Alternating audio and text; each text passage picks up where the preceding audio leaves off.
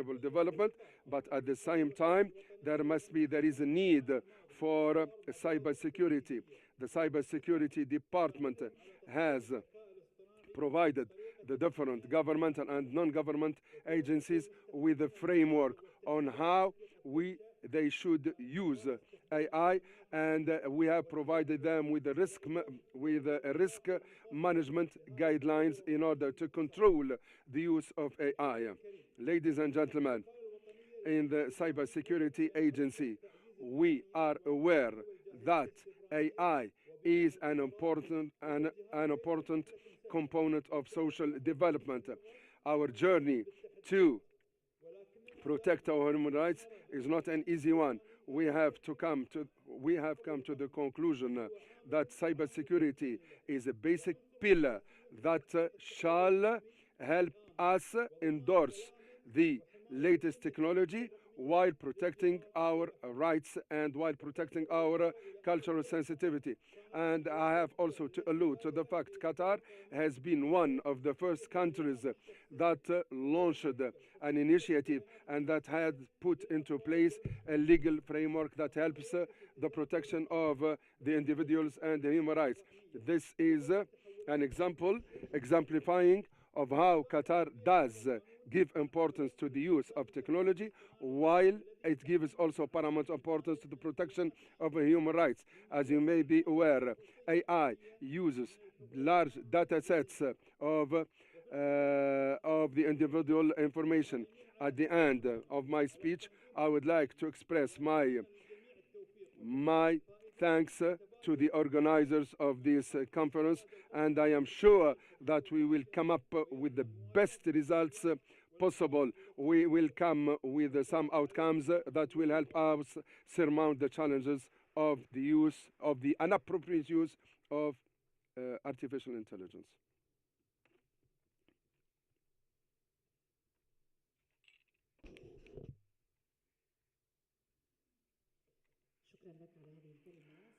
Thanks to His Excellency Engineer Abdurrahman bin Ali Al Farahid Al Maliki.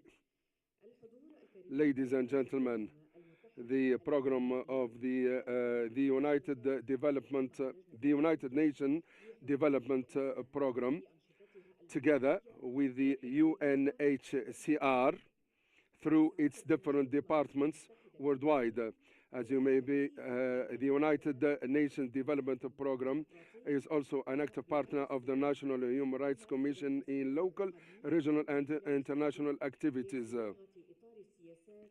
And it seeks to formulate a unified policy framework to establish an environment that encourages innovation, bridges digital divides, and makes sustainable development accessible to all. Now, I would like to call Her Excellency Dr. Mary Kawar, Arab States Regional Hub Director, UNDP.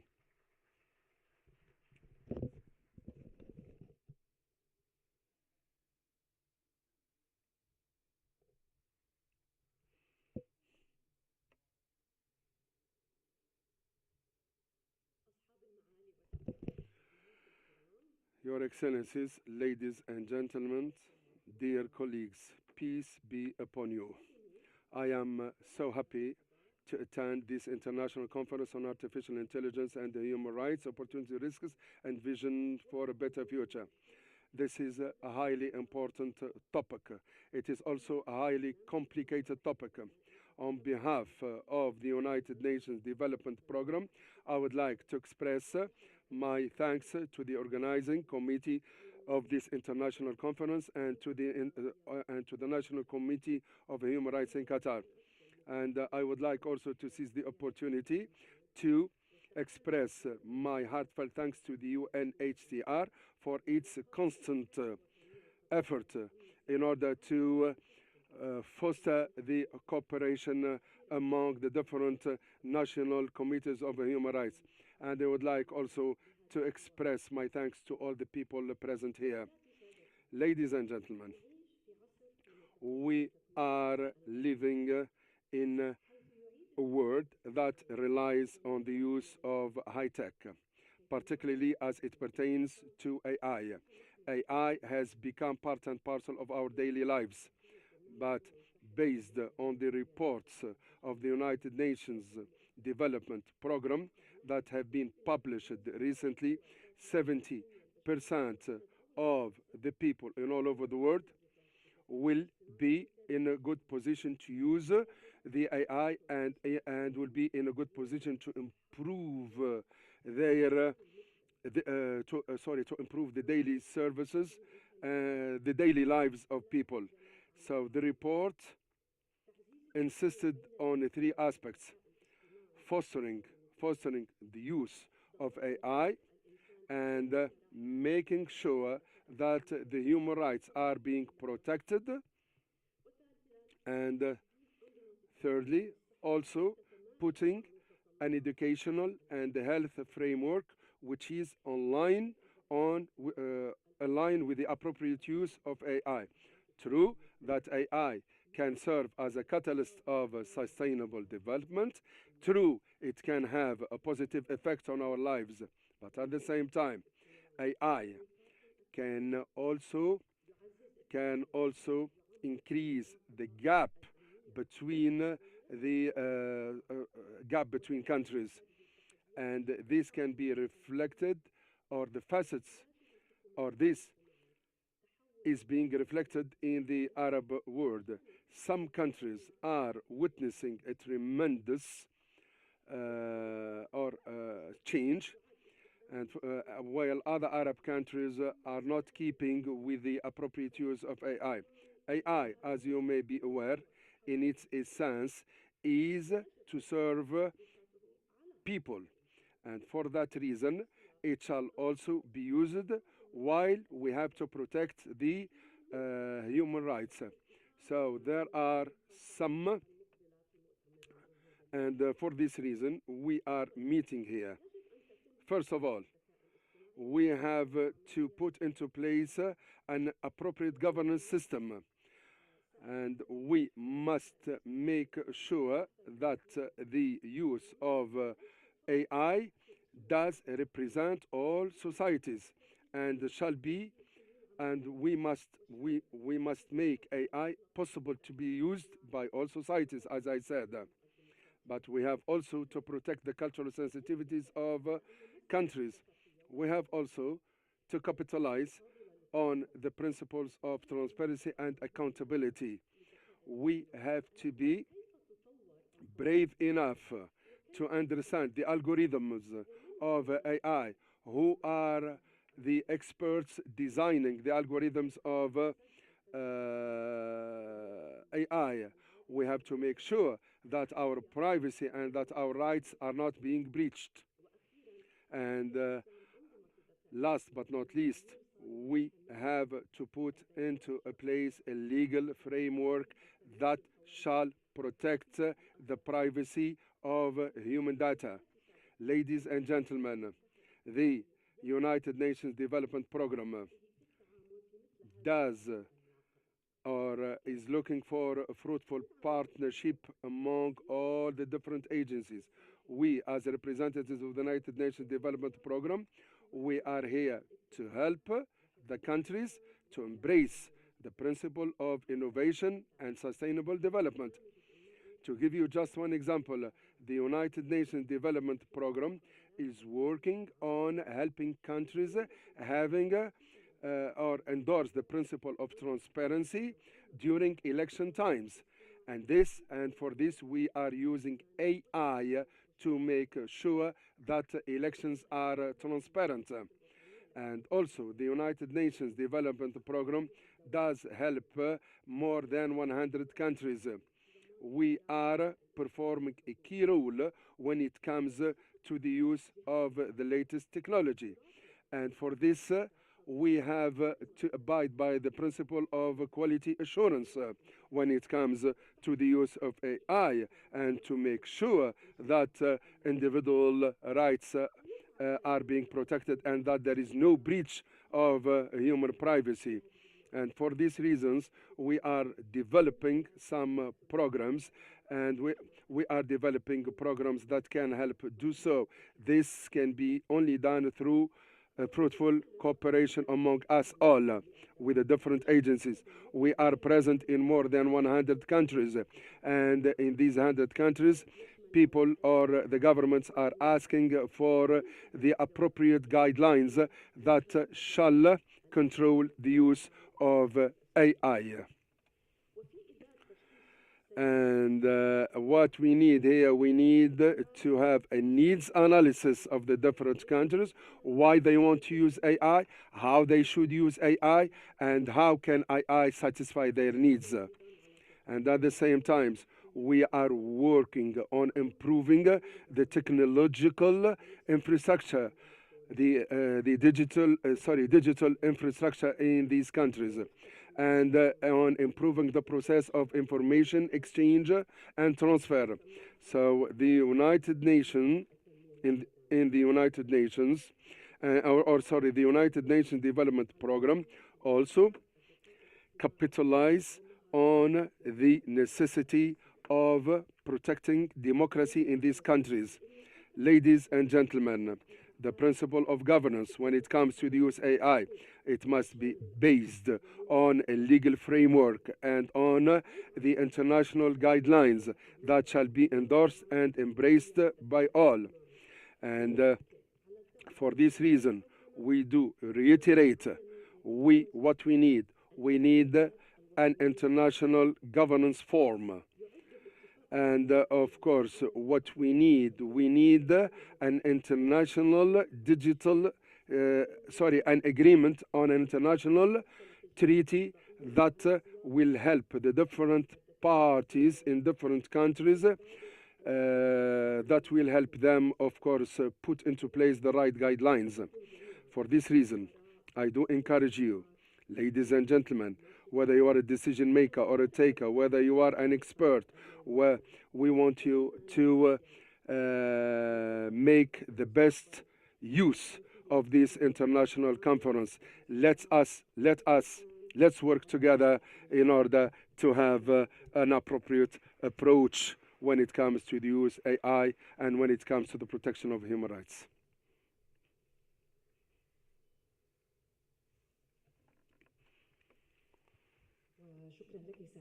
Thanks to Mary Kawar, Arab States Regional Hub Director, UNDP. It goes without saying that there will be different topics to be discussed in this international conference. And we would like to see the best outcomes and the best results from the different sessions that you will be attending. So, ladies and gentlemen,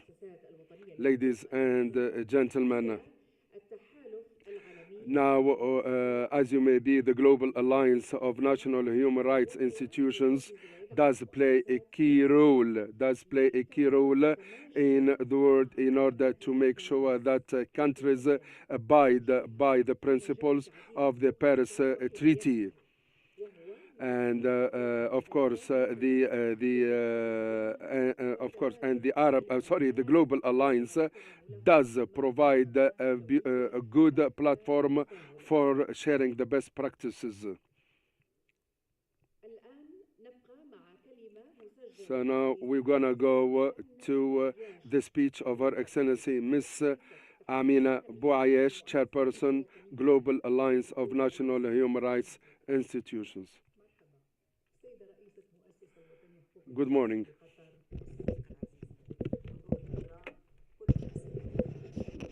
Ladies and gentlemen, I would have loved to be present with you during this conference, but unfortunately I had some other commitments. And the importance of this conference is global, and its thematic is impacting all the aspects of our life. Now we are in an era of technological revolution in our lives. The cyber the cyber development and the technologies are impacting our lives, our daily lives.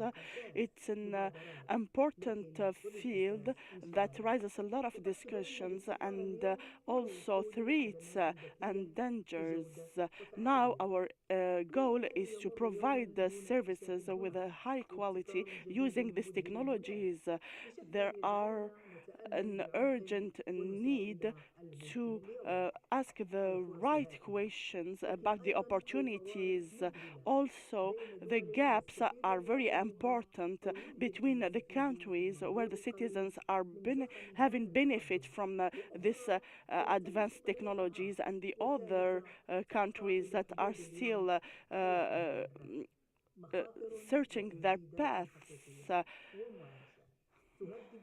Now we are threatened by these new technologies. Our human rights are in danger sometimes, and the dignity of the human is also jeopardized sometimes.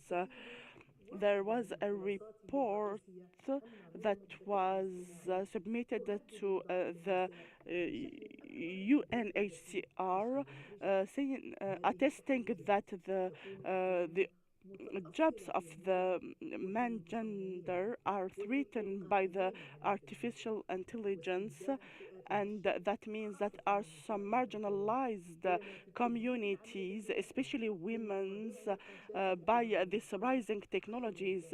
Maybe the need to discuss these thematics are the reason why this kind of conference are organized. We need to put in place some criteria and to study the algorithms that are threatening the access to the informations and sometimes for electoral processes and others. All these concerns and issues that are not theoretical, they are faced in our daily lives and our real lives as an actors in the human rights. We are not challenging the development of technology, but we are aiming to the system of this artificial intelligence and this algorithm designed in a way that protect the human kind and the right of the humans. The UNHCR, which is the reflect of our will to take care of this. So, of course, as I said, we must protect the rights of people. This is not a matter of choice. So this is something mandatory. So we have to live in a peaceful world, in a world that shall be able to use the AI, but the use of AI must be governed by an appropriate legal framework. And of course, as you may be aware, the national committees of human rights are doing their best to protect the rights of people and to study and scrutinize the different policies. So we must pay attention to the complaints of the plaintiffs.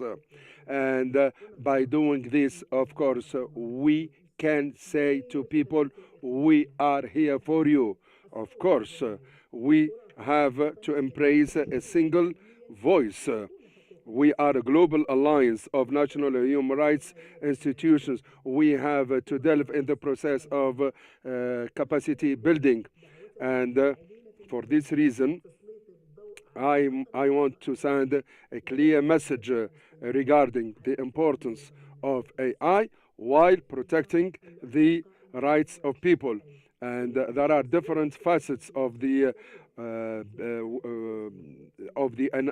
inappropriate use of AI when it comes to the language of hatred and to gender discrimination, racial discrimination, and the like. And here comes the importance of this international conference, and I am so proud to have been given the opportunity to deliver this speech. Heartfelt heartfelt thanks are due to the National Committee of Human Rights in Qatar. Heartfelt thanks are due to the organizer of the international conference, and I am dead sure that this conference will come up with the best results and outcomes. Greetings from Rabat.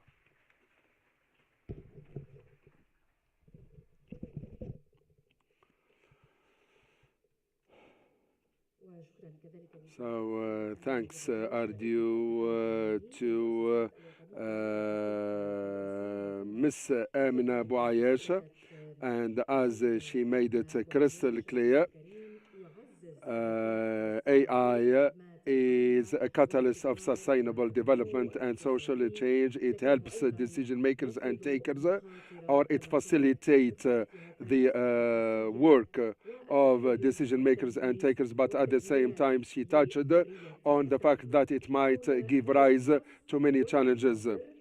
So while we are talking about the opportunities and challenges, let's watch this short video.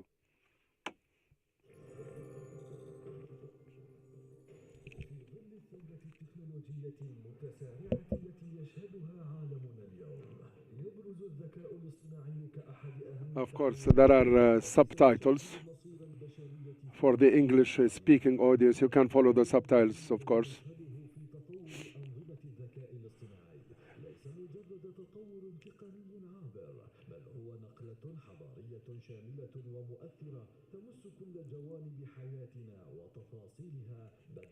عملنا إلى كيفية تواصلنا وحتى أسس تنظيم مجتمعاتنا.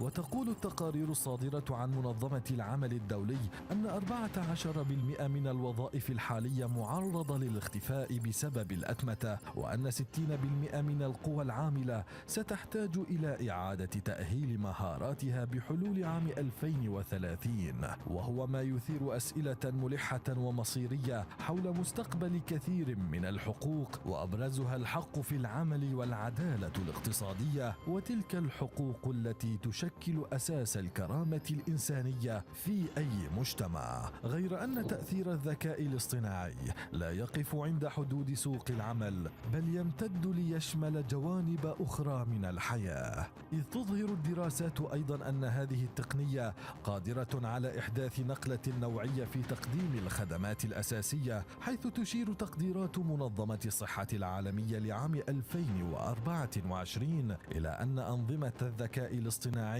يمكنها تقليل أخطاء التشخيص الطبي بنسبة تصل إلى 30%، مما ينقذ أرواحا لا تحصى. كما تفتح هذه التقنية آفاقا جديدة في مجالات التعليم والخدمات الحكومية والتنمية المستدامة. ولكن ثمة تحديات خطيرة تهدد المكاسب التي حققتها البشرية في مجال حقوق الإنسان على مدى عقود. ففي عالم يتزايد فيه الاعتماد على أنظمة المراقبة الذكية، تتعرض خصوصية الأفراد لانتهاكات غير مسبوقة. وتكشف دراسات أمريكية وبريطانية أن أنظمة التعرف على الوجوه تعاني من تحيز عرقي واضح، مما يكرس أشكالا جديدة من التمييز المنهجي. كما أن استخدام الخوارزميات في عمليات التوظيف ومنح القروض وإنفاذ القانون أدى في العديد من الحالات إلى إقصاء الفئات المهمشة وحرمانها من حقوقها الأساسية، ناهيك عن استغلاله في نشر وتضخيم الأخبار المضللة والكاذبة أو خطاب الكراهية، وهو ما قد يقود إلى تقويض الديمقراطية وسيادة القانون. في هذا السياق يأتي مؤتمر الدوحة الدولي حول الذكاء الاصطناعي وحقوق الإنسان، الفرص والمخاطر والرؤى لمستقبل أفضل، كمنصة حيوية لمواجهة هذه التحديات المصيرية وخطوة تأسيسية نحو صياغة عقد اجتماعي جديد يكون التقدم التكنولوجي فيه خادما للإنسانية، للتوافق على رؤية شاملة تضع حقوق الإنسان في صلب التطور التكنولوجي، والتوجه نحو مستقبل يكون فيه الذكاء الاصطناعي حليفا للكرامة الإنسانية لا خصما لها.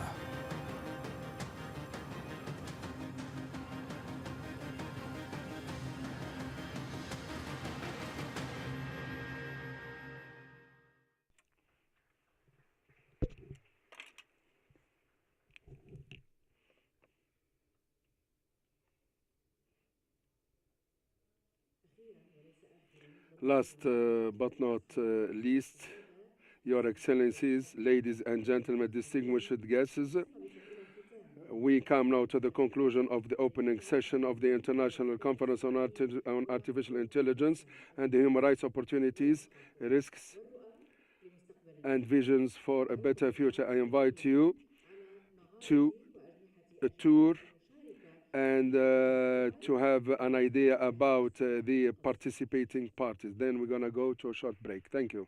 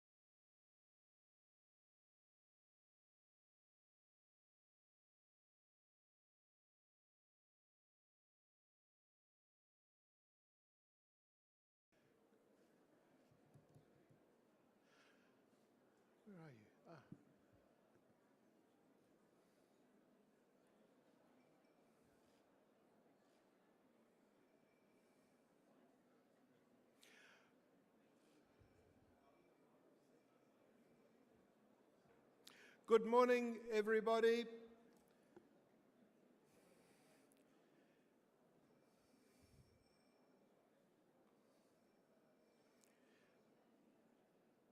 Tēnā koutou katoa, warm greetings to you all. No Aotearoa ahau, warm greetings from Aotearoa, New Zealand. Your Excellencies, distinguished delegates, colleagues and friends, assalamu alaikum. Peace upon you all. It's an honour to convene this opening panel of this International Conference on Artificial Intelligence and the Protection of Human Rights. And I wish to begin by acknowledging Her Excellency Ms. Mariam Malatiyar, the Chair, and His Excellency Dr. Mohammed bin Saif Al-Kawari, the Vice Chairman of Qatar's National Human Rights Committee, as well as other distinguished leaders and representatives of your hosting organisation. We have sensed your warm welcome to this gathering, and we welcome this chance to engage on this critical topic through a human right lens and framework. I also recognise human rights leaders, fellow delegates and colleagues from the United Nations, UNDP, OHCHR, GANRI, Qatari agencies and other national human rights institutions. And I especially want to welcome my fellow panellists this morning. Starting on the left, Mr. Danny Wazen, who will be the first up to speak, then Professor Elena Dahan and Ms. Anna Bryan Nugrier. My name is Dr. Stephen Rainbow, and I'm the Chief Human Rights Commissioner for New Zealand and the New Zealand Human Rights Commission. And I'm joined here today by my colleague, Professor Gail Pacheco, who is the Equal Employment Opportunities Commissioner for New Zealand. Both of us recently had the privilege to host Qatar's National Human Rights Committee at our offices in New Zealand. My professional background includes working in communications, engagement, and campaigning for social change for nearly half a century. And I'm not sure that anything as significant as artificial intelligence has occurred during that time. New ways of thinking are required, and we tend to think that the answers to the new ways of thinking are going to come out of Geneva or New York, but here we are today in Doha, looking at these challenges and that we heard so explicitly and interestingly discussed by the presenters this morning already. For the New Zealand Human Rights Commission, AI is a significant issue, and I'm not going to take a lot of time to talk uniquely about New Zealand, but we are a country of 5 million people, 17 hours flight from here, and we alone do not have the power to control the huge social media platforms that are having such an impact on the lives of our people.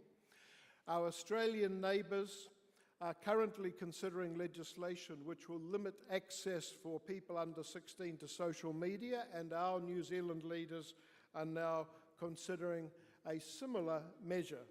So these issues are very alive and prominent in New Zealand, and they are very important indeed. They're also important to our Indigenous people, the Maori of New Zealand, because their intellectual property, for example, is potentially threatened by some applications of artificial intelligence. I don't intend to take up a lot of time, but I do want to say that it seems to me that we have some recurring themes in all our presentations this morning, privacy being one of them, but also the broader issue of the unprecedented amount of information which AI both gathers and distributes, and whether we use that for positive purposes or for less positive purposes that continue to divide and polarize our societies. I read in perhaps one of the most pessimistic appraisals of AI recently that while modernity captured and exploited nature, AI has the potential to capture and exploit human nature. But delegates, at the bottom of all of this is the fundamental question posed by AI, which we heard about particularly in the video that was just played, which is that AI actually challenges the very concept of what it is to be human. And therefore, as human rights practitioners, we have to ask, what are the implications of that? And these are some of the issues that our panel will be discussing shortly. This panel takes place at a pivotal moment for the human rights movement. Artificial intelligence and emerging technologies are not necessarily neutral. Depending on how they are activated, they can profoundly advance or threaten human rights. Our international gathering today recognises that AI and emerging technologies are reshaping societies and the way that we live at a pace which outstrips the development of current regulatory regimes grounded in human rights. This session grounds this conference by providing an overview and a reminder of the evolving relationships between these new technologies and international rights frameworks. As AI systems become increasingly embedded in the institutions and infrastructures that govern our daily lives, our panelists will consider matters including privacy and the implications when that right is not legally protected. We will also address topics like machine learning, deep learning, natural language process, and generative AI. And underpinning all of these topics discussed by our panelists, how do we ensure that AI development and deployment is responsible and ethical and embodies human rights considerations? So this panel, delegates, brings together three distinguished leaders and practitioners representing different human rights thematic areas, each contributing unique insights on the risks, opportunities, and responsibilities associated with artificial intelligence and human rights. Each speaker will speak for around 7 minutes. Then, at the end of these speakers, we will have a moderated question and answer session in which we will invite questions from you, the audience. And without further ado, I should also mention that our rapporteur, Ms. Yasmin Hamdar, is also here to assist with this morning's gathering. Thank you so much for that. And I will introduce, first of all, Mr. Dani Wazen, who's the Digital Transformation Specialist with the UNDP and Regional Bureau for Arab States based at their regional hub in Amman. Over to you, Mr. Wazen. Thank you so much. Thank you. Thank you very much. First of all, allow me to, it's a pleasure to say it's a pleasure to be here, and thank you very much for the invitation and congratulations for the organizers on this very important conference on the utilization of AI in the context of human rights, where we are all looking to harness the power of AI, but in a safe and inclusive way. My name is Dani Wazen. I'm the Digital Transformation Specialist with the UNDP Regional Hub within the Regional Bureau of Arab States. I'm leading a digital team to support 20 Arab countries in their digital transformation journey, working closely with governments and public institutions and the society on using the digital for sustainable development. For today, I have a short presentation. I was given a hard task to do it in 7 minutes, but it's about setting the ground, setting the scene, to talk about the concepts and capabilities of the artificial intelligence. Allow me to start by talking about the AI fundamentals. And I tried to look into different definitions by different institutions about what's artificial intelligence. So I looked into 60 institutions, from international organizations to academia, to legal and regulatory sources, to technical and scientific sources, and tried to combine. And the interesting part that they all overlap, but the definition of AI is evolving over the time. So AI refers to these information software that are able to simulate human intelligence in machines that are programmed to think, learn, make predictions, or take cognitive decisions like humans, like us, in real life scenarios and in specific cases, life cases. To say more, these systems are designed to perceive their environment through data. So they learn from data from the environment around them, process, interpret structured and unstructured data. It could be statistics, it could be unstructured information, learn from experience, and that's what we are experiencing in different new models, reason about knowledge and make autonomous decisions or predictions or achieve specified objectives. So it's about learning plus reasoning plus adaptation equal good AI. But is it really good AI if we look into the human rights and safety context? So these AI systems analyze large amounts of data to find patterns and features, and they can use these patterns to make predictions, decisions, and recognize objects. For every country to build an AI ecosystem, we need to look into 8 key areas. So we need to look into the data sets. It's all about data, learning from data and managing this data and managing this knowledge. And then it comes the computer power and infrastructure with a large and great computing power required by countries and the affordability of these computing power for the businesses, for the people, but also for countries. Then about building models and tools to help us in our real life work. Human skills on different levels is needed for the AI. AI governance and ethics, and that will be the discussion of, most of the discussion of this conference. Funding and investments needed for the businesses, but also for the countries. R&D and innovation is a big area that an ecosystem will require. And finally, international cooperation as set by the different entities and the United Nations. People are running toward AI. The appeal of AI, because it's self-building using data. For example, the more we use ChatGPT, the more we are training these models. So it is self-building. Speed and efficiency in terms of doing operations in very light speed, going from input to output to the desired output, and new terms that we are working on, such as what we call prompt engineering. So giving an input and taking the output in the way that we want. And finally, transferability, because we can transfer models from one context in a country to another, but we are required to do additional work, but that will speed up the time. In UNDP, we have recently launched the Human Development Report 2025, which is focused on AI for the people and possibility in the age of AI. And this report is available online with a lot of data and information.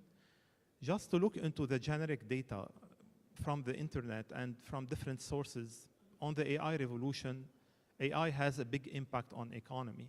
So AI is expected to potentially contribute to $15.7 trillion in the global economy by 2030, and to boost up 26% of GDP for local economies by 2030. On jobs, an AI and machine learning specialist is among the top 10 fastest growing jobs globally. And 60% of workers, we saw this number in the video, will require formal training before even 2027 in order to keep their jobs. If you look into the graph from the report, you see like low and medium on the HDI index.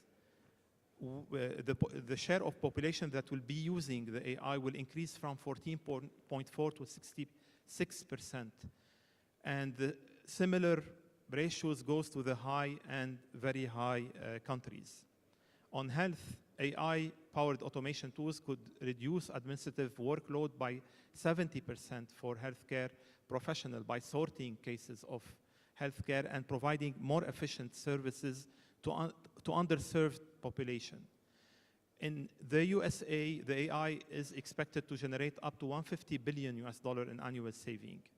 In education, for example, the global AI in education market is expected to grow from $5.18 billion in 2024 to $112.3 billion by 2034, within 10 years. Many cases application in different sectors like healthcare.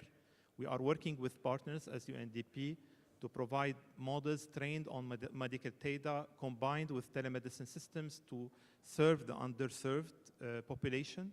In finance, in order to provide credit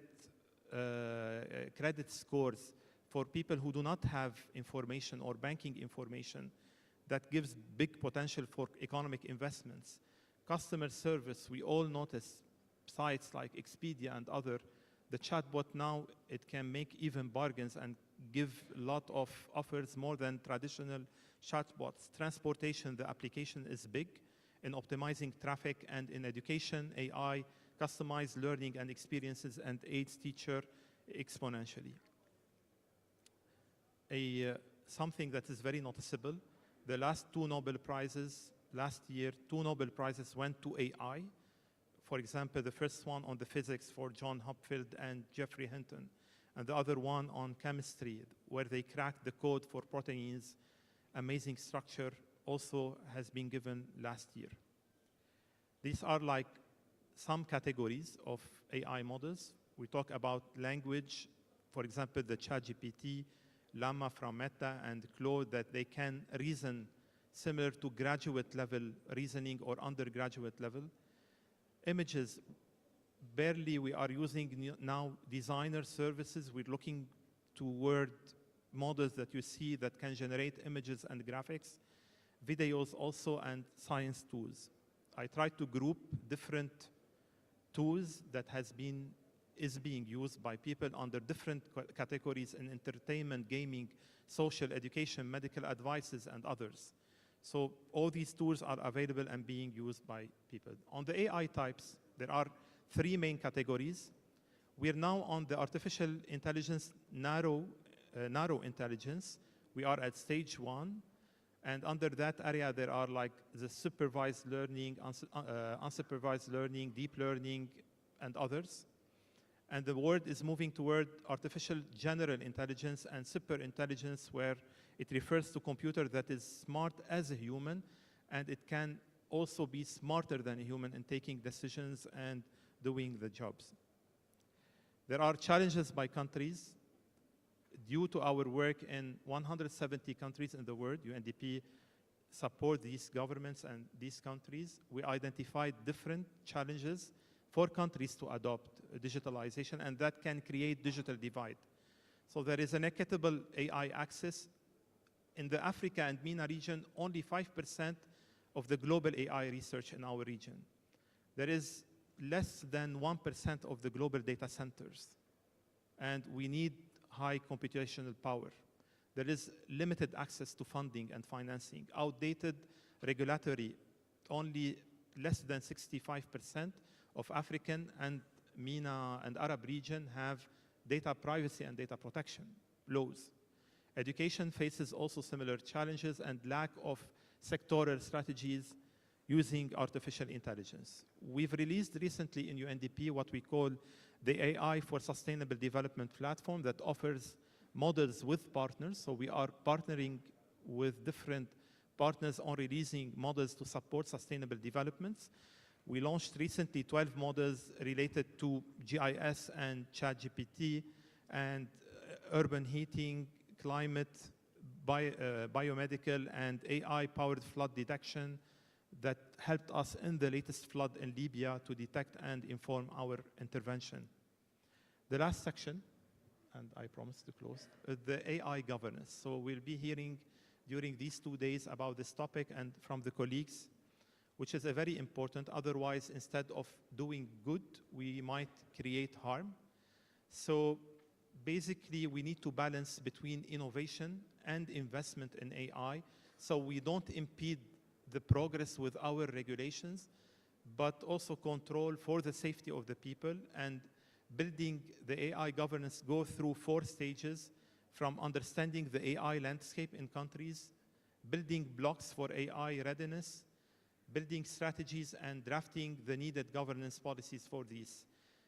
We need to tackle and ensure safety and security, promoting ethical use, protecting privacy, supporting innovation and competition, enhancing public trust, and facilitating international cooperation, and balancing innovation with regulations, as I mentioned. There are 4 core principles for AI governance.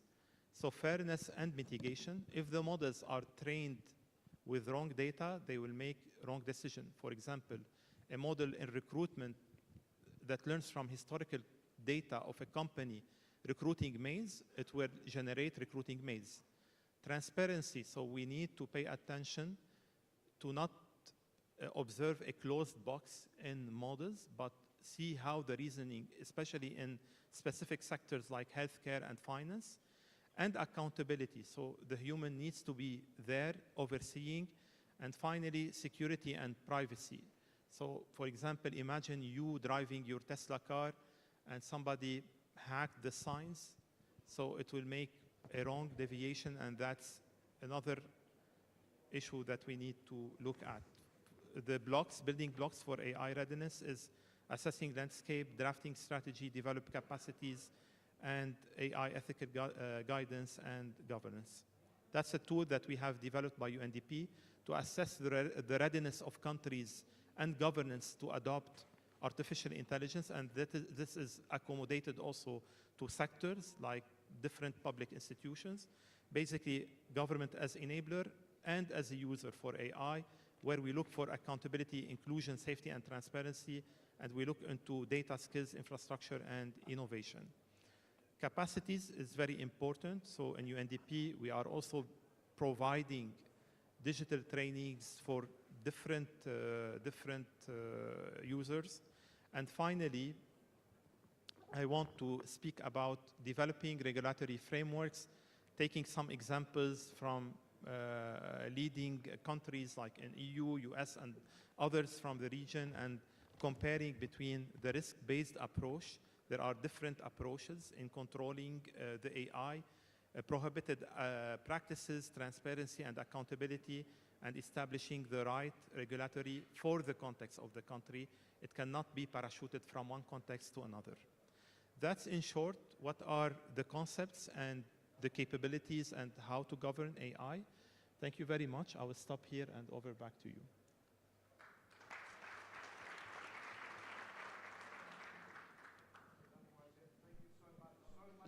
Information, and I want to assure participants that all of this material is going to be compiled after the conference and circulated to attendees, because there was so much information there, everything from a 15.7 trillion injection into the economy to the particular challenges faced by Arab and African nations and the governance of AI. So thank you so much for that.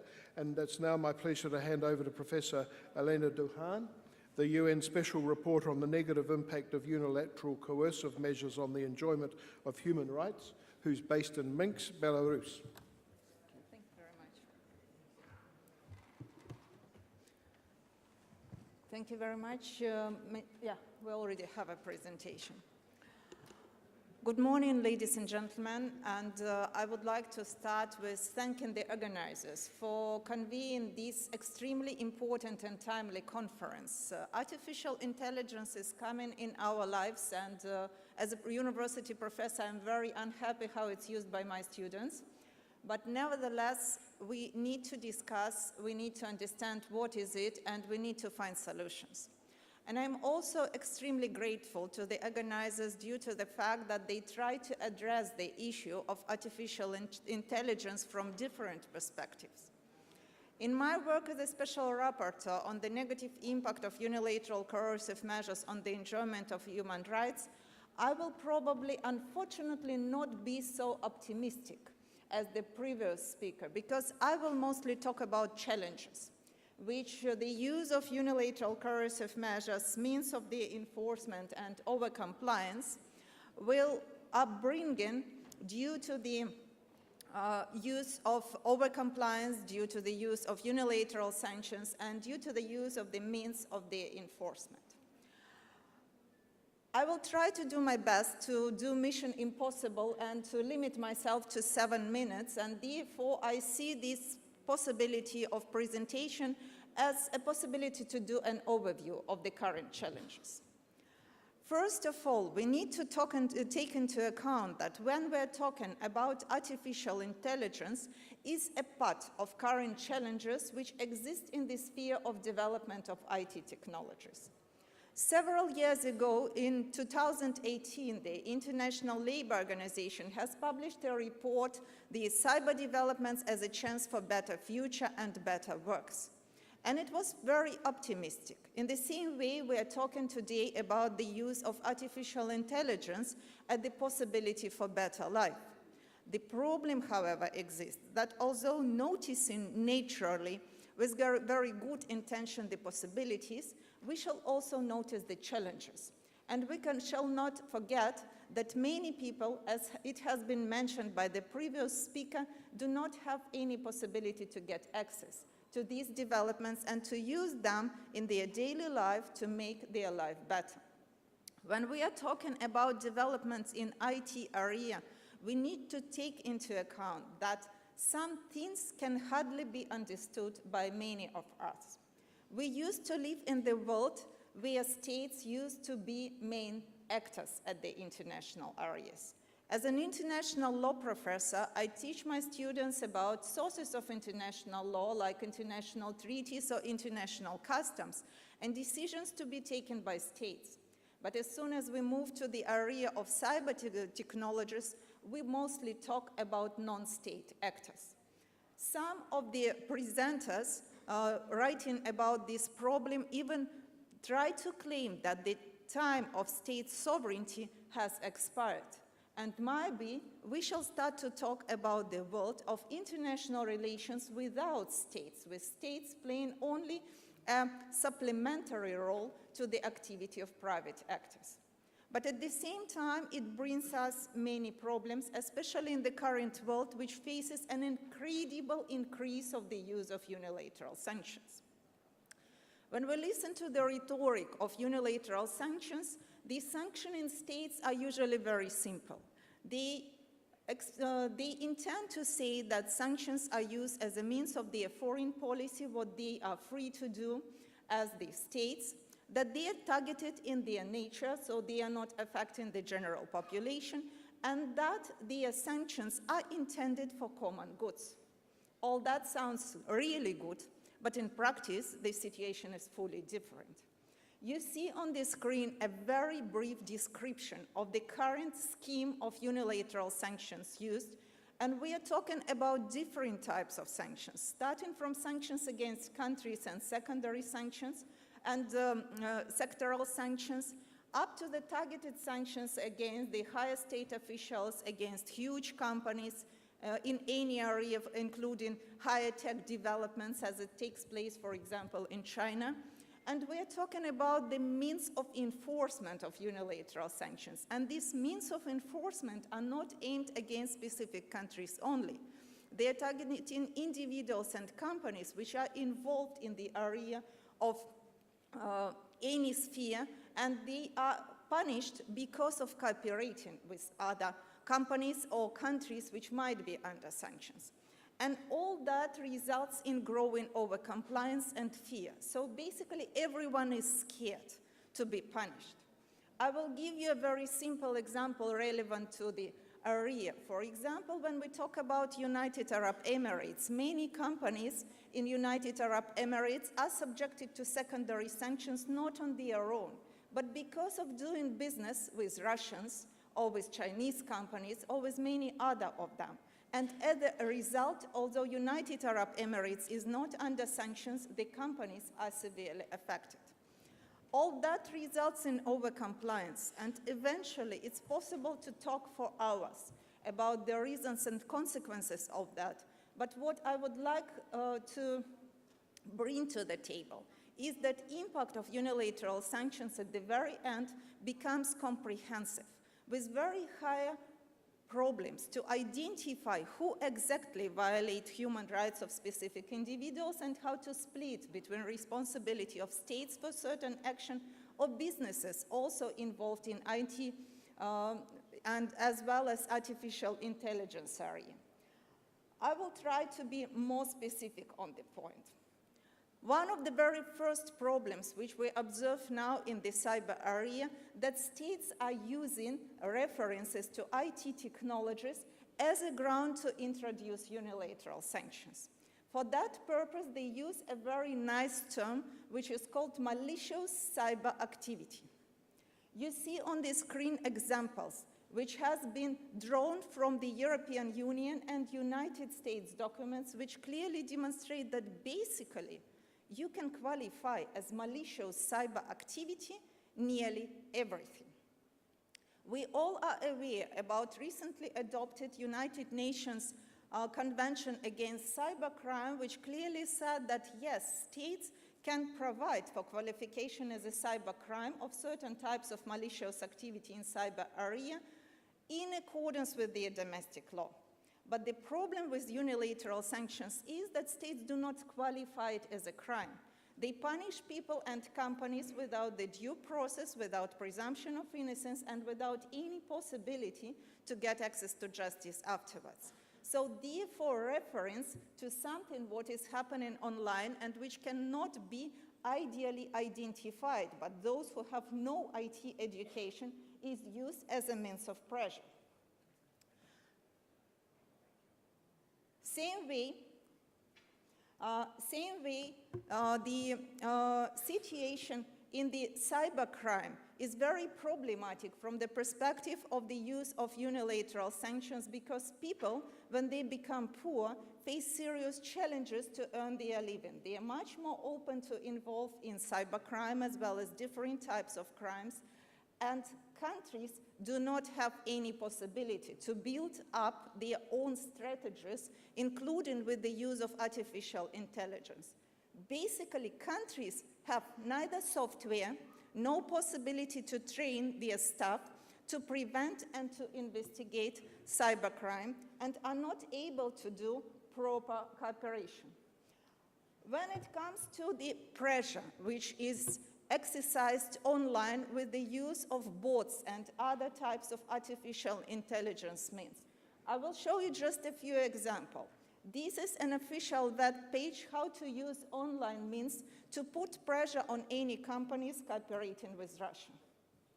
That is another example. 6 Nigerian nationals has been announced to be criminals committing cyber crimes without any criminal case started against them, but their faces, their beards, as well as the fact that they are criminals, are everywhere, with no possibility to protect their rights. That's another example. It's a screenshot from the Reward for Justice program with a person who is the Iranian captain delivering the gasoline cargo from Iran to Venezuela based on bilateral agreement, is announced to be an international terrorist under the executive order of the United States with $15 million promised for his head. That is me, announced as an international criminal and being bribed by China without any grounds and without any possibility to protect my privacy as well as to protect my rights. Issue of disinformation and misinformation, unfortunately, is very affected today. We all know the term, but this term comes out of regulations drafted, for example, by the United States, European Union, and United Kingdom, providing for the possibility to qualify as disinformation anything which might affect internal interests of this country. It raises issues of the challenges to right to privacy as well as protection of human rights. I know that my time is over. I am coming to the conclusion. We'll just show these spheres. We face problems from the perspective of the freedom of expression, which are not observed at all. We face financial impediments in doing transactions in online area when even the humanitarian actors cannot do proper fundraising. We face challenges when the use of digital currencies are blocked and the companies might be punished for using the digital currencies from non-welcomed countries. Similar situation, right to education. The right to education with the use of online means is just blocked. You see on the bottom the print screen I did being in Minsk. Belarus is also under sanctions. I was not able to reach out the publicly available educational scheme. There are many other elements which can be discussed. discrimination, access to justice, right to education, right to development, but it needs to be discussed and addressed separately. And I'm happy, and again, I would like to appreciate the organizers of the event for giving the floor for me the possibility to do this presentation, and I wish all the participants a very fruitful discussion. Thank you very much.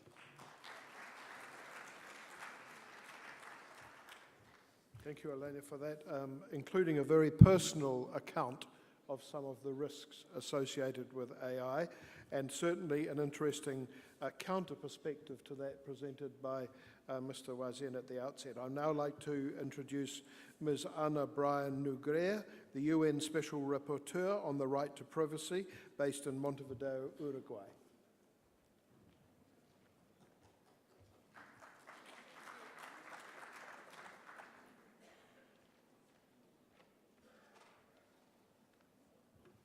Good morning to you all.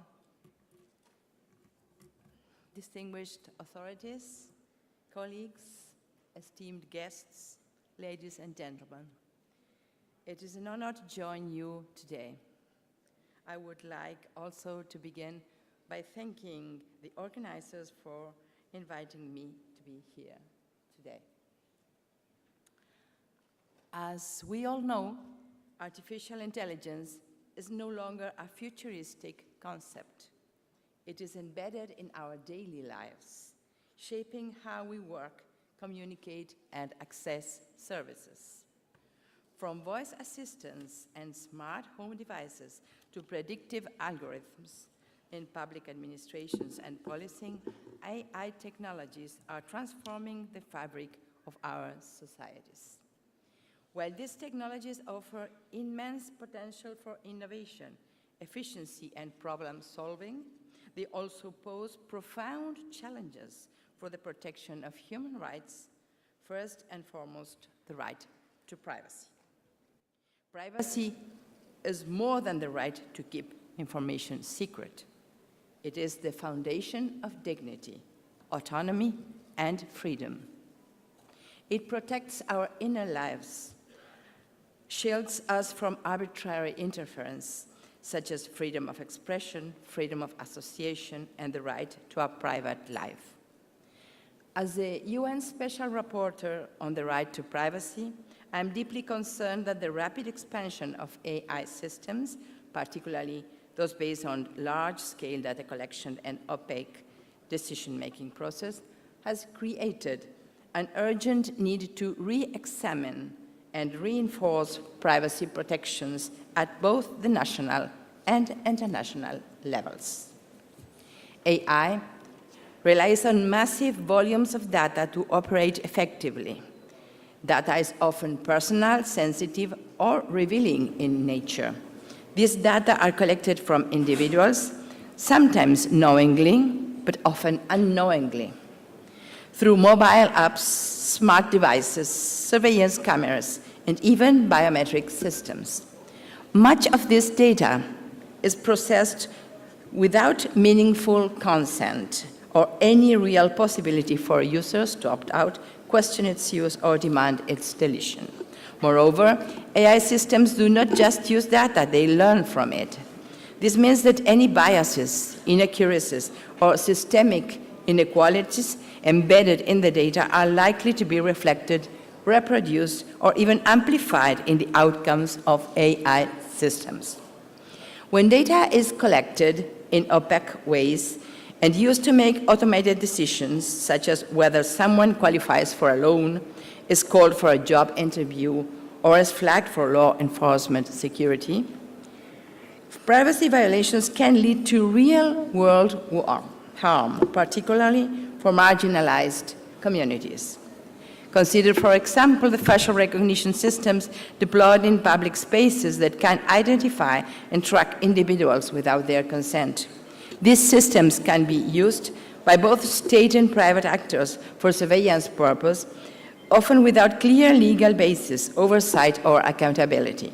Another example is the use of AI in hiring or credit scoring, where personal data, sometimes scraped from social media or public records, is used to build profiles and predict future behavior.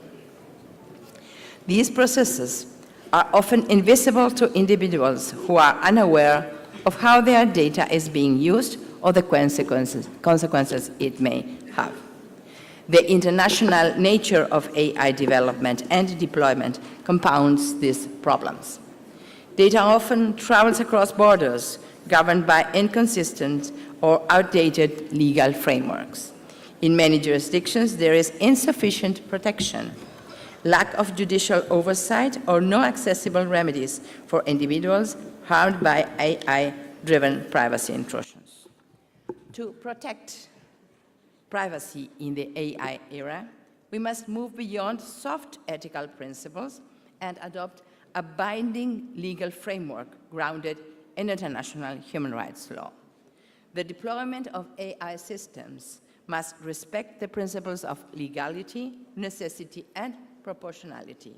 This means that any interference with privacy must have a legal basis, serve a legitimate aim, and be proportionate to that aim. This is a cornerstone of human rights protections, and it applies with full force to the digital environment. A critical starting point is the implementation of privacy by design and by default. Privacy should not be an afterthought or optional feature. It must be a core part of the architecture of any AI system. Developers and companies must be legally required to build systems that minimize data collection, restrict access to sensitive information, and ensure that privacy settings are enabled by default, not hidden behind complex user interfaces or deceptive design. In addition, AI systems must be transparent, explainable, and contestable. Individuals have the right to understand how decisions that affect them are made. Black box algorithms, where the logic and data sources behind decisions are hidden, undermine this right. Clear documentation, user-friendly explanations, and regulatory access to source code and training data must become standard for high-risk, high-A applications. And importantly, individuals must be given meaningful avenues to contest, appeal, or seek redress for decisions made by or with the aid of AI. We must also reaffirm the principles of data minimization and purpose limitation. Only the data that is strictly necessary to achieve a specific lawful objective should be collected. Data should not be repurposed, sold, or shared for unrelated objectives unless clear, informed consent is provided. Too often, data is gathered under the guise of one purpose and then reused for others, including advertising, surveillance, or profiling, which are practices that erode trust and compromise rights. Conclusion. As AI becomes more powerful and pervasive, the stakes for privacy and other fundamental rights grow exponentially. This is a defining challenge of our time, and one we cannot afford to ignore. The human rights framework offers a powerful lens through which to guide the responsible development and use of AI. But principles alone are not enough. We need concrete, enforceable measures to ensure that artificial intelligence technologies serve humanity rather than erode the rights and freedoms that define us. Let us ensure that innovation does not come at the cost of human dignity. Let us build an artificial intelligence future grounded in transparency, accountability, and respect for human rights. Muchas gracias.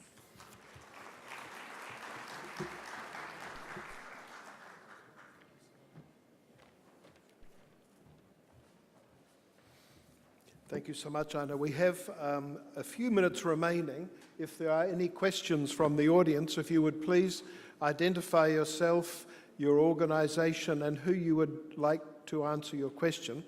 If you forgive me, it's quite hard to see from up here exactly who has their hand up. Sir, Thank you. Yes, please.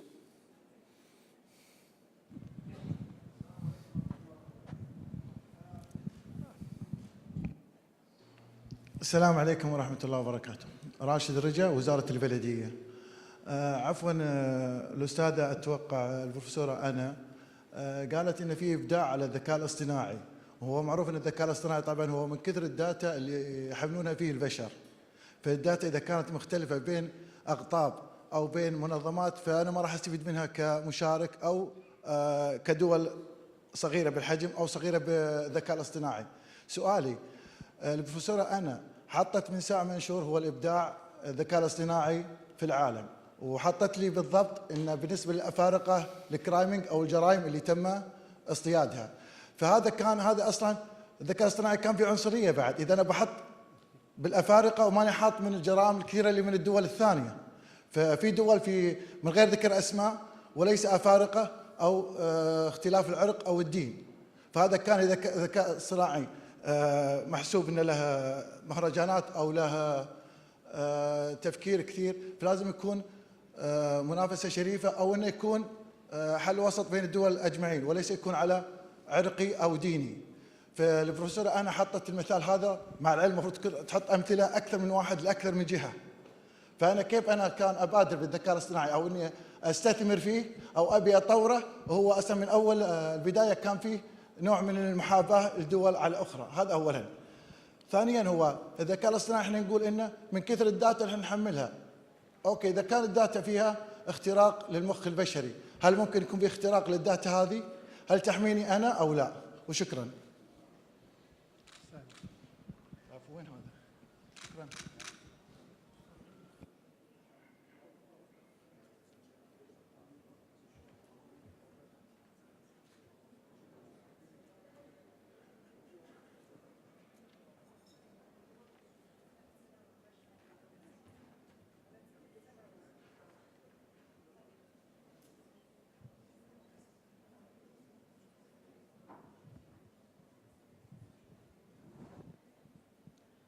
Thank you very much for the question.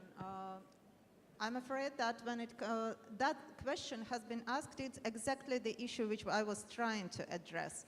Unfortunately, when it comes to cyber area, the use of unilateral sanctions and means of the enforcement creates a very serious discrimination toward the population of many countries on the world, undermining not only the area in the sphere of human rights, but also undermining struggle against transboundary crimes, the financial interaction, as well as cooperation in many other areas. That's why my response will be a very simple one, same as I give to many other questions.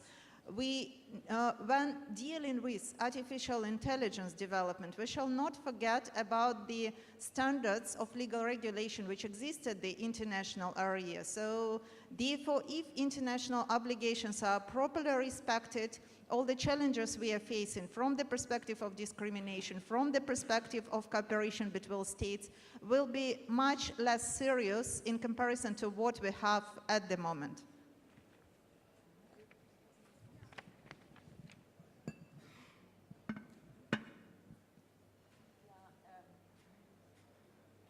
Now? Yeah? I was thinking that a good way to fight against this sort of discrimination is to take specially into account what are vulnerable groups. We always have that in our speech.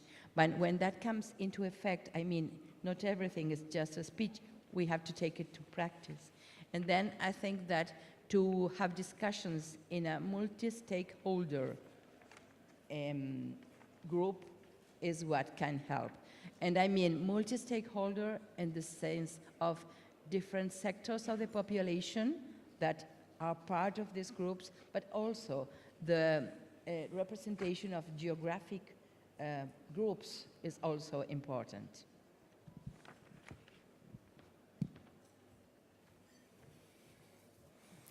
I think we have time for one more question. Sir. Ahmed Al-Muna from Al Jazeera Network. Just going back to the question of privacy and respect of personal data and so forth. We all know that AI models have been developed without the consent of the millions of people, of the millions of data on the internet, without the consent of their owners. So we know that for a fact in reality.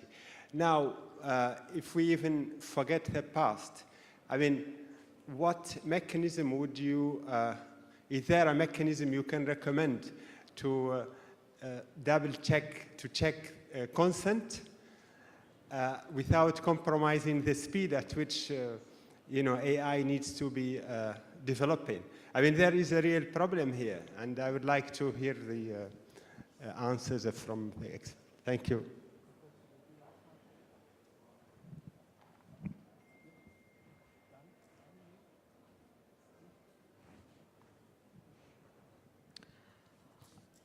Well, I'm only able to address this issue from the perspective of legal regulation because I'm not the technical specialist. If we look at the problems which exist today as concerned the personal data protection, we can already see the development. I would ask you to think about what was happening 10 years ago when we are not given the consent. Now we are already requested to give the consent. It's a new development which states didn't face, and I believe the important steps which are supposed to be done from one side to protect personal data, but from the other side not to open way for total surveillance, which might be implemented, is a development of proper legal norms, and preferably not only at the national area, but also to be discussed at the area of the United Nations, to harmonize the approach, to establish proper standards, and therefore to monitor how these norms will be implemented. Maybe I can address from a little bit technical perspective. So it is two-layered approach. First, related to the regulatory. So we know, like, data models learns from data sets, huge data sets. All the information are over the internet. It could be crawled, taken into servers.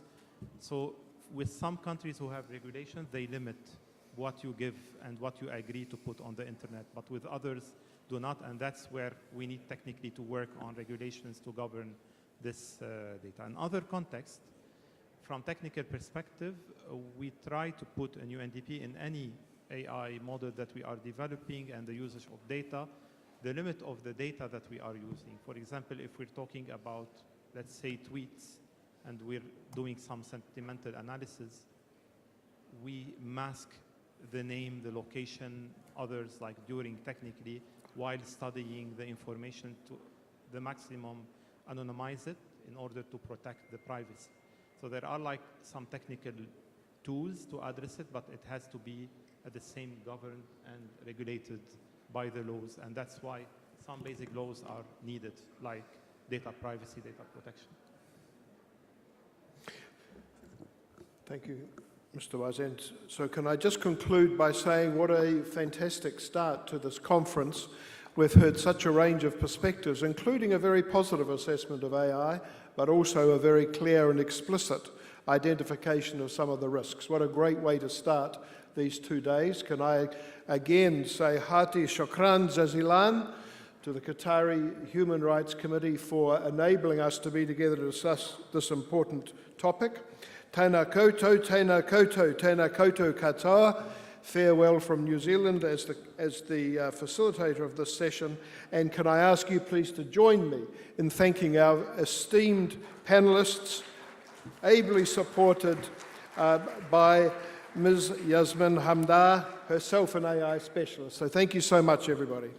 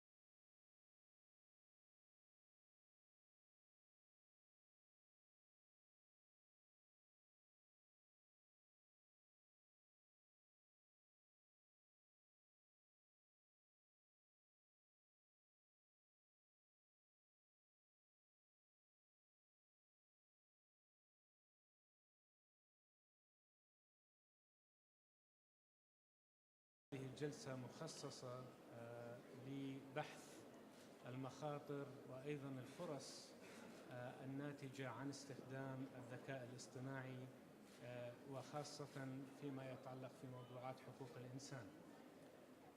معي في هذه الجلسة مرة أخرى مقررين خواص من الأمم المتحدة، كما في الجلسة الأولى نتشرف اليوم بوجود مقررتان من المقررات الخاصتان في منظومة حقوق الإنسان في الأمم المتحدة.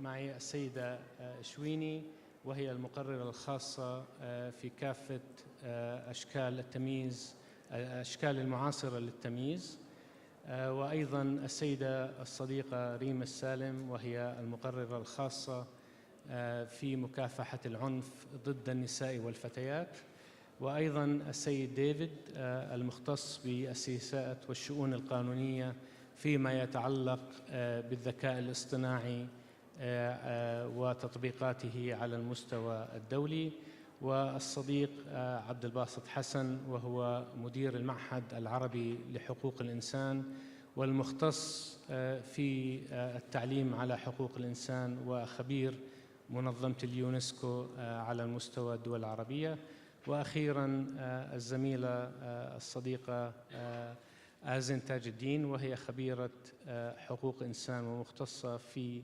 التكنولوجيا وحقوق الإنسان في مكتب المفوضية السامية لحقوق الإنسان. ويساعدني في الجلسة أيضاً المقررة السيدة نيكول شيع، وهي أيضاً من المفوضية السامية لحقوق الإنسان. الهدف الرئيسي من هذه الجلسة هو أن نناقش معكم ما هي الفرص التي تتيحها التكنولوجيا الحديثة والذكاء الاصطناعي بشكل خاص، وأيضاً المخاطر. وهنا أتقدم لربما 3 أسئلة للمحاضرين، ونطلب منهم أن يجيبوا بشكل أو بآخر عليها خلال المداخلة التي نأمل أن لا تستمر أكثر من 7 دقائق، ومن ثم نفتح باب النقاش للمشاركين في المؤتمر.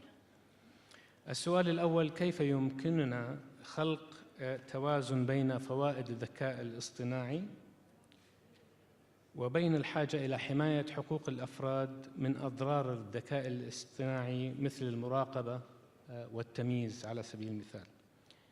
أما السؤال الثاني: ما هي الاستراتيجيات التي يمكن تنفيذها لضمان أن يكون تطوير الذكاء الاصطناعي ونشره شاملاً وعادلاً بالنسبة للمجتمعات المهمشة أو غير الممثلة بشكل كاف؟ وأخيراً: كيف يمكن للشفافية والمساءلة في أنظمة الذكاء الاصطناعي أن تساهم في دعم حقوق الإنسان، وما الذي ينبغي أن يكون مسؤولاً عن تطبيق هذه المبادئ؟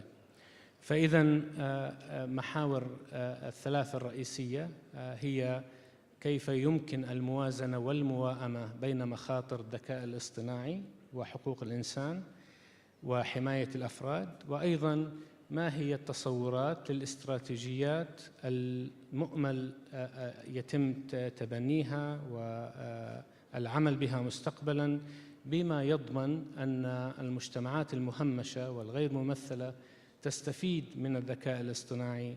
وأخيراً: كيف يمكن للشفافية والمساءلة أن تسهم في الاستخدام الأمثل للذكاء الاجتماعي بما يضمن احترام حقوق الإنسان؟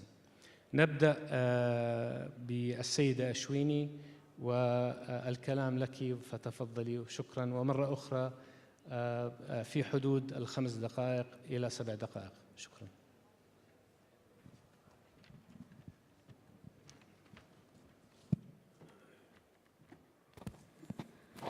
Thank you, Mr. Moderator. Good morning, everyone. صباح الخير. Delegates, esteemed co-panelists, participants, it is an absolute honor to be here. I would like to thank the organizer for convening the conference on AI. It is both timely and of great importance given the rapid advancement and profound impact that AI is having in across all sectors.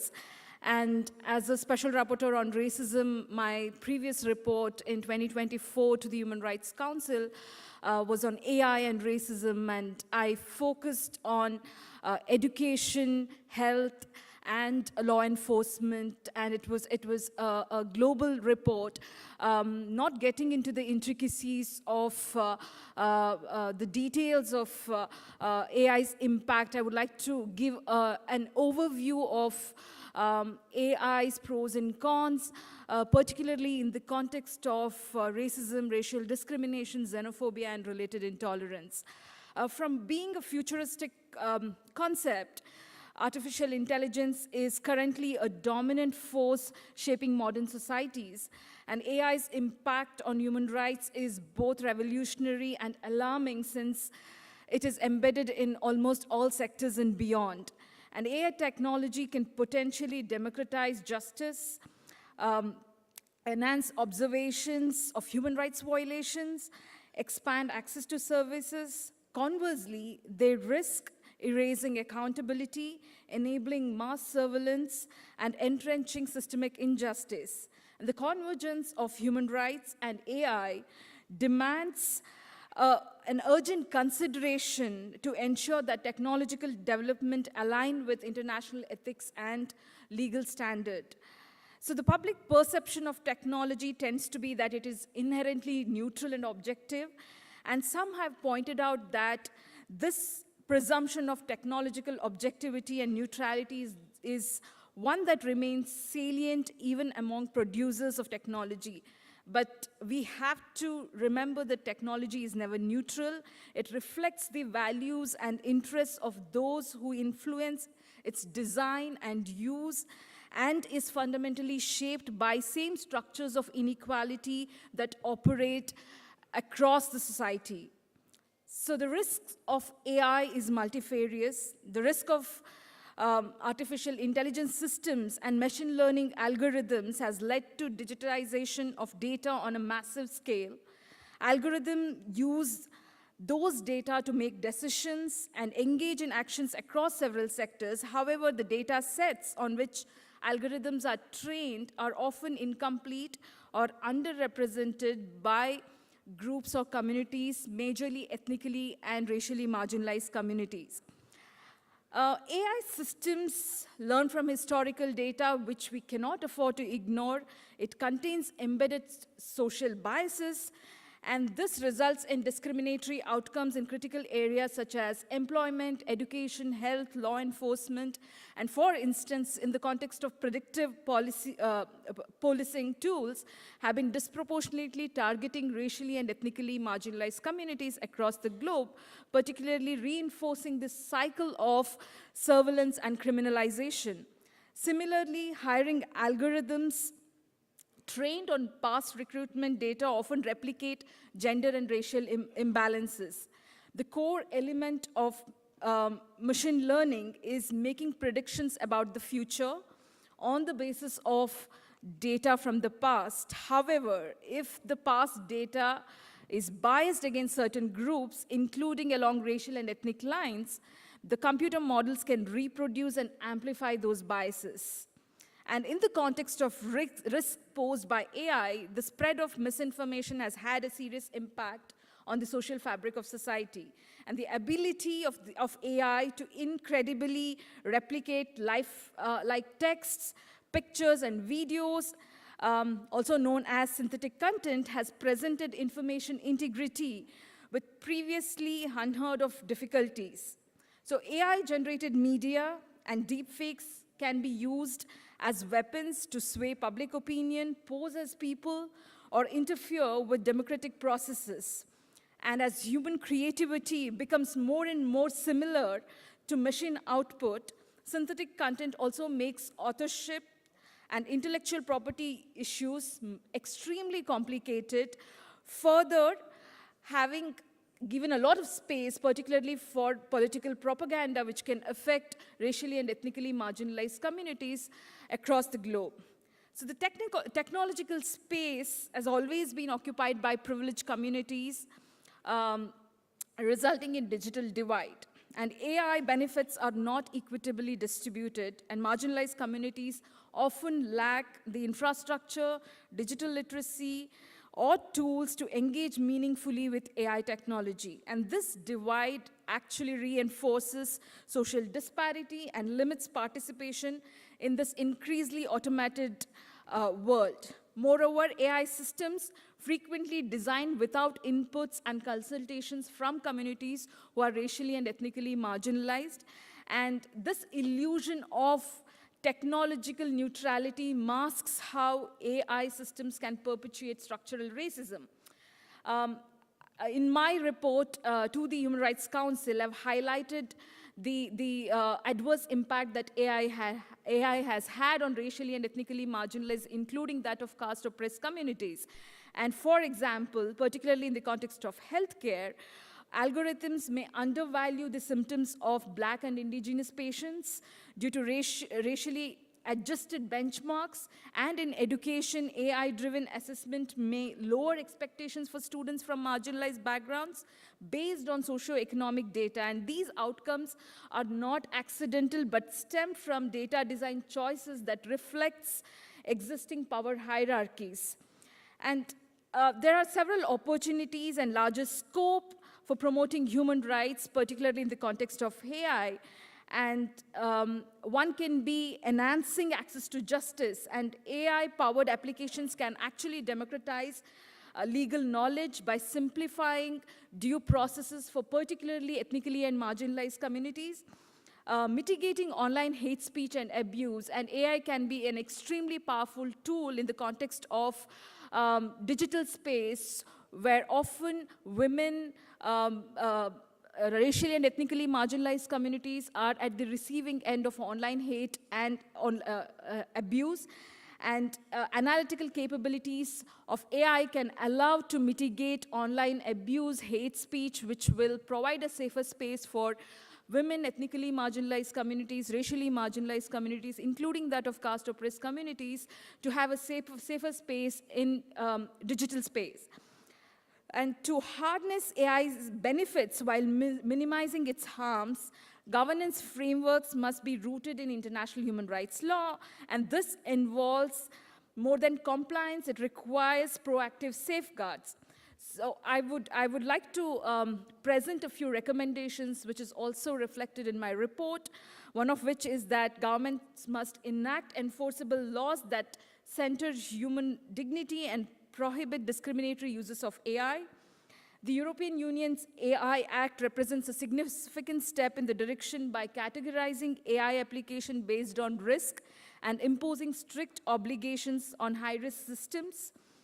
There needs to be an impact assessment which also allows AI systems to undergo pre-deployment reviews to evaluate potential racial, gender, and socioeconomic impacts. And there's also an urgent need to develop training on racial discrimination, including which addresses biases, systemic racism, and particularly for all those who are involved in design, development, and deployment of AI. There's also a need to develop AI regulatory frameworks that are based on comprehensive understanding of systemic racism and grounded in international human rights framework.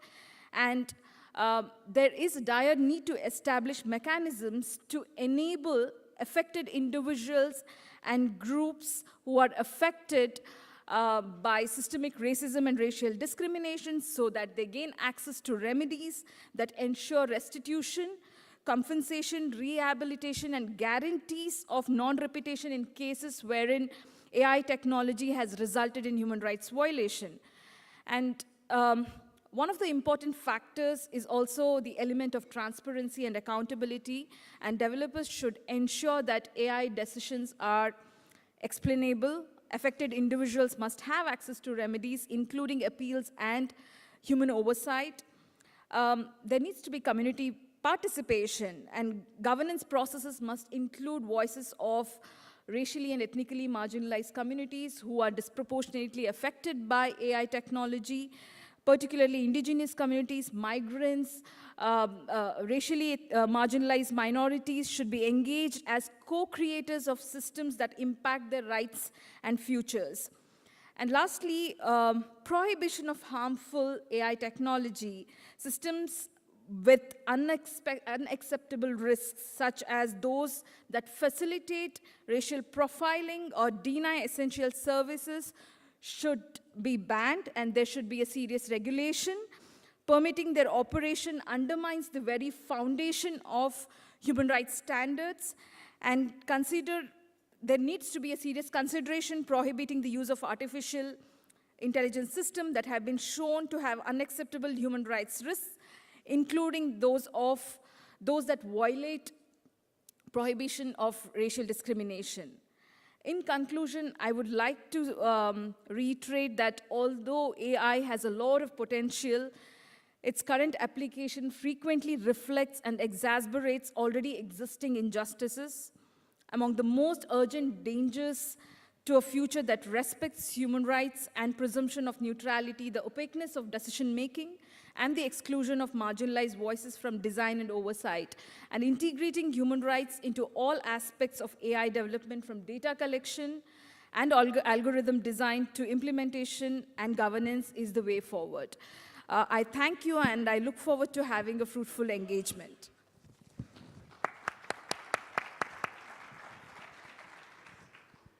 Thank you very much, Special Rapporteur Shwini, for this comprehensive intervention on the impact of artificial intelligence on marginalized community, including migrants, refugees.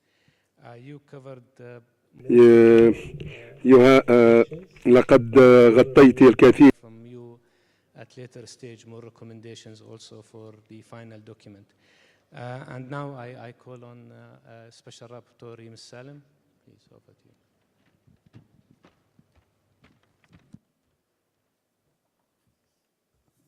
Assalamu alaikum. It's a great pleasure to be with you here today. I want to thank the Qatari National Human Rights Commission and all other organizers for hosting this very timely and important conference. In the 7 minutes that I have, I'm going to actually focus on the harms of AI on the safety of women and girls, which is the group of people that I deal with as a special rapporteur. And also, I will share around 8 recommendations in order to address some of these challenges. Needless to say, I think we can all agree that AI and digital technology not only has a disproportionate impact on women and girls, but they also experience the harms in very specific ways because they are female. To give you an example, a 2023 report found that 99% of violence in digital technologies target women. And according to another report, 97% of child sexual abuse imagery is of girls. Despite the fact that tech-facilitated violence, including that uses AI, against females is an increasing concern and is a global phenomenon, no country is immune to it. It remains, unfortunately, under-recognized and under-reported. And I want to share with you 4 specific harms that impact women and girls. First of all, AI can amplify misogyny and can amplify sexism and harmful stereotypes. Social media algorithms, such as those on platforms like YouTube or X, have shown to promote content that often objectifies women and girls, dehumanizes them, or even glorifies violence against them. Laura Bates, an author, in her new book, The New Age of Sexism, describes how such technologies, including AI-driven chat systems that are integrated with female human-sized dolls, can blur the line between real and robotic interactions. So they can reinforce harmful attitudes because they can shape unrealistic and harmful expectations that we can have of women and girls, that they are obedient, that they should follow what you want, that they do things that can be degrading and inhumane. The second very concrete harm is that AI can deprioritize female-specific issues and problems. The High Commissioner talked about countries that use AI for predictive policing, such as predictive policing tools used by law enforcement in various countries. They rely, for example, on historical crime data that may reflect systemic biases. But then if you do that in countries where domestic or intimate partner violence is underreported, using such predictive policing tools are not going to be able to give visibility to this issue, and therefore may deprioritize not just the reporting, but also the intervention in those areas. The third very concrete harm is that AI can facilitate and increase harassment, abuse, and violence against women and girls.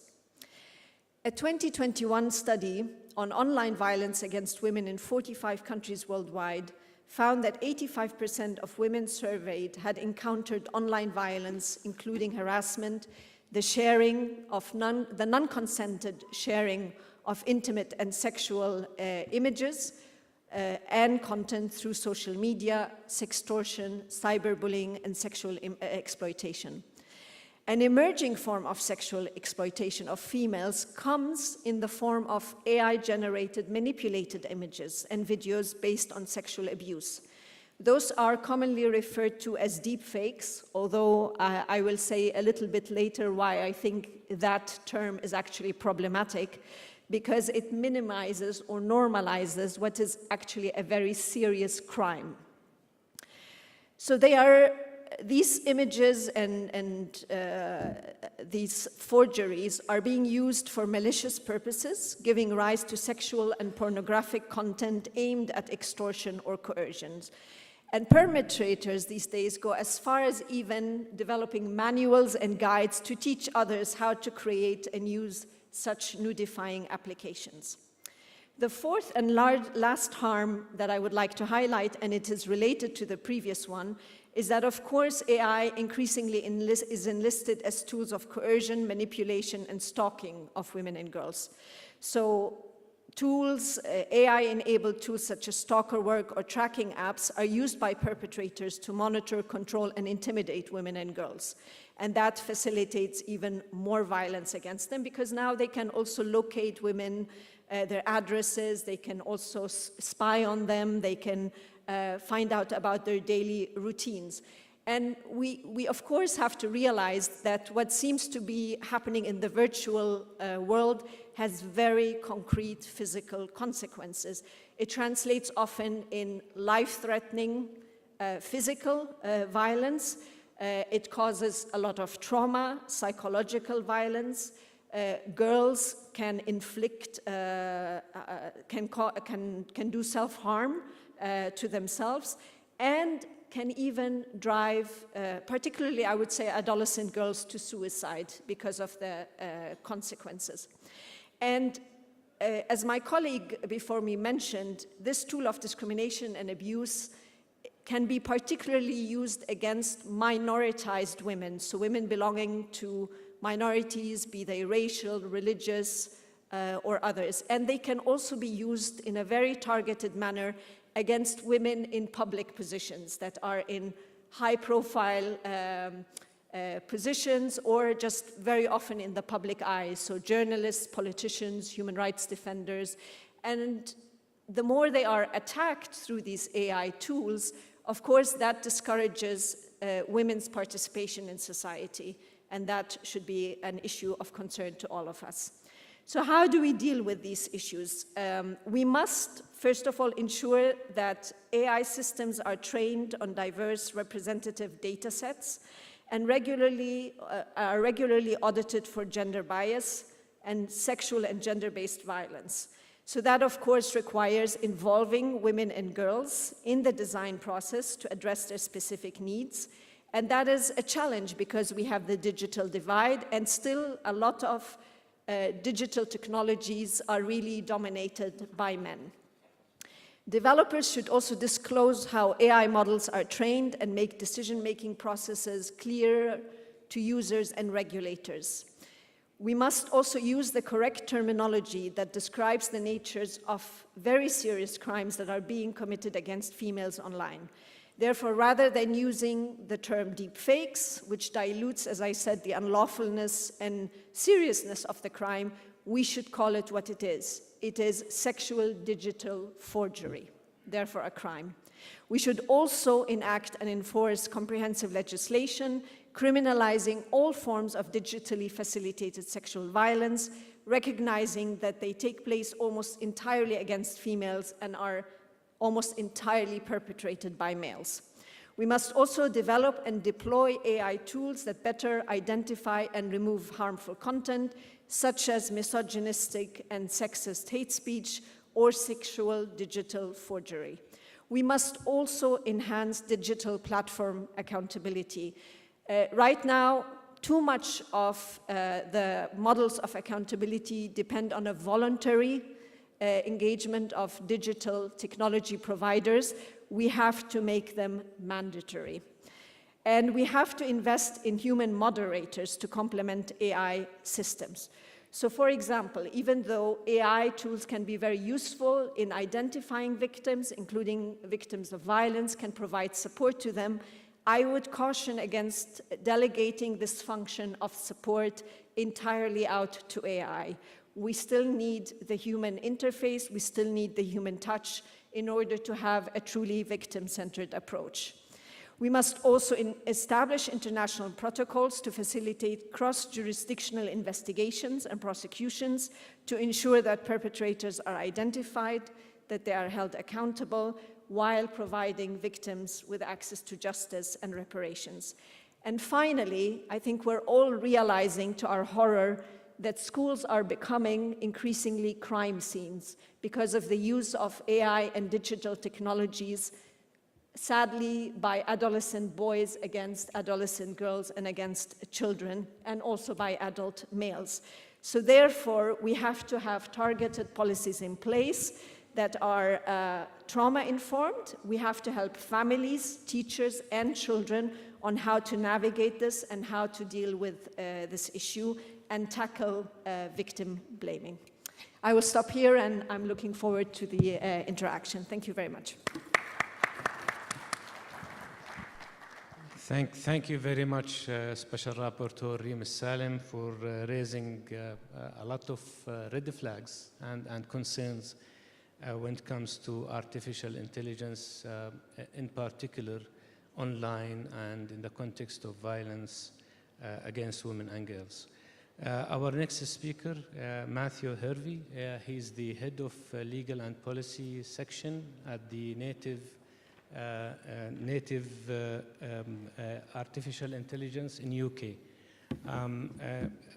Matthew would provide us with his legal perspective on artificial intelligence and how we address the concerns when it comes to violations also related to human rights. Over to you. Many thanks for the introduction. Good afternoon, and thank you to the organizers for inviting me. In particular, I'm going to speak for 7 minutes today on generative AI and its effect on copyright. I have submitted a paper for the conference with far more detail than I can cover here in a short talk, so I invite you to read the paper when it is circulated. The relationship between generative AI and copyright is one of the most contested issues for AI at present, and it is one that raises profound human rights considerations beyond the issues of copyright. Most current generative AI models have been trained on billions of copyright works, very often without the consent of the owners of those copyright works. Copyright owners argue that this is theft on an unprecedented scale and a threat to their livelihoods, both their own employment and indeed the survival of creative industries. AI developers argue that vast amounts of copyright content are needed to make AI models powerful and accurate, and they argue that it is, in practice, impossible to license the amount of copyright content that they require. Governments and regions are uncertain how to balance these positions. For example, this has been a policy issue in the United Kingdom for at least 6 years without a decision, and the debate has become increasingly polarized. Governments need to balance the interests of their creative and technology sectors. At the same time, they need to consider the broader implications for society, including economic growth and national security. In line with the timely conference, governments need to capture the benefits of AI while mitigating the risks. And this is difficult when the benefits and risks are both uncertain and may be profound. My paper proposes that human rights is a suitable framework for evaluating measures intended to balance the benefits and risks of AI. For example, human rights are relevant to measures intended to balance creativity and technical innovation. My paper identifies some general challenges raised by AI that may be relevant to all attempts to mitigate the risks of a technology, and it proposes some practical measures. I understand that the next panel will focus on the potential benefits of AI. I will make 2 general points. First, generative AI has the potential to be a powerful source of information, supporting the human right to receive information and the rights to enjoy the arts and to share in scientific advancement. But, as I will discuss, AI also has the potential to undermine those rights. Secondly, the future benefits of AI might be profound and change all areas of human endeavor. This wide scope of impact makes policy decisions very difficult. Should, for example, copyright be weakened on the basis of very general and speculative expectations of the benefits to society of AI in the future? I will now outline some of the potential risks of generative AI to creators, to creative businesses, and to society. Creators such as writers, artists, and musicians face 4 main threats. First, the use of their work to train AI without payment. Second, the use of AI to replace human skill at low cost. For example, a survey of UK photographers found that almost 2/3 had lost commissions to AI. Third, the use of AI to mimic the style of specific artists. For example, some artists have had their style copied by thousands of AI users. And fourth, AI may produce so many works, millions every day, that it becomes harder to find works by human creators. AI is also a threat to the business models of traditional media companies. This is particularly true of news agencies. Modern newspapers rely on subscriptions and online advertising to pay for journalism. Now, news summaries are produced by AI and included in search results. These divert viewers away from news sites and may make their business models unsustainable. These also present threats to society as a whole, and perhaps the greatest threat is misinformation. Misinformation may become worse because of a combination of the following. First, accidental errors in AI outputs, known as hallucinations. Second, deliberate deepfakes. And third, damage to independent journalism and news agencies as a trusted source of accurate information. To put these into terms of human rights, AI threatens human dignity, economic security, the moral and material interests from literary and artistic works, access to information, and through it, misinformation, it may affect the functioning of elections. Let me finish with some practical suggestions. My paper does not suggest how these benefits and risks should be balanced. that may differ country to country. Instead, my paper suggests some measures which will help inform policy decisions. First, improving AI literacy across populations and among policymakers. Secondly, requiring AI developers to keep records of their training data. And third, the labeling of AI outputs. More generally, the debate over generative AI and copyright shows the need for detailed, evidence-based human rights risk assessments that include all stakeholders. They require international collaboration, for example, through standard setting for technical safeguards. And finally, nations need to address the impacts of AI through all levers available to government. That includes law, regulation, investment, and trade. Thank you for your attention. I hope the conference generates effective guidance for policymakers facing profound choices.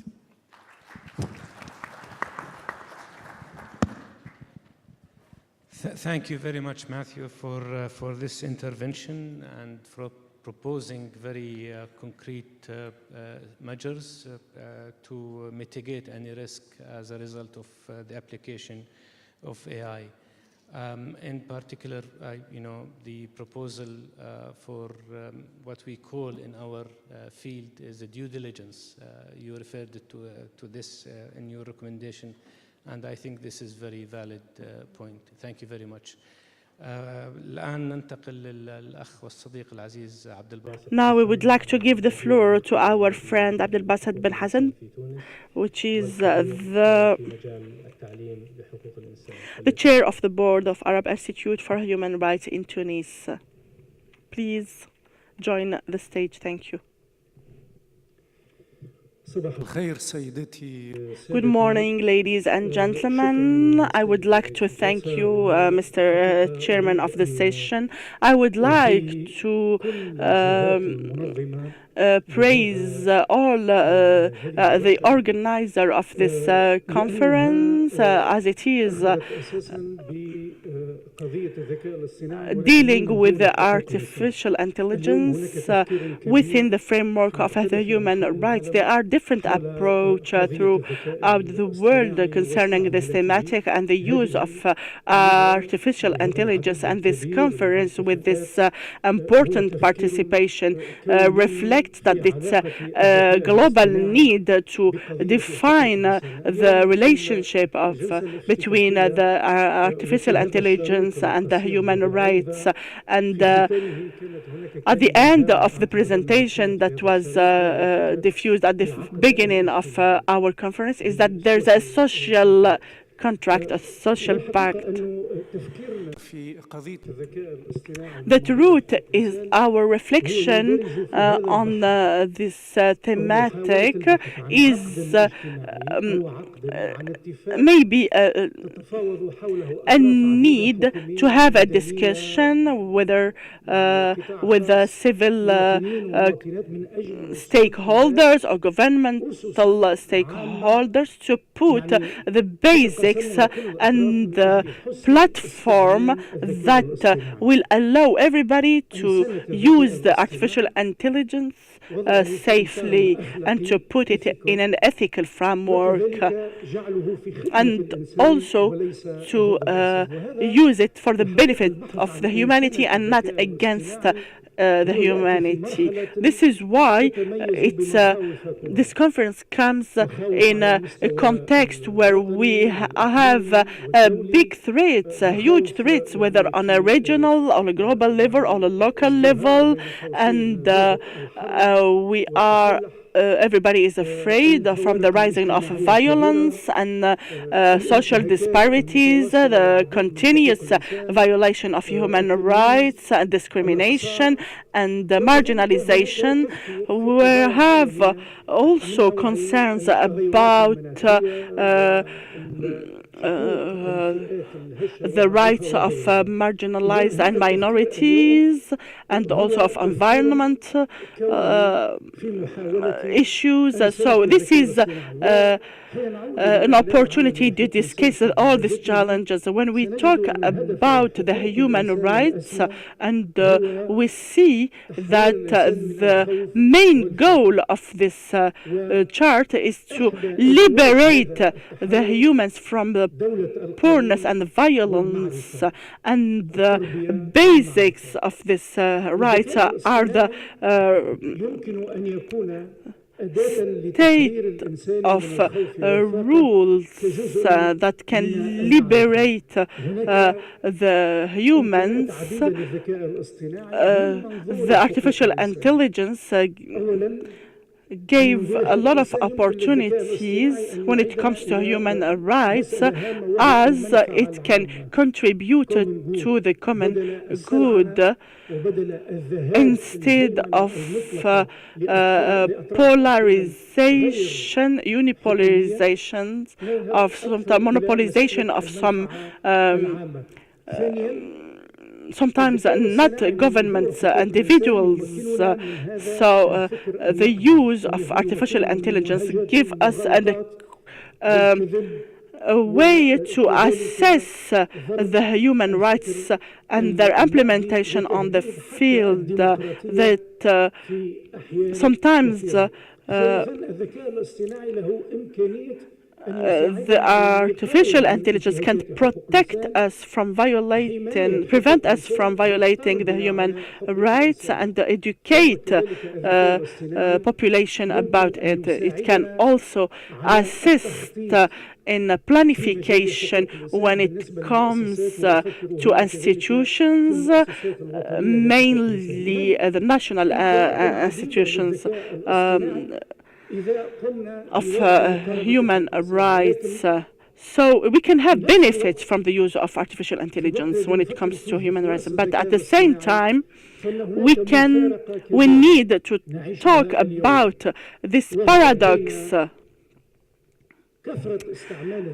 which is the impact of it on on different aspects of our daily life, and the recession of ethical practices. I talk about ethics here. So there's a gap not only between societies and population, there's also a gap between the ethics and the use of artificial intelligence. That means that there are a lot of users that are suffering from the promotion of artificial intelligence without having access to it, and without making it affordable. It is now used by a minority, if we can say that. We can add to this the fact that the artificial intelligence is violating our privacy as a human. I'm not going to talk in details about this, but we see that there is an increase in the hate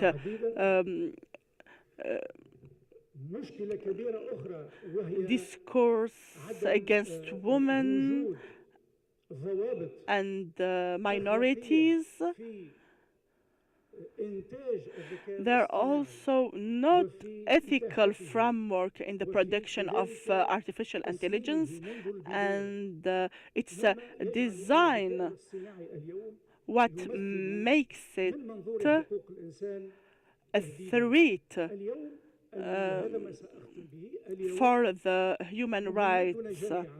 I will conclude by saying that our common mission here is to develop the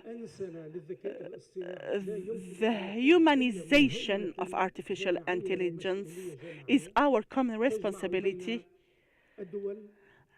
the responsibility of the private sector and the public sector and the government, civil society, and mainly those and mainly include those that are marginalized and they cannot express their point of views, as it was assessed by the 70th goal of the sustainable development. We need to create this space that gather all the stakeholders to think about humanization of artificial intelligence. The first suggestion is to work as a team to go back to the common good and to prioritize it.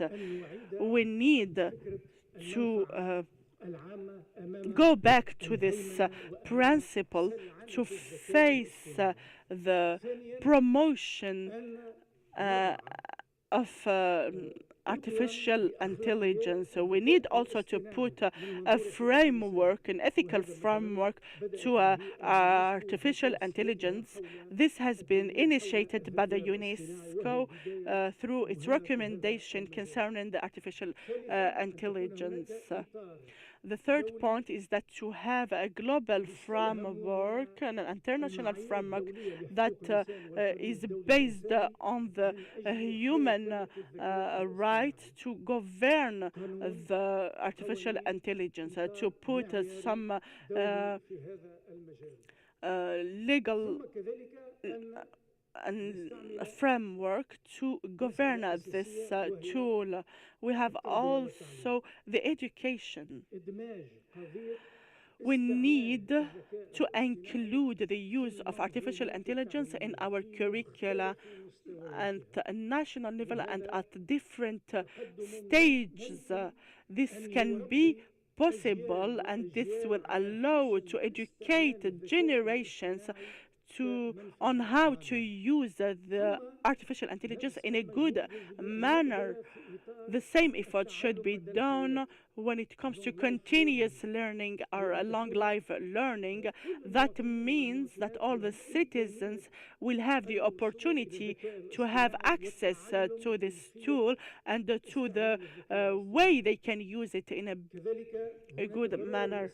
There's also a necessity to invest on the education, on to provide education on human rights that will give the people a tool to assess the implementation and the respect of these rights when we use the artificial intelligence. And then last point is that we should focus on the fact that we need to turn the artificial intelligence from a weapon, as it is used now in the war in Gaza, to a tool to develop and to enhance the capacities of the human beings. And it is our common responsibility to protect the humans from these threats. Thank you very much.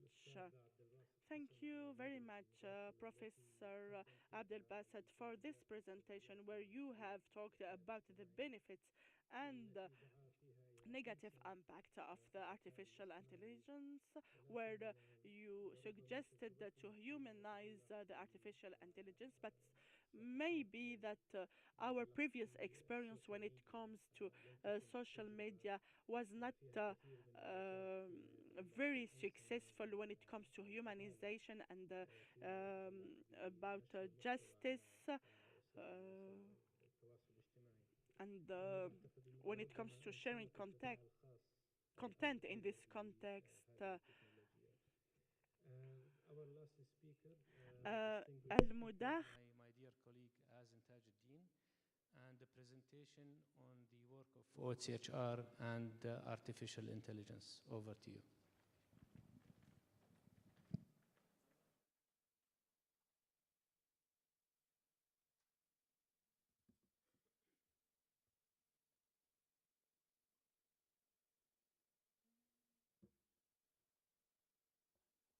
Excellencies, colleagues, please also allow me to express my deep appreciation to the National Human Rights Committee of Qatar for hosting us and for for the warm hospitality. I'm very honored to speak on a topic that I'm passionate about, where human rights and technology intersect.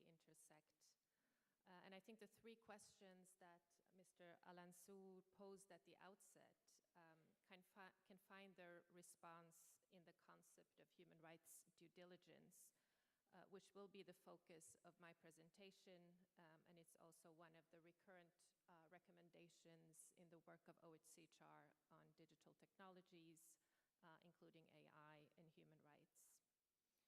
So, human rights due diligence is a methodology or a strategy, if you will, that can help us ensure that AI applications uphold human rights, not just in rhetoric, but also in practice. And before I go into what human rights due diligence includes, let's just remind ourselves why it's important. I think we've already heard this several times today, but I'll repeat some of it because AI systems increasingly are used and deployed in critical areas of public service, in healthcare, in education, migration management, in the administration of justice, and in social protection. They're also used in the military domain. We've heard that as well as in national security and counterterrorism context. These technologies influence decisions that affect people's lives, their rights, and their dignity, and they bring serious risks to the right to life, to privacy, to equality, to security, and to be free from discrimination. And these are not only technological risks. Part of the reason why the risks are heightened is because many AI systems are introduced in sectors that already lack strong human rights protection. I'll go to just one case study to show you the impact. I'm having trouble with the technology. To show you the impact of the risks of using AI, and that's facial recognition technologies that are used in many sectors, also in sectors where we would not think that they were needed. So they're deployed by law enforcement, they're deployed in schools, in social welfare systems, and civil society in our office and other experts have raised red flags about how these tools are implemented without adequate legal frameworks, public oversight, or any form of democratic scrutiny. And so it may seem that AI is a human rights-free zone, but AI is not a human rights-free zone. The legal framework is actually quite clear. States have a dual responsibility, first of all, that their own use doesn't violate human rights, and that includes a responsibility and an obligation to ensure that AI used in public functions do not violate human rights. At the same time, states also have a duty to ensure that businesses and private sector and other third parties do not engage in conduct so that they don't use AI in ways that abuse human rights. And then finally, private sector have their own responsibility under the UN guiding principles on business and human rights to respect human rights in the design, development, and deployment of AI. So the legal framework at the general level is clear, but the implementation is often weak or non-existent. So how do we move and operationalize these obligations and move from declarations and rhetoric to practice? And this brings us to the concept of human rights due diligence. This is, first of all, a mandatory process. It's a legally, human rights due diligence is a legally grounded methodology that requires states and businesses to proactively identify, prevent, and address the actual and potential human rights impacts of their actions, including those involving AI. So this is a process that enables an entity, whether it's a state or a private sector to identify and address human rights risks and impacts. And I stress the emphasis on this as a process, as a methodology, because as we heard in the first session, human rights is not one thing. It covers a range of technologies. So it's very difficult to have one answer for how to ensure human rights. But the process of human rights due diligence can help us be more concrete and specific about identifying the risks arising from a specific use and application of an AI system.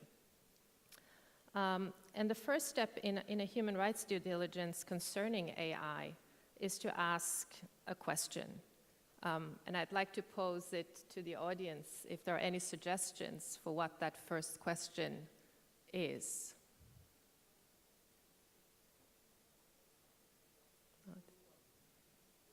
It's very polite. Well, the first question is, let's see. So the first question, it is a question we don't ask enough, and it is whether AI is actually the right tool for the problem. Because there's a very powerful narrative that is in part driven by industry and commercial actors that sell us AI as the solution to many tasks. As a result, governments are often, in a way, pressured into deploying very complex, unclear AI systems without asking the question whether a simpler and less intrusive AI solution might exist. So this is a logic to think critically about and to reverse. So first of all, ask, is AI the most appropriate tool to address whatever problem you want to address, or is there a less intrusive, more transparent option?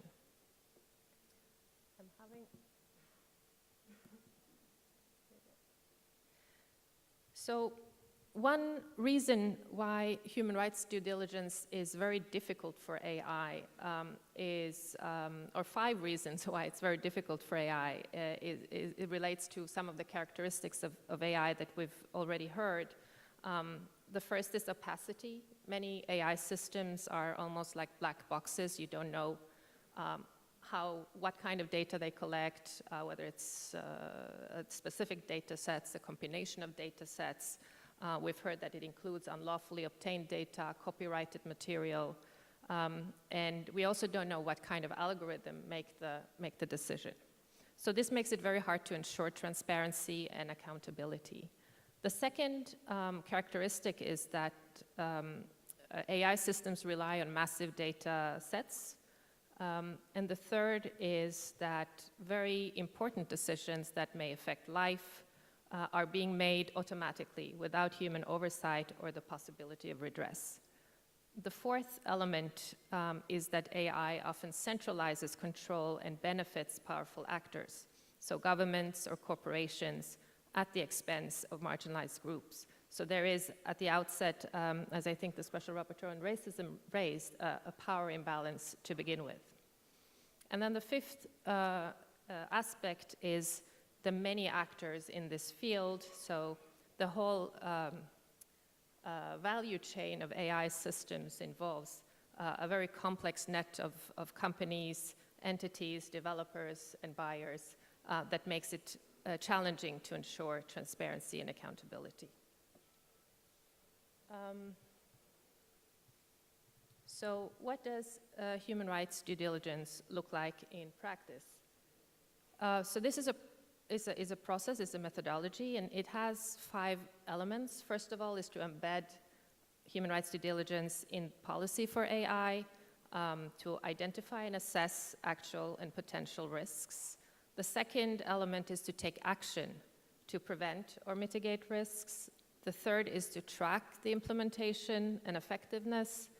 And the fifth is something that is often forgotten, to communicate that you as a state or as a company or other entity have addressed the impact on human rights, so to make this public and available. And a central element of human rights due diligence is to conduct human rights risk assessments, which means examining a system before it is designed, tested, or deployed, and to do so in a transparent and inclusive way. I may not alone be able to identify all the risks, so there's really a need to broaden the community of people involved in human rights impact assessments across demographic groups. So this means involving communities that are affected or likely to be affected, and those most at risk. And it also means to be prepared to cancel or redesign systems if the human rights risks cannot be mitigated effectively. So for example, on the example of facial recognition technologies, our office has called on a moratorium on the use of facial recognition technologies in public spaces because effective safeguards are not in place yet. And I also emphasize that in this process, again, really it's important to include civil society, workers, researchers, and different groups to ensure that you are actually able to identify the risks that may arise and to come with good solutions. And finally, transparency, even though it's complex, is not optional. So people have a right to know when AI is used in decisions that affect their lives. So if a government uses AI in their social protections system, it's important that me as a user know that the application I sent is actually assessed by an AI technology and not by a human being. So transparency about its use is essential, and also putting in place well-resourced, independent, and impartial oversight mechanism. So this depends a bit on the sector that you use AI in. So it can be a judicial oversight system, it can be an administrative oversight system, or a parliamentary oversight system. But the essential thing is that regardless of where the oversight system is, it has the power to audit systems, to verify legality, and ensure public accountability. And also to make sure that commercial interests, such as intellectual property or trade secrets, don't pose an obstacle to oversight. So I'll end with a call to action and a reminder that AI technology is not neutral. It reflects power structures. There's an inherent political nature of different AI tools, and the legal tools exist. It's not just about ethics. Ethics is very important, but ethics is also subjective. It's not legally binding, and what's ethical to me may not be ethical to my neighbor. We have the International Human Rights Law Framework, which is a binding legal framework that can guide us in this process. And again, just a call to ensure that the future of AI is accountable to the people it is meant to serve. We know the risks, we know many of the risks, and I encourage everyone to commit to action to mitigate them. Thank you.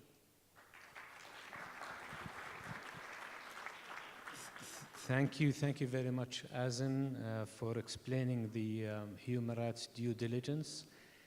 I have a question for you, Azen, but of course we will open up for questions from the floor. But the question, who will be implementing the due diligence, noting that the guiding principles of the United Nations for private sector are not legally binding, right? So just a question for you, maybe for later on. السيدات والسادة نفتح Ladies and gentlemen, now we are opening the floor for your questions. At the end of this second session, we have a very short time, so if it's possible, we're going to collect the questions, and after that, we're going to answer them. So,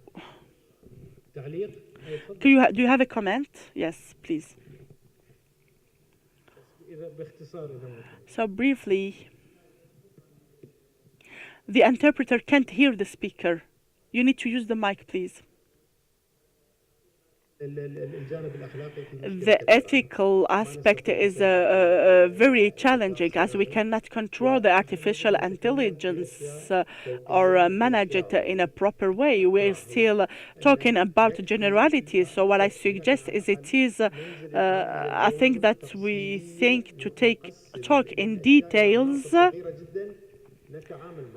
that we are going to deal with. For example, we are going to talk about the pictures that are used.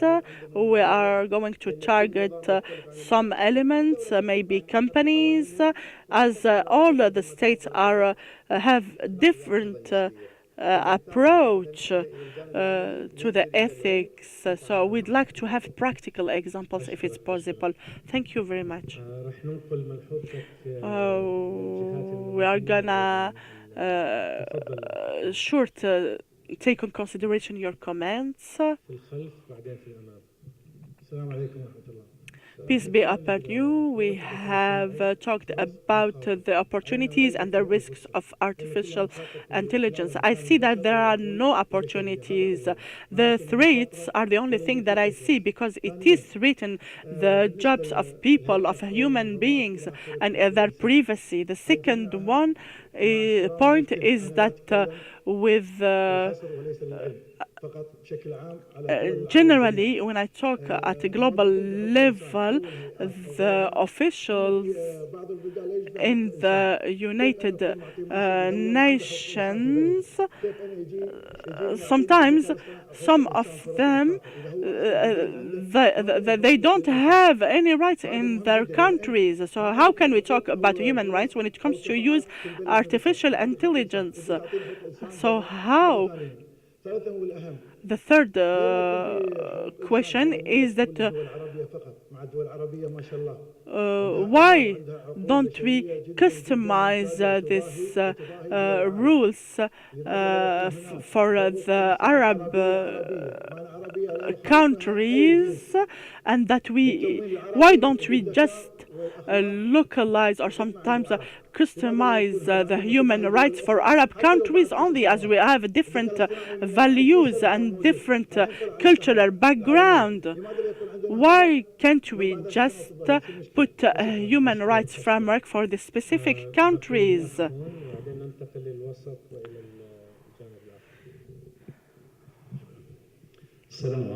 Peace be upon you. Dr. Mohammed Mahab, the Deputy Director of the Qatari Red Crescent. I would like to thank the State of Qatar for organizing this conference and for talking about this important thematic in this very important context. I would like to thank also the participants and the guests of this conference. We can summarize what we have talked about in a very important point, that is about governance, and that can have some subtitles. They are dealing with the end users. So between the governance and the end users, we have different levels of stakeholders that are interacting with each other. So it appears to be a very complicated process. This is why when we talk about this thematic in a context of an international conference dealing with human rights, we should talk about the right of life, and then after that we talk about health and education. All these different aspects are managed by ministries,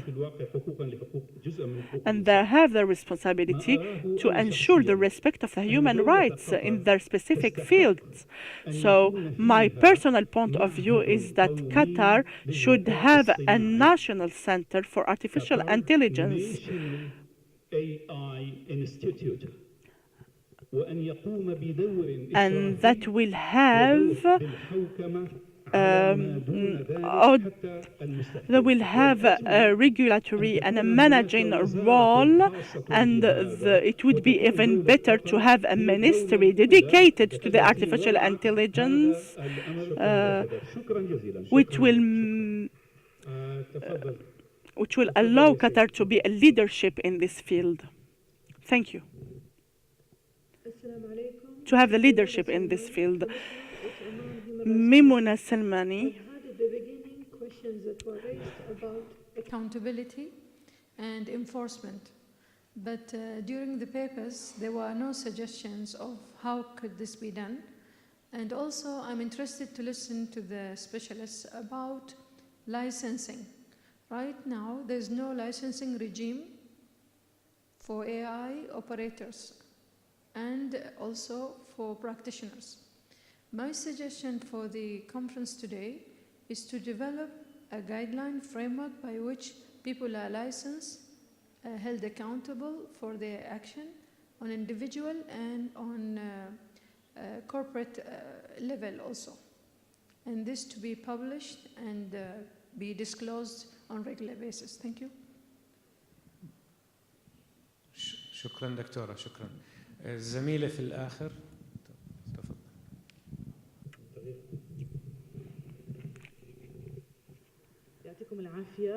Thank you very much. My name is Hanadi Salah. I'm a researcher and a Palestinian lawyer, and I'm a survivor of the Gaza genocide. We are living now in an era where the human rights are violated. We are not seeing any human rights on the field. The people are killed, hospitals are destroyed, everything is destroyed in Gaza. How can we talk about artificial intelligence in the context of human rights as it is used specifically in Gaza for their violation? We need to put in place a system that makes all the societies that are developing artificial intelligence to be accountable. ثم ننتقل للطرف الآخر وننتهي لأنه ما عاد لنا وقت. السلام عليكم. محمد الشريف. Muhammad Al-Sharif. I'm a researcher from the Human Rights Academy, Arab Academy. My question is, how can we create a digital identity for the artificial intelligence? Creating this identity will allow us to include criteria of accountability and the mechanisms of related to it. But if we're dealing with this thematic with a general approach, that means that when there's a violation by using the artificial intelligence, we cannot really identify the responsible for it. Who is going to be accountable for it? Is it the developer, the company, the user? So we need to deal with this opacity of the use of the artificial intelligence use.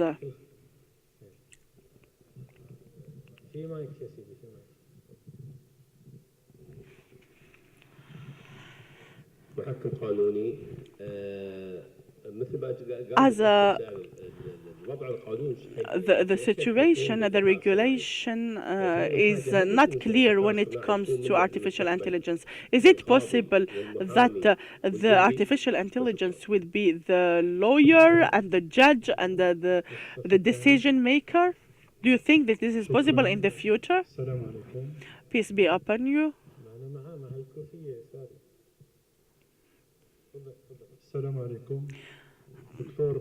Dr. Naqib Al-Qudat from Algeria. I think that the most important challenge concerning the human rights in the world, we have the artificial intelligence and we have the wars now. When we talk about facing the challenge and the threats of artificial intelligence in a time of peace, I think that it should be more important for us to protect those human rights when in a time of war. So we have two paths. We need to protect the human rights and also facing the threat of artificial intelligence by putting a legal framework that are protecting the human being, and at the same time emphasizing that the fact that it is important to protect them during wartime, given the new tools and the new weapons that are used actually in international conflicts. And the most important is to define the accountability to every stakeholder in this equation.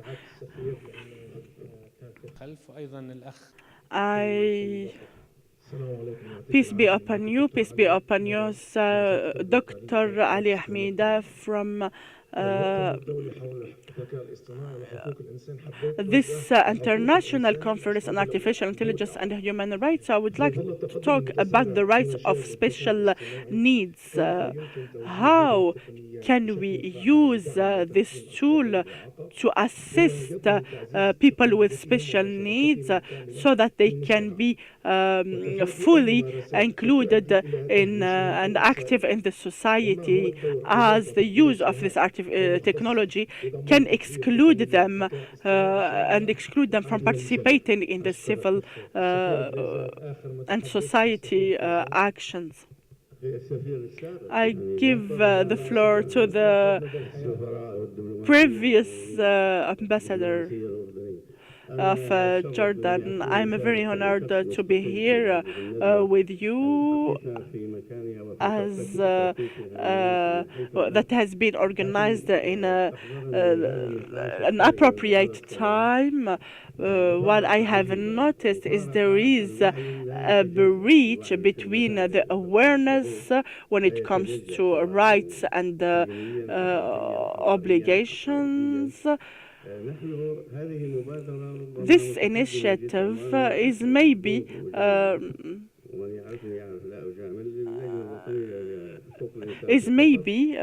paving the way.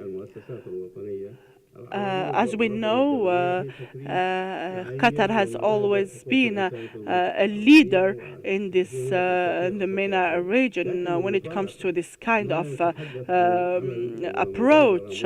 What we are talking is maybe a provisionary action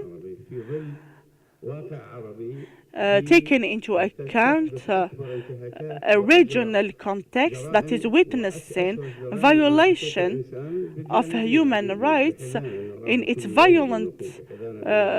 the most violent manner, as we see now in Palestine. Nobody would have imagined this kind of violation in the world. So the Arab system is still weak, but there are still some national institutions that try to face these challenges. How can we face them so that we can maybe promote the impact of this international conference at a global level that gathers the different international institutions, as for example, the UNHCR, the UNPD. So how can the Arab citizen take us in consideration and take us in a serious and consider us in a serious manner and to be to attract their interest. So I think that it is important to give an importance to this aspect because we are dealing about different topics that are discussed in some international Arab events. We are talking about preventing violation of the human rights, but we are not witnessing them in our societies. So it is important to adopt a dialogue and a discussion that an approach that will allow the citizen to give us the importance that we should have. I will give the floor for the panelists to answer the questions, if you don't mind. We have a question about discussing the process in a practical manner during the future sessions of this conference. There was also a question concerning what are the opportunities if all the panelists have just talked about the threats. So where are the opportunities?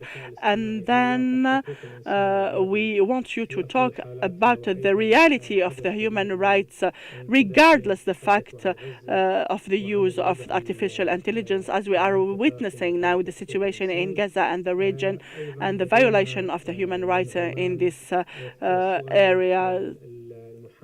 We have also a question about accountability and licensing of artificial intelligence systems and also the use of artificial intelligence in the genocide that is conducted actually in Gaza, and what is the possibility to define a digital identity for artificial intelligence so that we can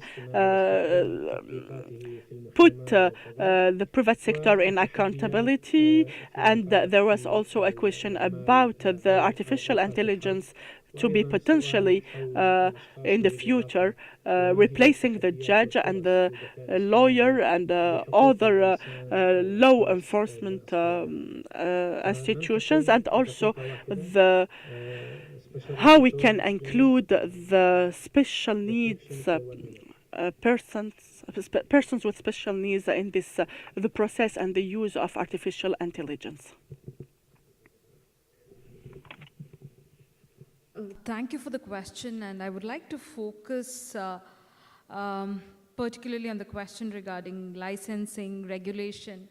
Having worked on AI, it is extremely challenging to focus and to have a dialogue with private entities. And we have to accept the fact that the aspect of profit-making overpowers human rights. When we talk about business and human rights and AI developing technologies, the private entities have had a strong hold, which has clearly, consciously negated and sidelined the aspect of human rights in designing, in creation of AI tools. And therefore, one of the most important aspects is that the government should have a strong regulatory process. And I see that there is a serious gap in terms of comprehensive policies addressing AI regulation across the globe. I will not explicitly mention any state, but there are serious gaps and challenges the way the governments have addressed regulation. And the nexus between public and private sector has been a serious challenge in terms of addressing AI, the disproportionate impact of AI, particularly on marginalized communities. And the other aspect is also lack of representation, which has been time and again raised by various experts at the UN, myself, my colleagues, particularly in the context of policy making. And there is a serious dearth of representation from communities, from ethnically marginalized groups, which has resulted in ideas pertaining to human rights being completely sidelined. And I strongly believe that government should take a strict stance, a very stringent stance in terms of addressing AI regulation, particularly when AI tools are used for human rights violation. And it is also a challenge because AI has been quite rapid, and to regulate and to control, it is also a challenge for governments who have been mindful in acknowledging. So I think civil society groups, activists, researchers have contributed immensely in terms of highlighting the pros and cons of artificial intelligence, and I still see there are positive aspects of artificial intelligence which can be used in the context of education. All we need is equitable proportional representation, gender, geographical representation, particularly from the global south, which can change the discourse of artificial intelligence and highlight the importance of human rights within the discourse of artificial intelligence. Thank you so much.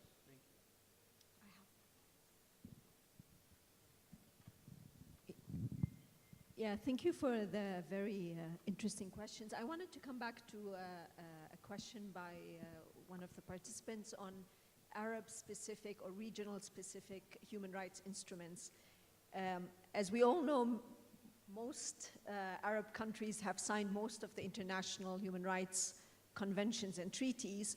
At the same time, nothing impedes or prevents Arab countries from developing their own regional mechanisms. If I can give the example of regional conventions on ending violence against women, the Africa region has it, the Americas, Europe.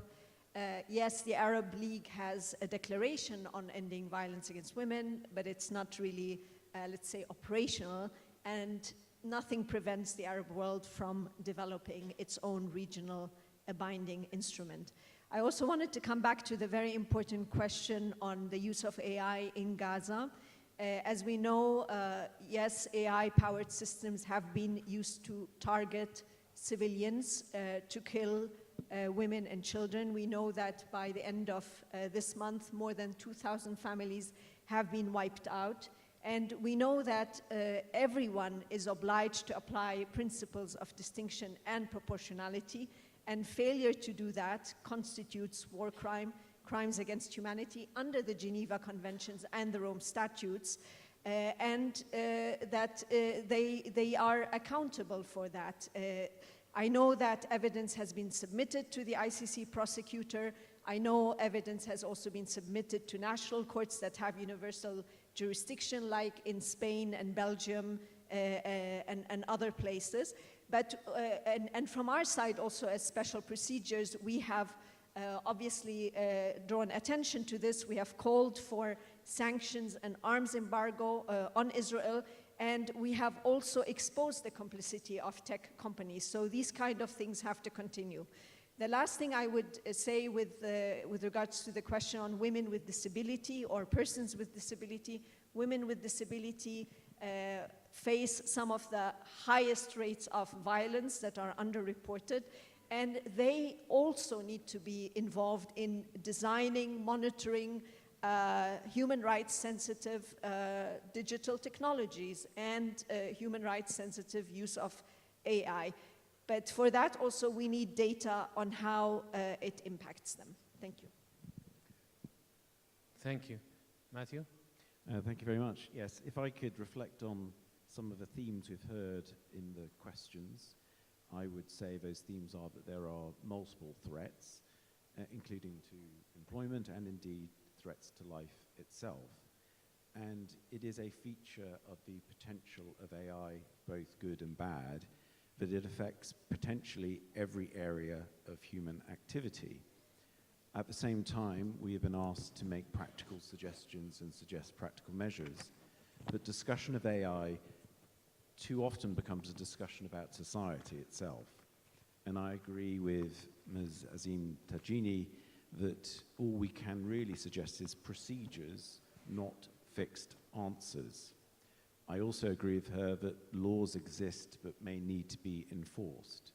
On the issue of accountability, AI produces new fact patterns.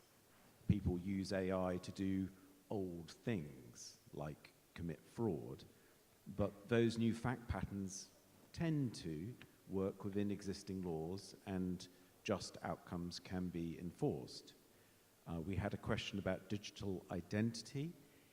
If that was a question about giving legal status to AI itself, I fear that that would more likely erode the accountability of human actors without creating real benefits.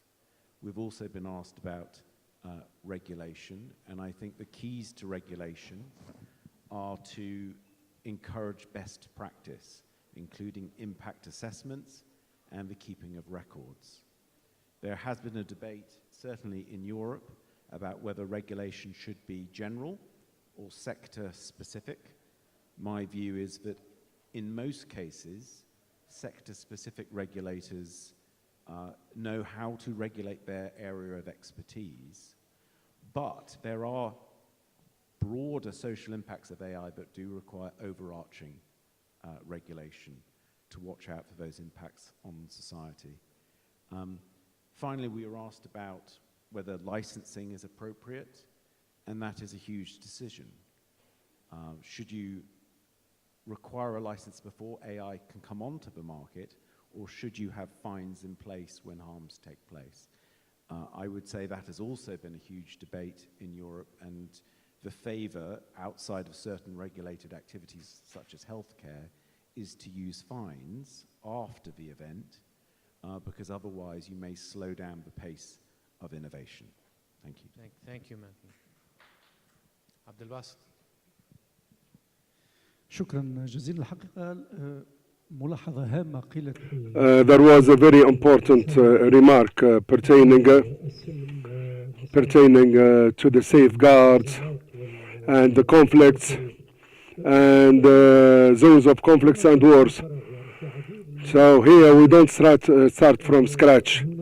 In different conflict zones, there are some attempts and endeavors to put some safeguards and regulations regarding the use of AI.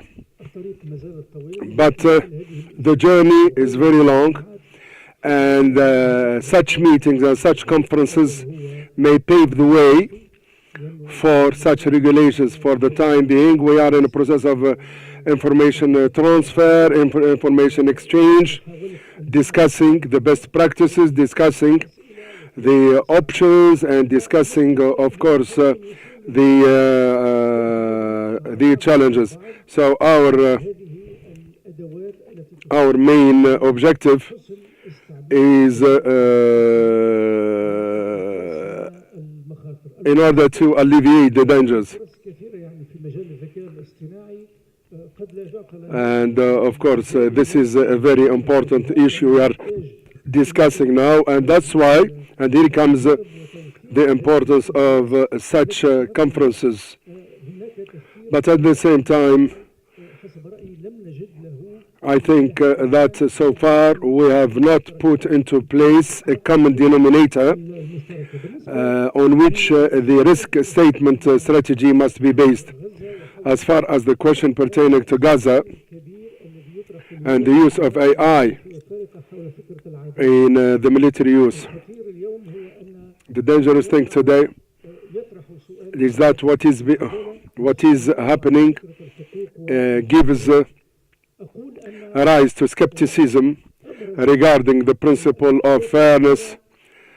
The last conflict has shown in Gaza has made it very clear that the Palestinian people must be protected. And also this came, the endeavors came from the universities, from the different governmental and non-governmental agencies, and also from the discussion of the appropriate use of technology when it comes to forging or breaching the privacy of people, and of course the inappropriate use of AI. So the United Nations and the offices of the United Nations, the different agencies must stand together against this coercion and these atrocious attacks. I have to finish by saying that in the Arab region we can unify our efforts. There must be a unified approach. Thank you so much. Thank you. شكرا. Thank you very much for all the good comments and questions. شكرا على التغذية الرائعة. وسأبدأ بالسؤال. Principles and business and human rights, because as you rightly pointed out, they're not binding law, it's soft law.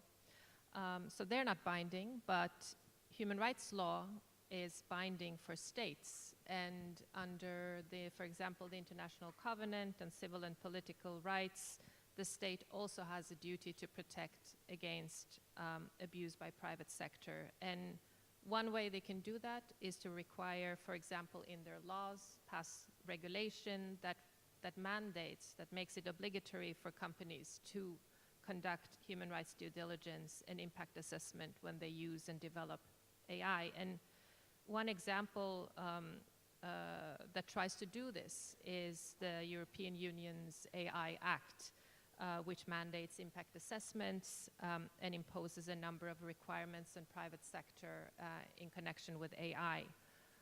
This is not a perfect law. It has many shortcomings, and one problem of the EU AI Act is that it has exceptions for some of the most risky areas for human rights, such as national security, border management. But it's a first step in trying to impose by law certain requirements on the business sector. I'd also like to answer the question about whether AI will be the lawyer and the judge. It already is. We've seen examples in some jurisdictions where some minor offenses, for example, traffic offenses, are assessed by an AI system.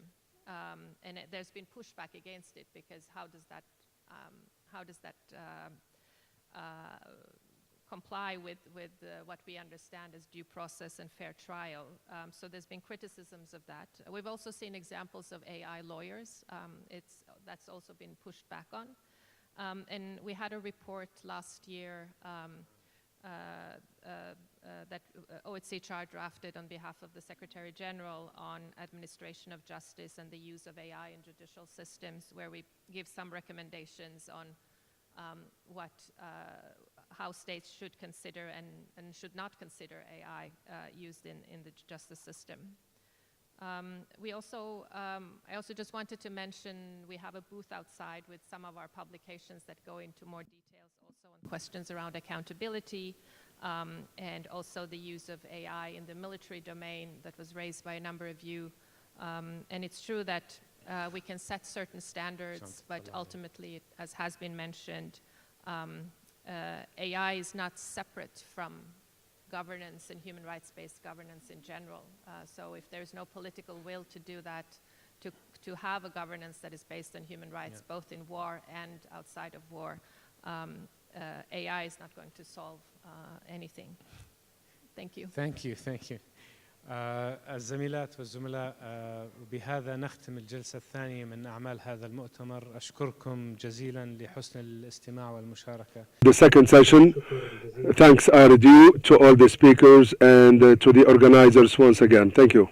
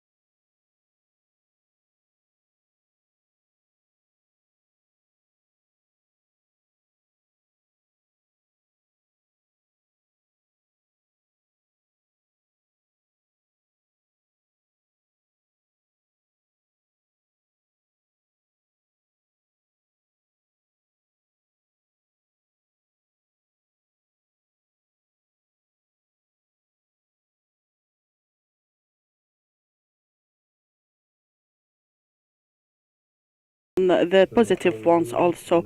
And during this session, we're going to talk about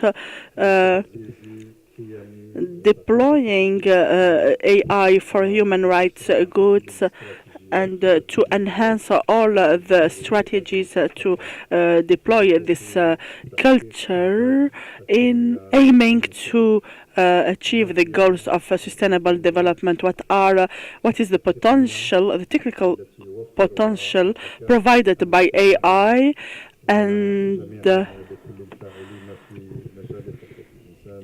for all the actors of human rights to enhance the common values of human rights. Mohamed Ojara, the previous Ministry of Justice in Morocco, and Mr. Devi Sonata Sivapraskam, Civic Space Unit from the UNHCR from Geneva, and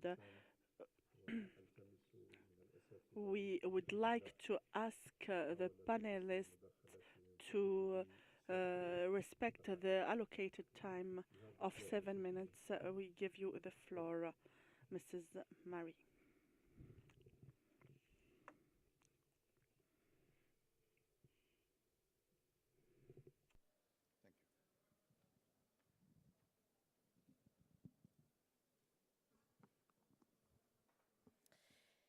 Hello, everybody, and let me say, first of all, that I am delighted to be back in Qatar for this event. It's really important, and sincere thanks to the National Human Rights Committee and the other organisers for the invitation. And I also want to commend those of you who have had the stamina to last this long.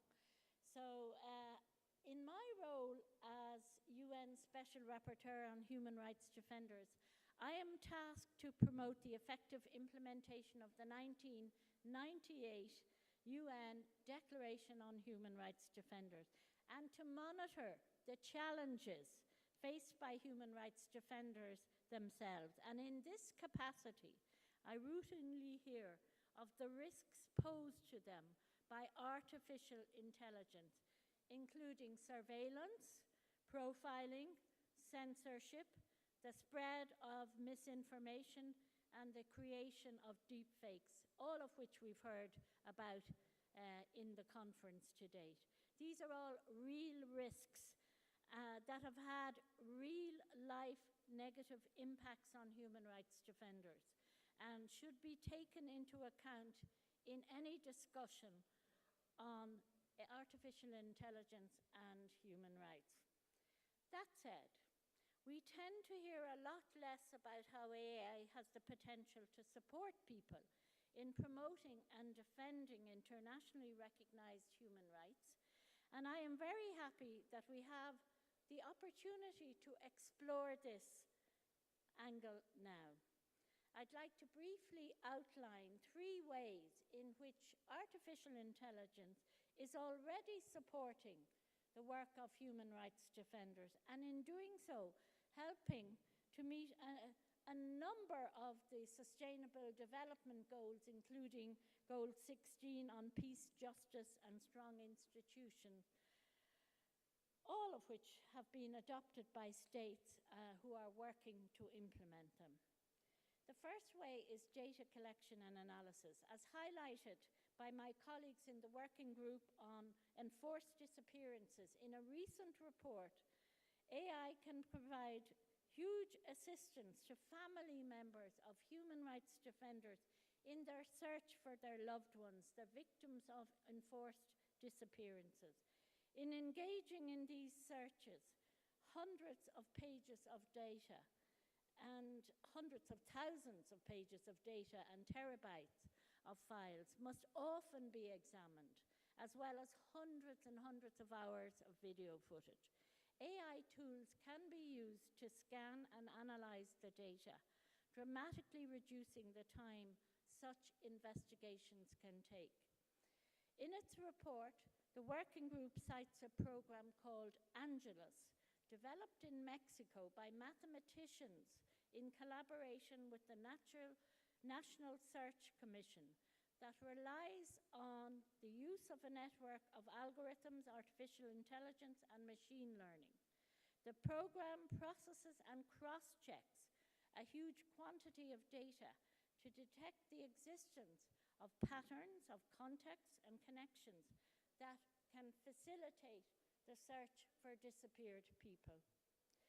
Related to this, AI is also being used in search and rescue operations to help teams analyze drone footage. It can improve search efficiency by analyzing video and still images for specific colors, for particular objects, or unusual shapes. The second way is in investigation. Building on the above is the support AI can provide to investigations of human rights abuses beyond enforced disappearances. In November last year, the environmental platform Montabay published an investigation which uncovered a network of airstrips in the Amazon used for drug trafficking and was able to link that activity to an increase in the targeting of indigenous leaders in the area. After engaging in traditional methods of investigative journalism, including information requests and interviews, the reporters used an AI-powered search tool to identify patterns of deforestation similar to what had occurred around the airstrips that they had already found using satellite imagery and mapping tools. The search led to their identification of 67 secret airstrips linked to drug traffickers in the Peruvian regions, where 15 human rights defenders had been killed in recent years and many more remain at risk. 30 of the airstrips are based in indigenous territories. The team then created a database of the sites with their locations, date of opening, distance from roads, and their operation in indigenous territories. These details will enable law enforcement to identify the risks faced by indigenous communities and where they are elevated and respond accordingly. And the third area is response to risk. Colleagues in the UN Population Fund have been recently showcasing examples of how tech can be used to support women and girls, and I came across two examples that I particularly like. The first is called Zuzi AI, a multilingual chat box developed by a human rights organization in South Africa to assist survivors of gender-based violence. The bot uses AI to offer legal guidance, information on sexual and reproductive health, and emotional support. It adapts to the situation faced by survivors, and the app also contains a panic button which connects the user to private security in emergency situations. And this app was developed by survivors. One of the advantages that the AI model offers here is its accessibility and anonymity, which helps overcome challenges for those who lack access to sexual health and reproductive rights, or who may be slow to access them because of the stigma. The second is an AI tool called Shore AI that is trained to identify and take action against hate speech and doxing on social media platforms in India. Human rights defenders, and specifically women human rights defenders, face daily online onslaughts because of their promotion and protection of human rights and women's rights. This targeted hate speech is designed to force them out of public life and make them question the legitimacy of their work. Shore AI will combat this by scanning for 45,000 tagged data points in relation to different types of hate speech, including homophobia, sexism, racism, and casteism. An additional advantage is that in the Indian context, 1 minute. the tool is most used, sorry, you put me off now. The tool is trained to understand the Hindi-English context, and it's a warning system is deployed whereby for the first offence there's a public warning, and then after 3 warnings there's an automatic ban imposed, which can be appealed by a human moderator for final review. And these are just the 3 short examples I wanted to speak about, and I'm sorry I didn't stick quite to the 7 minutes.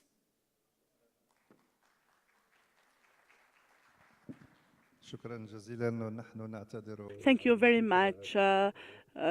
We apologize for interrupting you, and then we are giving the floor to Mr. Christian Daniel Schmidt.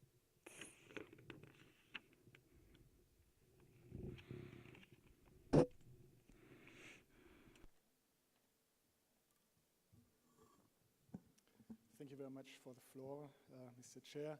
Distinguished participants, it's a great pleasure and honor here speaking today with you in Doha on this important topic that is, I think, impacting all of us to some degree. I would like to speak also about justice and in particular the administration of justice, and also point towards some useful and proper uses of AI in this important area. Before, I would like to give you some context, because I work for the Council of Europe, therefore the European Commission for the Efficiency of Justice, also called the CEPEJ. That is a place for 46 countries to discuss how to improve their judicial systems, and improvements that also eventually serve the people, the litigants, or potential court users. And talking about improvements or efficiency also from our perspective, one has to talk nowadays also about digitalization and AI, because that's an important element. And for me in my job, it's a privilege to accompany our member states in their journey to discovering this technology and trying to make use of it. And I have to say that some traveled already farther than others, and I would like to give you some examples on this.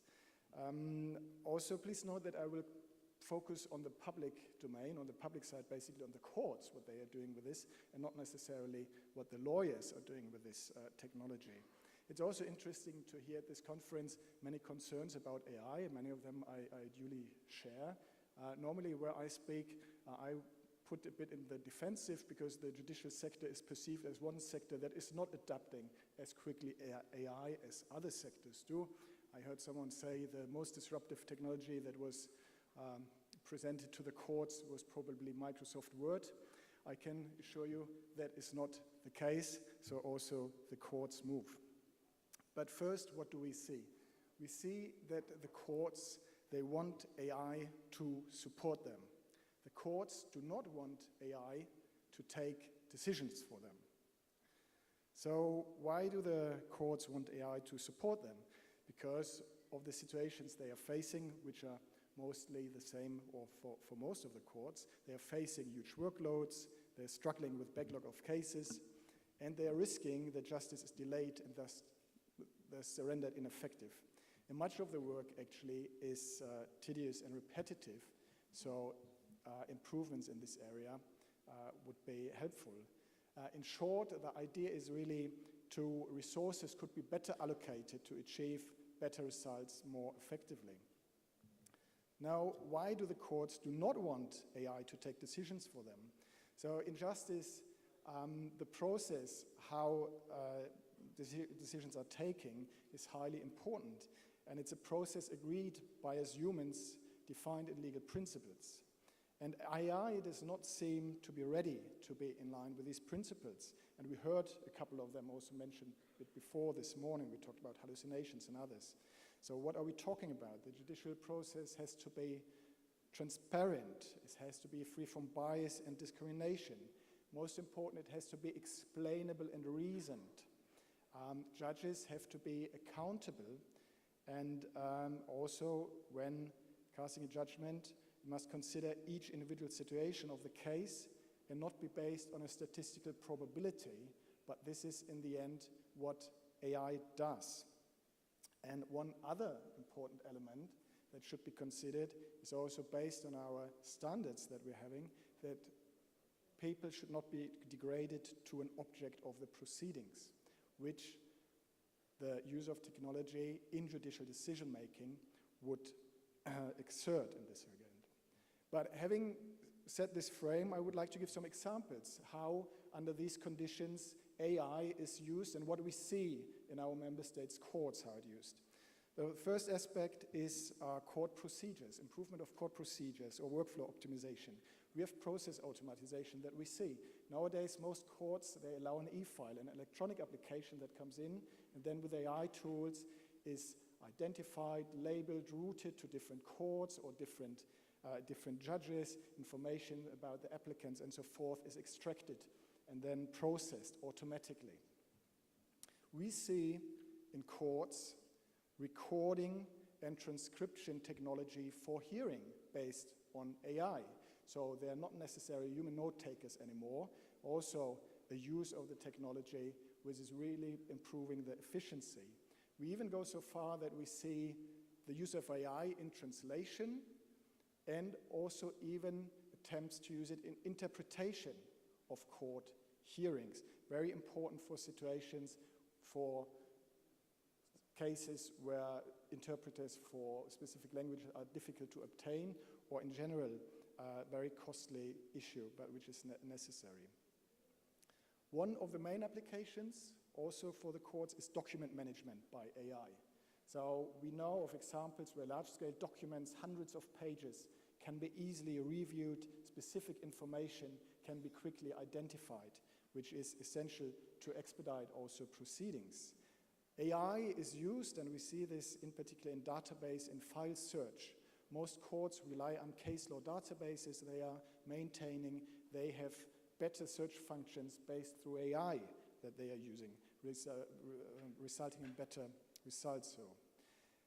Also, we see AI used in particular in investigation phases when it comes to the search on digital storage. So this technology allows to review digital storage, look for specific evidence, identification of photos or other material. And a very interesting or just developing area is AI in decision support or AI used for drafting tools directly benefiting judges. We see AI tools that are applied that generate templates and text modules in the drafting process. Judges are using specific tools that are used to provide them with text summaries of a case, for example. It's also used for identifying legal arguments in a case file, or also used for giving indications for the calculation of compensation or similar things. Also emerging area, and where we really talk about the use of AI, which is gateful, is in the case of mass claims. We see courts which are next to airports and are faced with mass claims on flight delays. In this regard, very uniform claims, only with little change in information, build themselves AI tools to process these cases quicker, who then generate a template decision, so to say, which then is validated by the judge, who nevertheless has full control about rechecking the information where this is coming from. And another important issue that was mentioned before, 1 minute, is to empower the potential court users. It can be used to summarize decision, it is used to present decisions in easier language, and it's giving guidance for potential litigants in natural language. Also here we see these tools that are used, but it's important also to say that this is not replacing legal advice by a lawyer. This is guiding really potential litigants in this regard. Also important are anonymization tools. We see increasingly courts moving over to publishing all their judgments, not only a selection, and before doing that, they use AI tools to anonymize them, which then later these judgments will be used for training and also generating other AI tools. All this information, we do regular reviews and evaluation. We provide a so-called resource center on cyber justice and AI, where we list and show also these different tools, and I think that will be shown also in the conference proceedings. To conclude, just a minute. What we see is that AI applied in judicial decision-making or administration of justice can deliver on the efficiency promise and allow better allocation of resources. And this makes justice systems faster and more accessible for the users. And also AI tools can empower potential court users, making them better aware of their rights and how to claim them. Nevertheless, the opportunities and limits of AI tools in justice are seen through a lens depending on legal frameworks and traditions. So, to mention, for example, a different approaches towards data protection, which defines then the use. But a more fundamental impact of AI on how we do justice is thinkable, but requires more time and technological development and debate until we reach a societal consensus. Because, to remind, justice is more than a technical act. It's a societal agreement built on trust, and trust built on human rights and the rule of law. Thank you. شكرا جزيلا الأستاذ شميت. أعطي الكلمة للأستاذ لوزال أناندا فايدي. So now I give the floor to Mr. Lozal Ananda Fadia, the head of Digital Solutions Unit, Innovation and Analytics Hubs of UNCHR in Geneva. I'd like to thank Qatar's National Human Rights Committee for organizing this important event.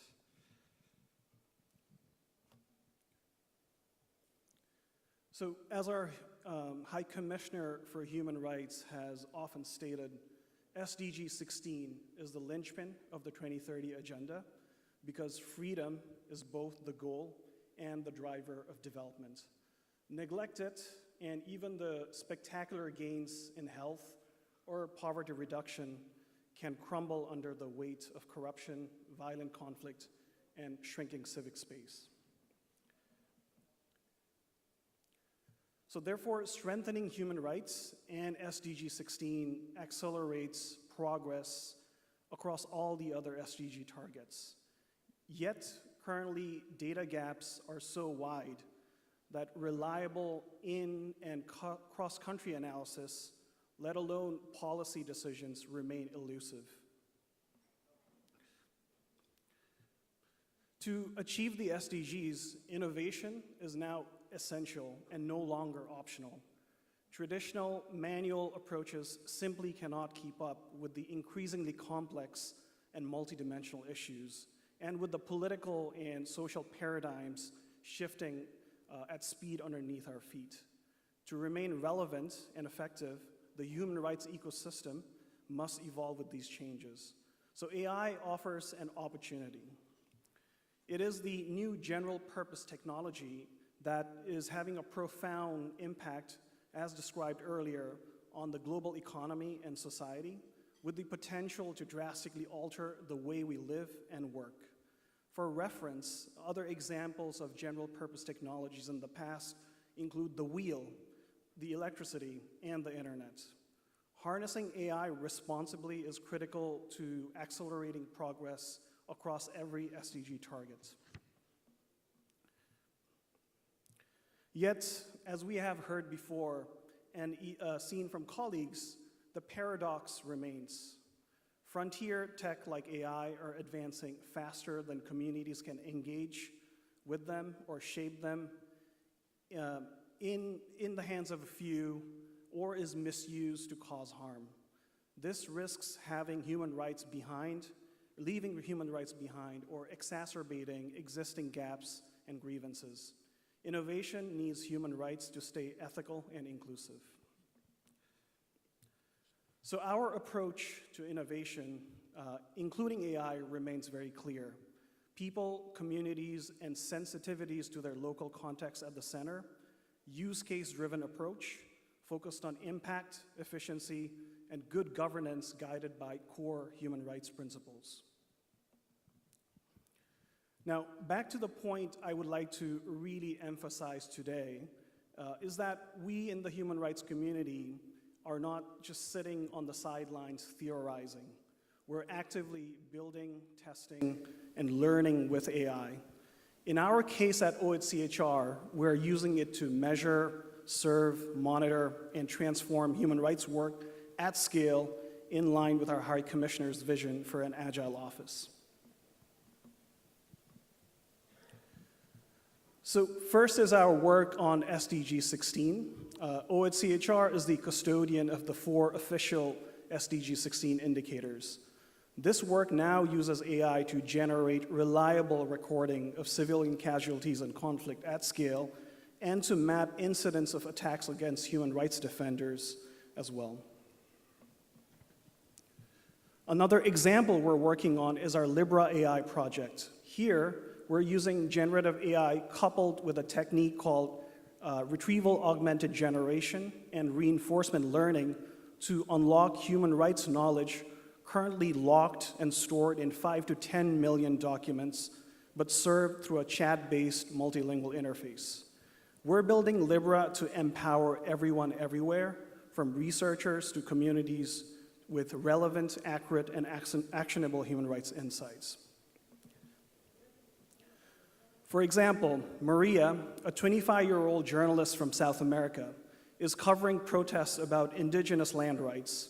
She needs authoritative guidance and wants to know about freedom of press in her local setting and what to do if she is faced with detention, and which national human rights institutions are there for guidance. Another example, Ahmed, is a 32-year-old factory worker in Southeast Asia. He has been working long hours with little pay. He wants to know about labor laws, what actions he can take, and which national human rights institutions he can consult.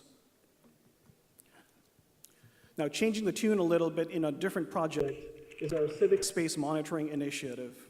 So we're working with partners and news aggregators like Dataminr, who provide us a real-time fire hose to more than 100,000 data sources globally. Here, machine learning has helped us detect leads, patterns, and early warning signs across very high velocity and high volume big data. Beyond the early action and drastically easing the workload of our stretched field teams, especially in crisis situations, having the ability using AI to integrate diverse data sources for a full picture is also supporting better decisions in human rights advocacy. Another project we're working on is strengthening the human rights mechanisms itself. So we're using AI to transform some of the components in terms of making it more agile and responsive, including improving the efficiency of text-heavy complaints processing, expanding multilingual access, and unlocking real-time stakeholder engagement tracking. Similarly, in the mechanisms, and this is recent work for the Human Rights Council, where we're now using human-supervised AI through a process called supervised classification to analyze line-by-line content in more than 12,000 documents. The purpose of these types of exercises is to assist delegations and stakeholders at country, local, and regional levels in avoiding duplication, overlaps, and redundancies while we work to enhance the overall effectiveness of the Council's work. And some of these work will be shared in the 59th session of the Council in the next 2 weeks. I would like to close by re-emphasizing that harnessing AI responsibly and guided by human rights framework is critical to accelerating progress across every SDG goal. And we, as a human rights community, can definitely learn and get ahead of the game by testing, doing, and implementing. Thank you.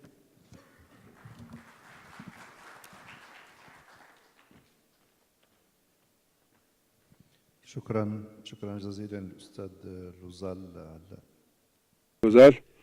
حضرات السيدات والسادة Ladies and gentlemen, after we listened to the presentations, so now we give of course, the floor to the rapporteur. From the speech of Ms. Mary and Kristen and Luzal.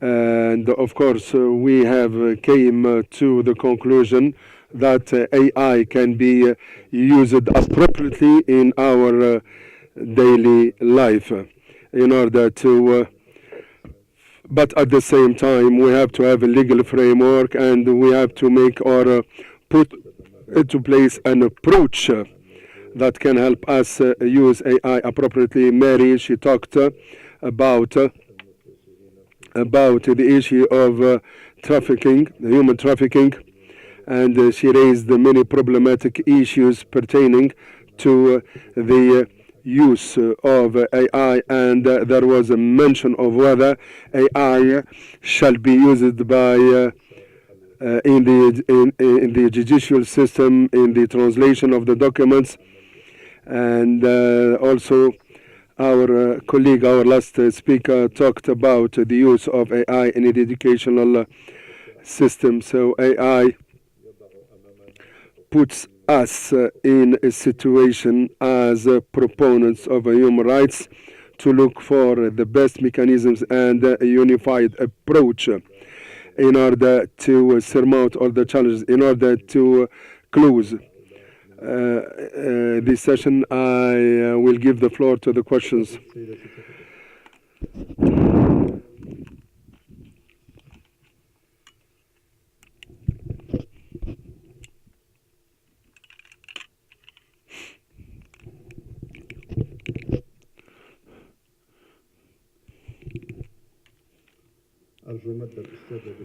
So, can we give the microphone to our colleague?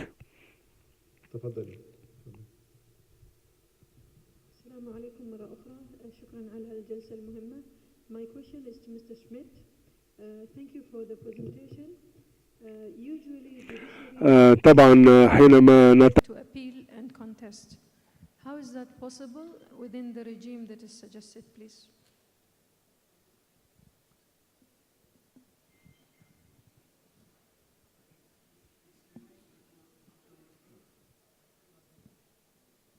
هل يمكن أن تعيدي؟ عفوا لم نستمع للترجمة. أرجو منك أن تتفضلي بإعادة التفاعل والسؤال مع تقديم نفسك.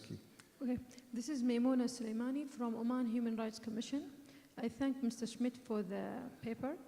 My question to you is regarding the judiciary decisions are usually subject to be contested in the normal trial setups.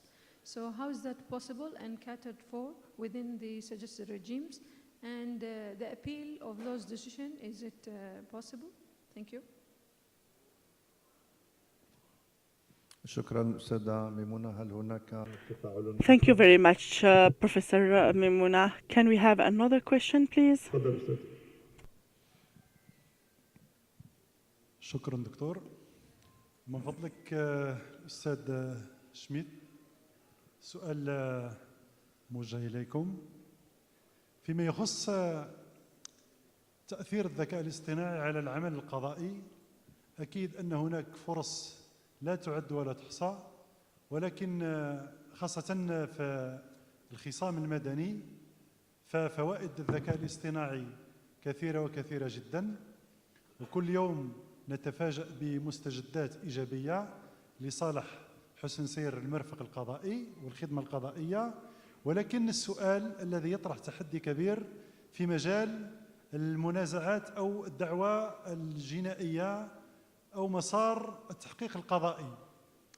أعتقد أنه هناك تحدي كبير فيما يخص أنسنة المرافعات القضائية في المجال الجزائي، فلا يمكن بأي وجه من الأوجه أن يستبدل في يوم ما الذكاء الاصطناعي بمثول المتهم خاصة أمام قاضيه الطبيعي. ومصطلح القاضي الطبيعي مذكور بكثرة في معايير المحاكمات العادلة الصادرة عن منظمة العفو الدولية.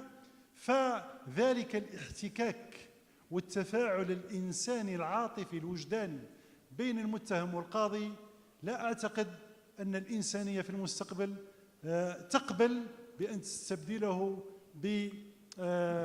بمحاكمات عن بعد يفقد فيها هذا الحس الإنساني.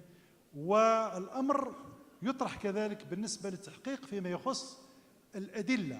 ذكرتم دكتور بأن فعلا الذكاء الاصطناعي فيه فائدة عظيمة في جمع الأدلة وفرزها، ولكن فيه مخاطر جمة فيما يخص بالتلاعب بالدليل. ودليل ذلك أننا يوميا نتفاجأ بالتأثير على الصوت والصورة بطريقة خطيرة جدا. وشكرا. تفضل يا أستاذ. المحامي جمال، أرجو من الإخوان أن يقدموا أنفسهم للأساتذة المحاضرين. المحامي جمال Lawyer Jamal Neema, I would like to talk about human rights when it comes to Palestinian, and can you talk about the rights of the Palestinian citizens in the context of this conference? Can you talk about it?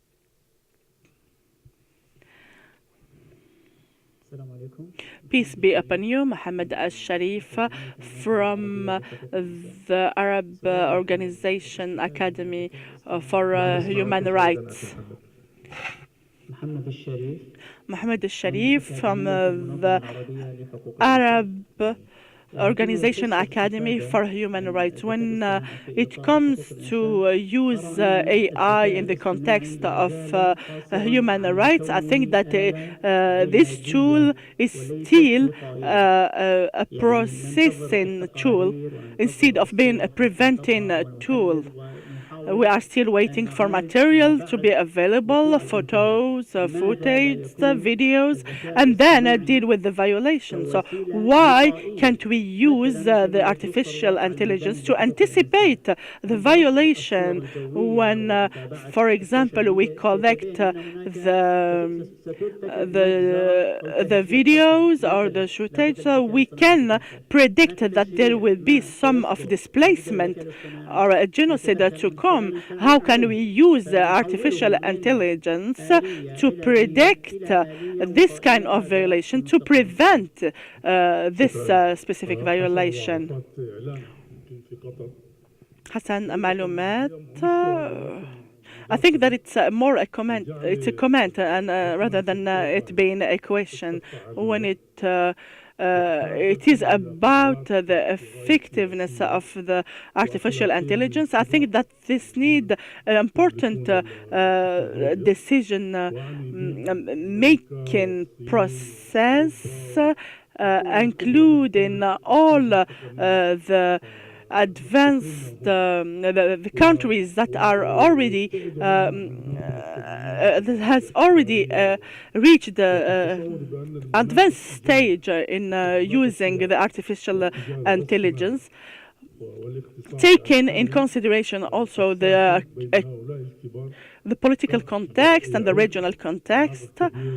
And I think this is the real challenge that we are facing now.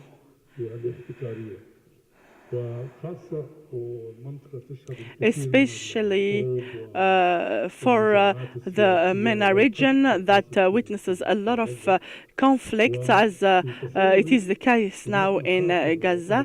So what I think is that this is really challenging for this region to have access to this technology so that it will not be monopolized by more advanced countries.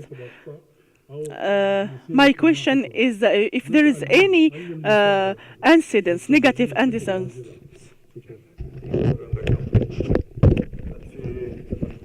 Is there any other question?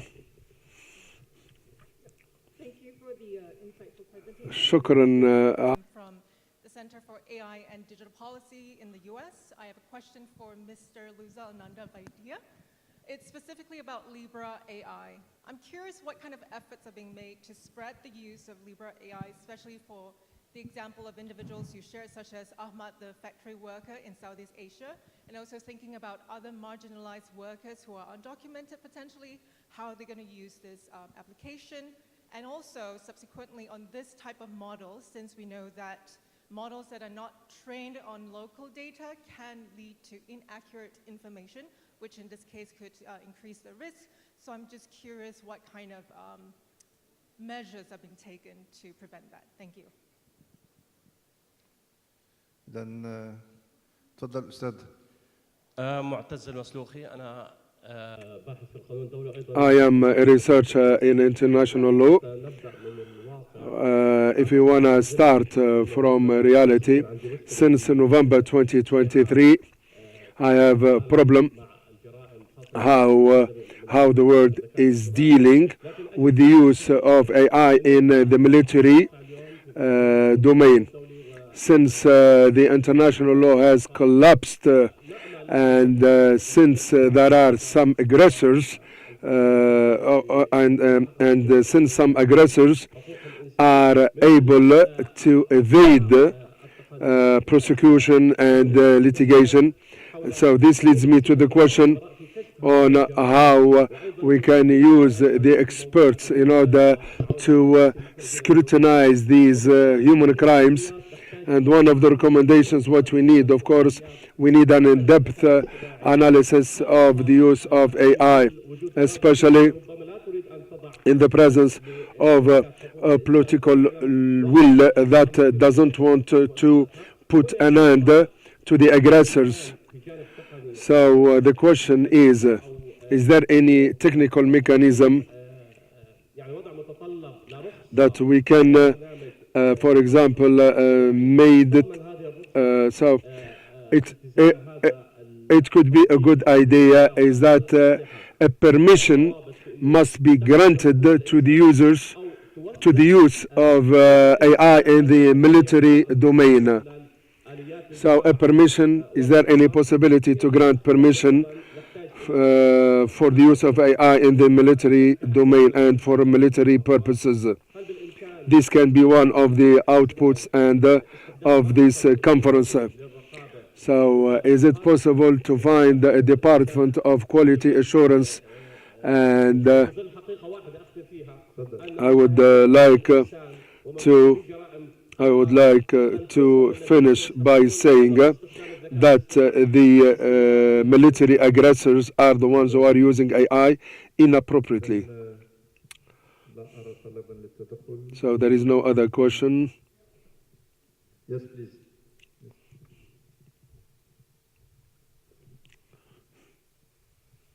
Thank you very much for the opportunity. My name is Il Young from OHCHR Human Rights Inquiries Branch, and I heard several panel members talking about UN's human rights investigations and the responsibility of Human Rights Inquiries Branch of OHCHR is supporting investigations, mainly fact-finding missions, and commission of inquiries of UN. And this includes now with big effort technologies like AI and machine learning. And I have a question to panel Mr. Carsten Daniel-Schmidt. And you mentioned in the EU you have been making a big effort to transforming judicial process relating to this, also involving these technologies.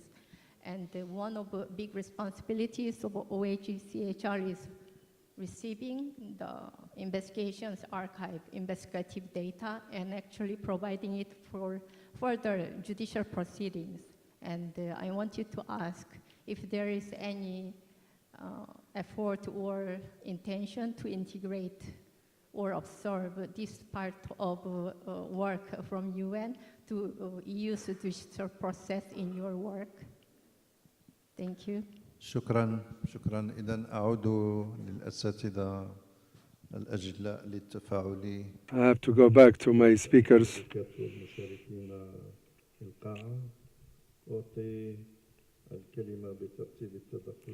So I would like to give the floor. I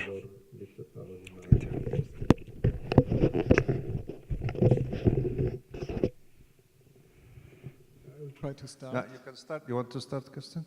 غالبية الأسئلة طرحت على. Most of the questions were about the justice and the way we can use the artificial intelligence. So we start with Professor Schmidt. Yeah, thank you very much for these questions, important questions, I think they are. And I will try to answer as much as I can, and I think some of them concern the same issue, and I think there were so many of them, I hope I can remember all of them. Well, starting with the appeal question, which I think is the key question, and I think that was the point I tried to make also in my intervention. There is a difference between trying to use AI to improve your work, to make it more effective, or to try to use AI and replace yourself by it, in particular as a judge, in taking decisions. So this is not what we see, and this is also what we don't think should be done, and this is what we don't think is possible, because these decisions would be appealed, because it's not in line with any legal standards in this regard for several reasons that we talked about. Nevertheless, it's an important question, because the debate that we are having at the moment in the field of justice is exactly this. Some that say, okay, we use this technology to make us faster, to make us a little bit better, and there are others who say, yeah, well, what about automizing all these procedures? So imagine you could hand in an application to a machine who does not rest, who is always right, and gives you the decision. This is this idea of a robo-judge, but that we do not see and don't advocate for the reasons I mentioned. Nevertheless, the issue of efficiency, and there I would like to come to the civil procedure, is often discussed there, because we see indeed that in some countries, even the applications or the claims in this sector are going down, because the potential litigants are afraid of lengthy procedures, uncertain outcomes. So there is definitely a need to think about how to make use of technology to improve this. And I think the promise of AI that we see is the increase of efficiency. That would bring me also to another question that we had about preventive measures. This whole area of prediction of litigation outcomes, or the prediction of someone potentially committing a crime, is for us not suitable to be given to AI this decision. The intrusion into the personal life of people and the consequences that might have are simply too big for following an AI decision that might be hallucinating based on bias or similar things. So basically this area of prediction, we think, can, in a sense, give potential litigants an idea about the outcome of a case, but should be seen carefully. This is not what we think is appropriate to apply for. There was a question about evidence, and probably I would like just to present how we see this applied. We see cases where electronic storage is seized, or you have a case where there are thousands of emails that have to be reviewed and to be considered for evidence. And there we see the application of AI tools. So normally these tools are applied by someone who then also has to do a selection and decision. But simply in situations where you have, for example, hard drives with plenty of photos, maybe millions of compromising material, we see the application of AI tools there. That is pattern recognition or photo recognition, which is very helpful. We see also in particular that judicial experts are increasingly relying to AI tools, and that has to be transparent and mediated by an expert on the issue. I think what we should not do is to rely on a tool, maybe even managed by a person that does not know about the issue they are working with, and then presenting something that is formulated nicely, but not in line with any of our values we're having. So we are not seeing an idea of replacing human interaction, but we are seeing that there's a pressure on humans to cope with increasing complexity, increasing cases, and so on. And that is, for us, a tool, what we see, to improve this situation. I hope I didn't miss any. There was a direct question also on the end about investigative data. I'm not sure if I understood this correctly, but definitely also to clarify, I'm speaking for the Council of Europe, which is an international organization with 46 member states. The EU is another organization with 27 member states, so I don't know everything what is happening there.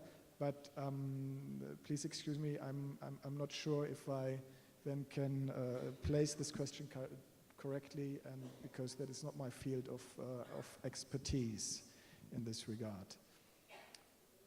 Yes, one last thing on this complex I wanted to say also is I find it important to note, or at least what we observe, that the judiciaries are put under pressure because of this immense promise of efficiency that we see in all sectors of AI, of military, commerce, research, but also I think that's a different debate there.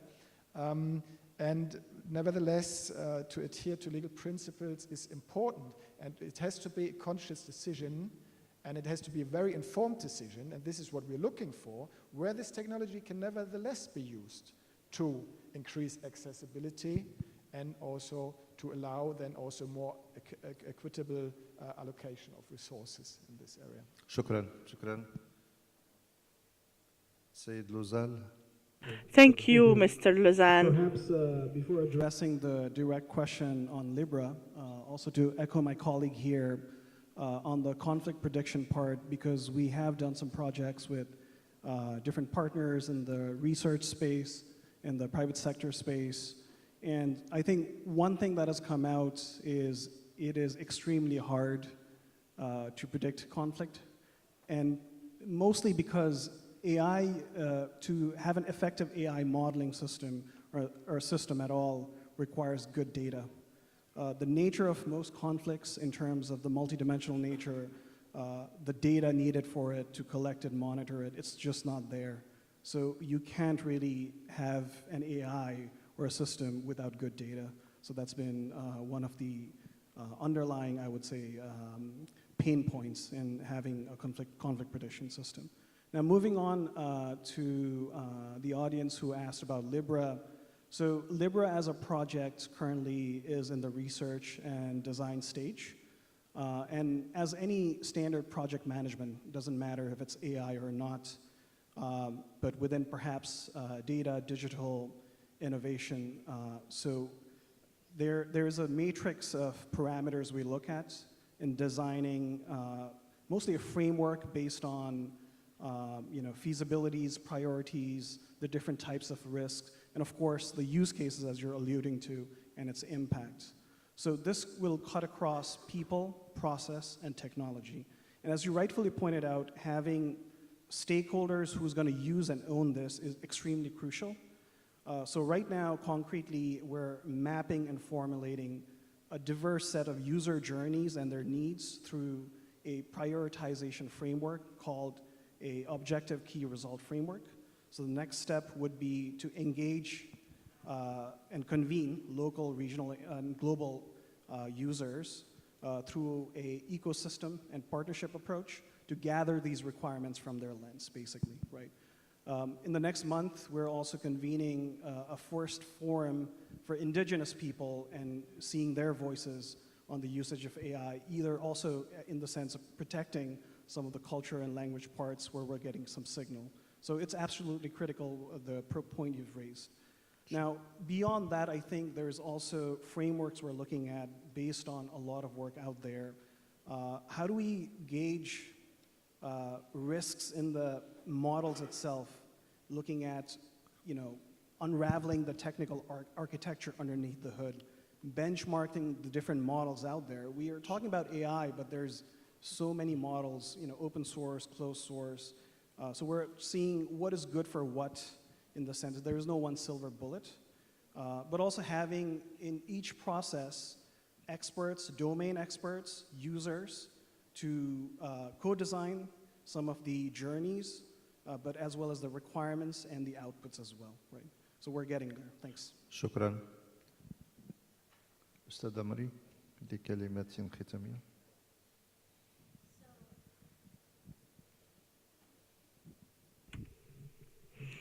So obviously I'm not من الواضح an expert on AI, but I am an expert on human rights defenders and human rights and risks to human rights defenders. And I have 2 points I'd like to make. One is Just an example, somebody there was asking about prevention. When I was in Zimbabwe, I was with this very small, non-governmental legal defense organization with just a few pro bono lawyers, and they were taking up all these unjust fake cases in Zimbabwe. Now, they started to use artificial intelligence to get the data and the case collection and all the stuff you have to do for legal analysis. But they were very careful about the sources, and that is something that I think we all need to be really clear about. You can't trust it to know what sources you can trust unless you know them yourself. So that would be the first thing I would say. The source identification when you're using artificial intelligence is very important. And they were able to increase their caseload by about 50%, and all these cases were against defenders who had, and victims of violations that they were defending, which they were able to prevent being imprisoned in most of the cases that they were taking up. So that's an example of where it's used for good. But I would finish by saying I do think there is a great potential for artificial intelligence to be used effectively as human rights violators use it. It's a bit like, you know, when we saw the whole debate about social media when it started, the pluses and the minuses. But at the end of the day, we just have to remember that there needs to be a human rights oversight. It is, after all, human rights, not artificial intelligence rights.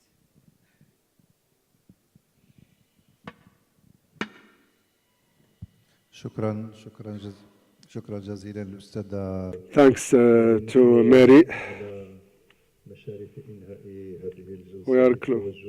We will close this session before we go to the lunch break. I would like to thank all the participants, and I have to insist on two things. First of all, on two remarks. It is a must. It is must to establish a governance system for the protection of our human rights. So there are people who produce this technology, and there is a digital poverty in certain parts of the world.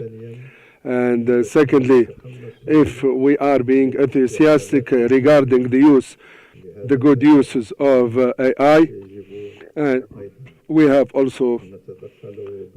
to intervene with all the possible means in order to condemn the wrong uses of AI. What is happening today and the use of AI in the military crimes and against humanity, especially in Palestine and Gaza, this must be stopped, and all the stakeholders must work together in order to condemn such uses of the AI.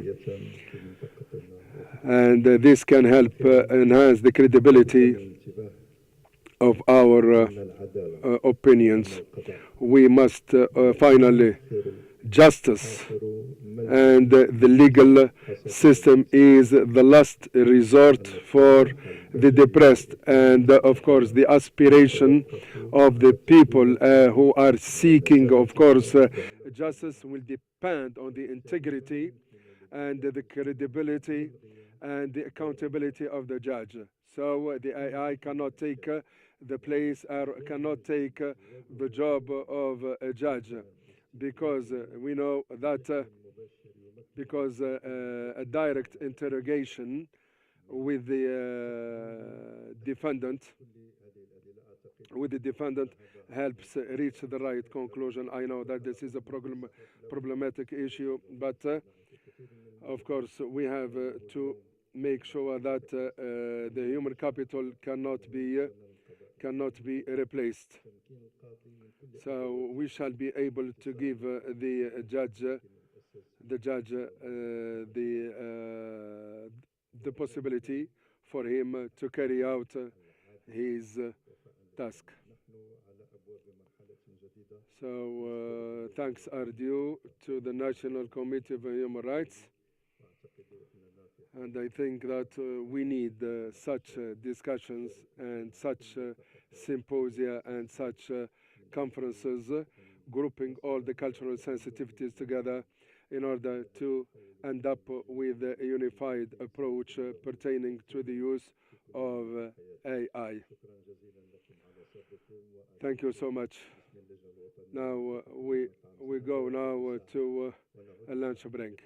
Thank you. We'll be back at 3:30.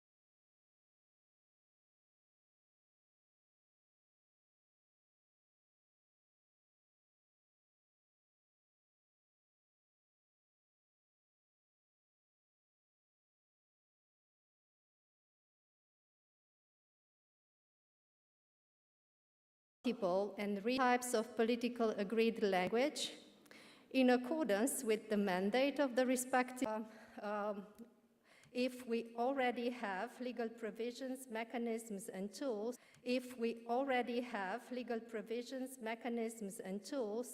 which one could start and use in order to address some of the technical developments, while at the same time, in the AI field, guaranteeing effective protection and fulfillment of all human rights. I will begin with the 10 principles for the ethical use of artificial intelligence in the UN system, revised in 2022. These principles have been developed to ensure that the UN uses artificial intelligence for the best interest of the people whom it serves in order to benefit humanity and the planet.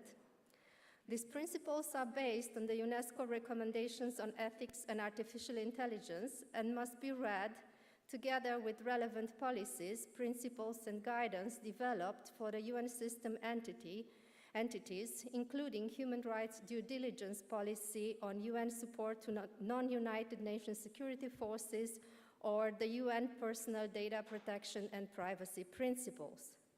These principles are, 1, do no harm, which is a direct connection with international law, the UN Charter, but also the human rights, core UN treaties and their monitoring mechanisms, as all stages of AI systems' life cycle should be designed, developed, deployed, and operated in ways that respect, protect, and promote human rights and fundamental freedoms.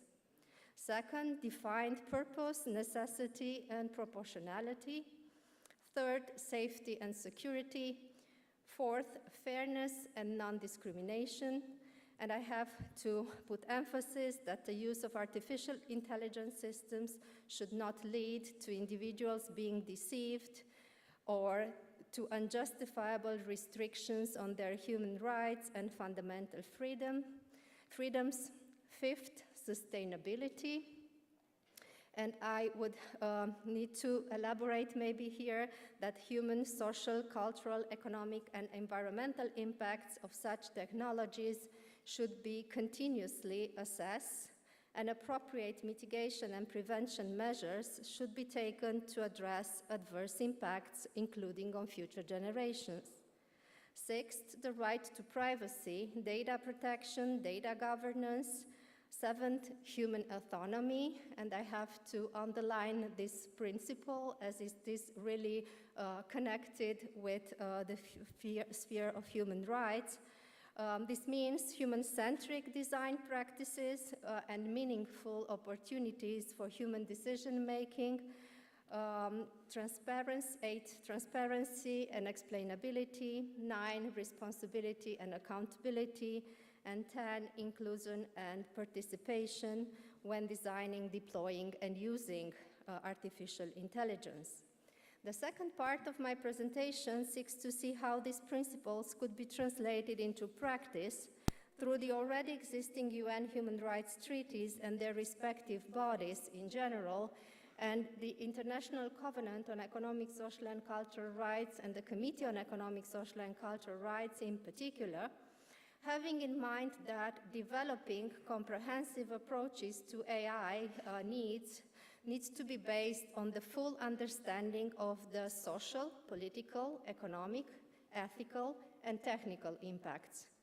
To put it in simple terms, what are the legal and policy tools that are right now available for addressing some of the AI-related technical developments and make them consistent with all human rights? I would answer that there are such legal and policy tools available, although they are not perfect, and they still need improvement, and they still need to be thought of more, let's say, deeply. But still, we have the human rights treaties and conventions as legally binding frameworks, and their respective monitoring mechanisms, committees, which periodically assess the implementation of these treaties, which is an important in terms of process. And although none of the UN human rights treaties, for obvious reasons, which are related to their early adoptions in the 60s, 70s, 80s, 90s, and even the 20s, do not explicitly address AI-related aspects, as they do not have also any references to many of the challenges that human rights are facing today, like the environmental degradation, to take one example. But still, established human rights principles, such as the effective protection of rights, the evolutive interpretation, and the living instrument doctrine, offer guidance on how the provisions of these treaties may apply to an evolving society in the light of the present-day conditions, in order to address evolving societal and technological issues like the AI-related challenge. The human rights treaties are important legal frameworks that can be applied to AI governance, as they deal with existing legal obligations of states to respect, protect, and fulfill human rights, be those civil, political, economic, social, or cultural.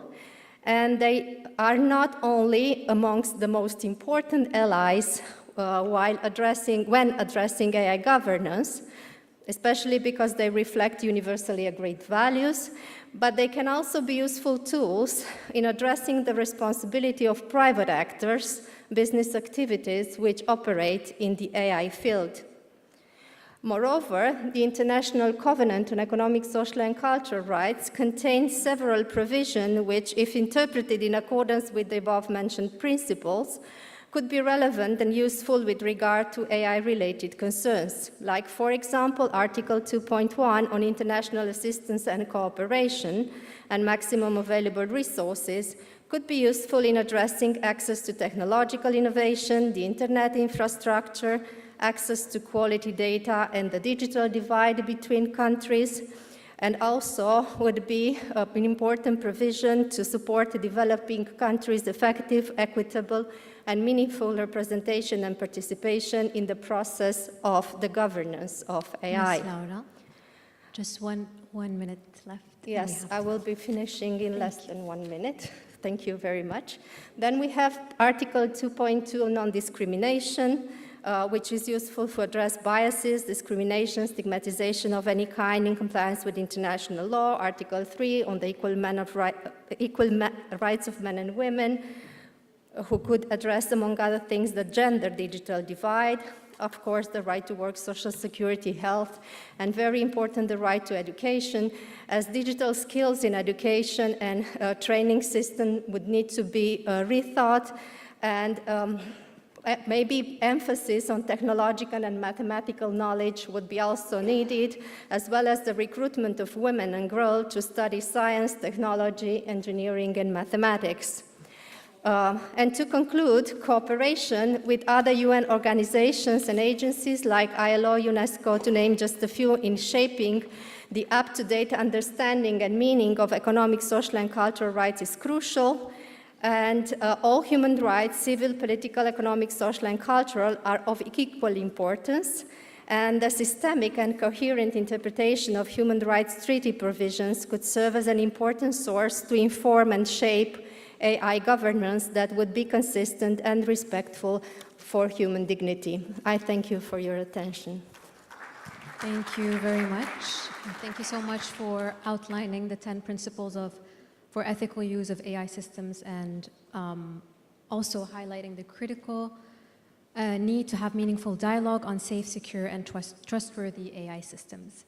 Now we'll move on to our next speaker, Mr. Vadim Pak, advisor at the Secretariat of the Committee on Artificial Intelligence at the Council of Europe. The floor is yours.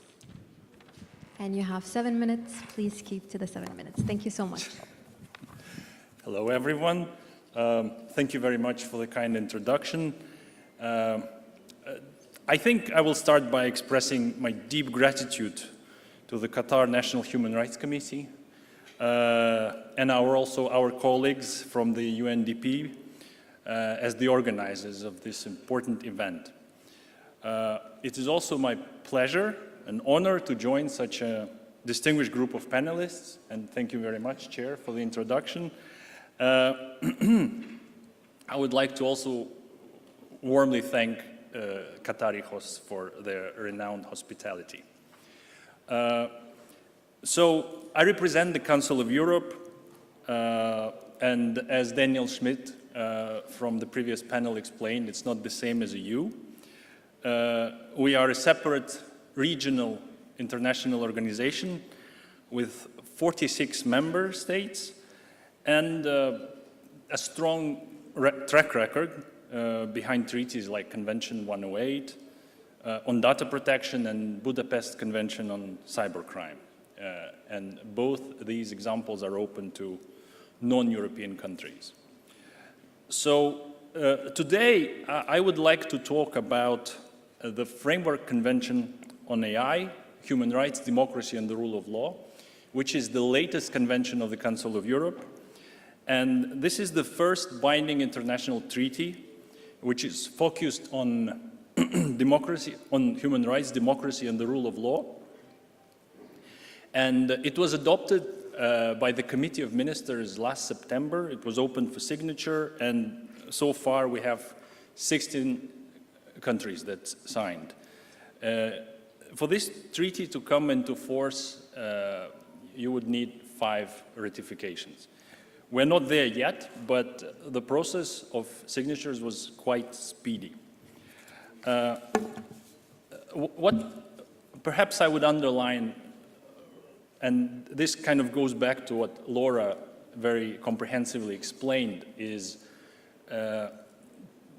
we have very solid global and regional foundations when it comes to human rights law. And so the Convention on AI of the Council of Europe is not really changing the existing balances. It does not replace or override or update the actual substantive human rights law. It is strictly complementary to existing international and domestic human rights obligations. And what it does, it kind of builds on them and tries to narrow or close the gap to address AI-specific challenges.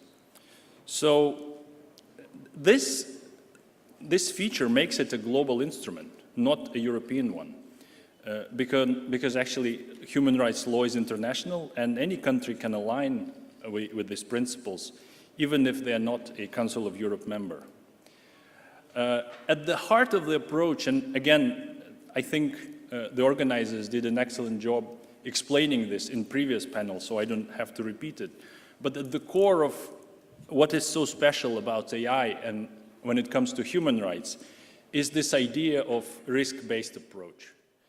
What does it mean? So many of you here are specialists in human rights law, and you all know that human rights law is like a type of a liability law. So human rights violations or situations happen, and then there is a system of adjudication that provides for remedies or mechanisms for remedies. And then, of course, ideally, some kind of corrective action happens to address the problems you've identified. This approach, if you take AI, would likely not work. It would not work because from experience, we know that AI is very scalable. So it potentially produces massive effects on hundreds, if not thousands of people. And so these effects, once they're on, they could be disastrous and, most importantly, when it comes to human rights violations, irreversible. So, in other words, a risk-based approach is this basic idea that you have to preempt, you have to look ahead, so we call it ex ante, and states, and of course, by extension, in certain situations, private actors, they must identify, assess, and mitigate risks posed by AI before the deployment. And not only before the deployment, but actually, as it was pointed out by Laura, during and as the life cycle of AI continues throughout the life cycle. So the convention, when it comes to risk-based approach, is quite flexible. You can do it in a horizontal way, like EU AI Act is trying to do. You can do it sectorally. But the idea is you have to think on the basis of risk-based approach. I will not repeat the list of principles that should govern AI. You can almost imagine that these principles are like birth defects of AI as a technology. So, you know, all these things that can go wrong. What I will say is the Framework Convention recognizes that the way we approached technology in the past, it was a technical approach, technical standards, is probably insufficient. What we need is socio-technical approach. It's an approach that combines legal, policy, you know, institutional frameworks, and then, of course, technical design and practices. So I would finish by saying a couple of words on the latest project of the committee that negotiated the Framework Convention. And this project is called HUDERIA, Human Rights, Democracy and Rule of Law Impact Assessment. So it is a non-legally binding tool which consists of a methodology and a model. It aims to kind of address the problem of AI risk mitigation at the level of detail, of a level of an existing or, you know, developed system. And it aims to provide a pretty exhaustive guidance that helps AI teams to, in both public and private sectors, to identify and manage AI risk. So it is not a theoretical tool. It is designed to help states, regulators, companies operationalize what all these principles of AI regulation actually mean. So it will consist of, basically, if you want to imagine, it's a way to make engineers who work on technical aspects of AI be able to communicate with lawyers who know well the context of use risks. So AI risk is basically context of use risks, system design risks, and then modalities of deployment risks, 3 types of risks. And so HUDERIA tries to fill the gaps and really creates a certain language and then some tools to make these 2 categories of actors talk to each other. I will finish here. Maybe I would say at the end is that I know that there are lots of national human rights bodies that are present in this room, and then, as well as regulators and businesses. I would like you to invite you to explore the Framework Convention and HUDERIA as these practical and living tools. And they're completely open. You don't have to join the convention necessarily in order to use them. So, and then we think that you as early movers on this you will shape how AI and human rights would evolve globally. Thank you very much for attention. Thank you very much, Mr. Pak. And thanks for sharing the experience of the Council of Europe and specifically the Framework Convention on AI, Human Rights, Democracy, and the Rule of Law. Main takeaway from me is that the framework doesn't replace human rights law. It is complementary, and it helps close the gap on AI-specific challenges. We'll move on now to our next speaker, Mr. Hassan Jassim Al-Sayed, Minister's Advisor and the Chairman of the Artificial Intelligence Committee at the Ministry of Communications and Information Technology of Qatar. The floor is yours.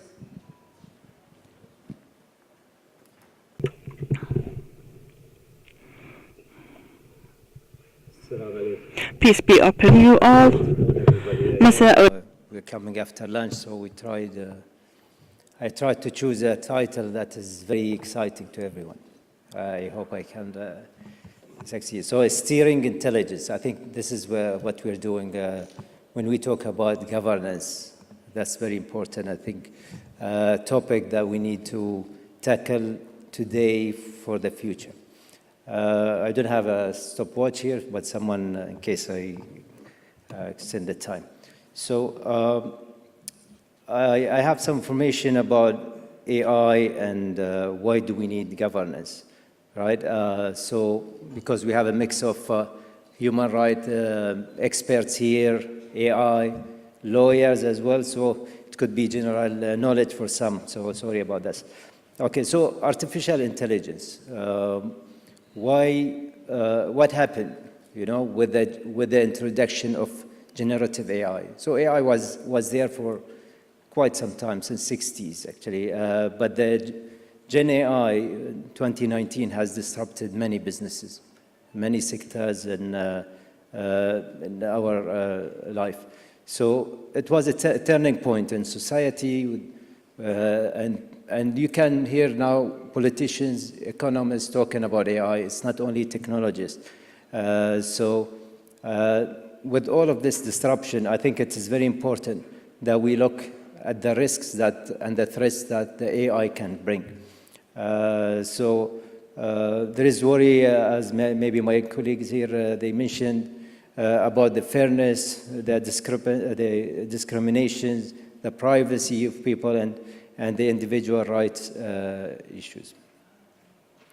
And talking about the disruption, you can see, for example, in this also conference, many people from the technologists are also involved in a conference that is focused on human rights. I think what's important for everyone to do is to have the people at the focus now for any governance that we set in the future. So we know that technologies are not neutral. So at the end of the day, it reflects who has developed this technology or that AI application or that AI use case. So if we look at ChatGPT, for example, that came from the West, it will give you different answers than DeepSeek that comes from the Chinese side, the East. So every application or every AI, let's say, solution has its own biases, which is natural, I would say, because every one of us will be biased to something. So I would be biased to my values, my country, my religion. The same goes with everyone else. But the issue is here with AI, because you don't know what is that AI's biases with or for, because it is built on by someone or by some developers. So you wouldn't know about this. And it is very important is to guide the development. So it has to start from there. So from development, that how it should be a ground up way of development that has to be putting the people at people's right at the very fundamental issue. And also I think the challenges in building advanced technologies that respects ethical values and maintain social balance. Okay, so why do we need AI governance? I think as we said, it has brought our unprecedented social transformation. There is a growing need also to ensure technology serves the human interest, not the other way around. Like every technology and every tool has been brought in the past, there are sensitive decisions are made by AI. Now, there are, yes, applications where the AI can help productivity, can speed up, but there are also applications that can also decide on behalf of the human. So I'll give you an example of what if, let's say, autonomous vehicle has made an accident. So who to charge in this area? So it's easy when you have a driver in place, while it's not when you have an AI deciding on certain matters. There is a risk of discrimination also, as mentioned, and also the privacy violation. And I guess this is what the necessity of having the AI to be governed at this stage before it is too late. Right. So what needs to be done in terms of for any country to start putting the right governance. As we said, we have different culture, different values, different regions, so every country has to do its own exercise. So starting from assessing the readiness of a nation. So people are very important because any governance that need to be put in place need to have the people also contribute to that governance and have a say as well. So it's very important to have the people ready for that. Also, developing the national strategy is grounded in ethical principles. So whenever any national strategy needs to be built, the ethical principles need to be a basic part of it. And we have to see also the global agreements, because we are not living alone. I think we're all part of it. Some of these applications come from abroad, from other countries, so we have to have certain synergy between all of us around these governance. And we have to build an inclusive ecosystem, and we keep monitoring the regulatory framework because AI keeps changing. New applications come every now and then, so it has to be, whatever regulation has to be so dynamic that can cope up with the pace of the AI development. So these are some of the guiding principles, some of the basics that needs to be, or elements that needs to be built. So first, starting from the guiding principles.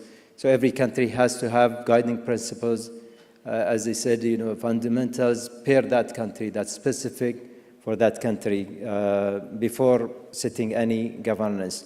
And two, there should be a robust governance.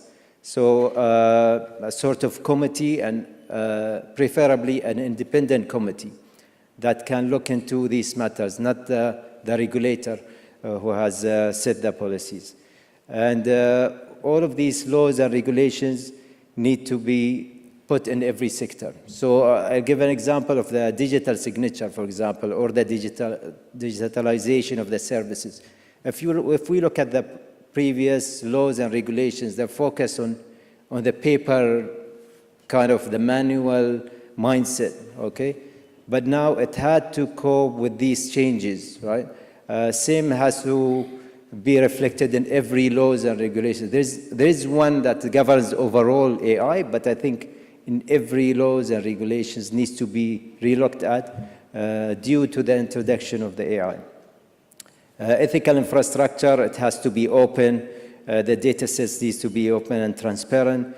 People need to be aware about that the decision of any AI that has been taken. It has to be clear to everyone what are the basis for this. And capacity building, people is a very important part of this, because they had to be knowledgeable so they understand the risk and how they can mitigate it. Public participation is so crucial for setting any governance. So the public consultation is very important as well. The aligning with the global best practices. I think I hear some voices about having a unified AI governance. I don't think this will work. I think there should be some sort of harmonization, but it cannot be unified. I don't think we have a unified law for anything on the globe. So we have, as I said, different priorities. Every country has its own nature. So some sort of harmonization would be, I think, necessary. And measuring and keep monitoring, because even with putting governance, sometimes some issues might appear, which is normal. I think we need to go and continue developing as we go. These are some of the examples where some countries and regions that have worked out some AI governance. I think it's very important that we set a governance that is, let's say, lightweight, that is not stiff, that it can stop also the innovation. So we have to keep a room, especially now this is very dynamic, I think, for this. I'll leave it for my colleague here to talk about the EU AI Act. I think this could be the most strict act so far, but I think we have to keep space for this. Here are some comparison of what the the other countries that they see the regulations. So as I said, we have very soft and we have very heavyweight regulations in different countries. Right. So talking about rights and AI, but I think the very important matter is the empowerment of people. So as we said, they have to be knowledgeable about the issues of the AI, what this can bring. So digital justice requires empowerment of people. They have to be all included in the digital arena. Now, also it goes beyond the tool and the access.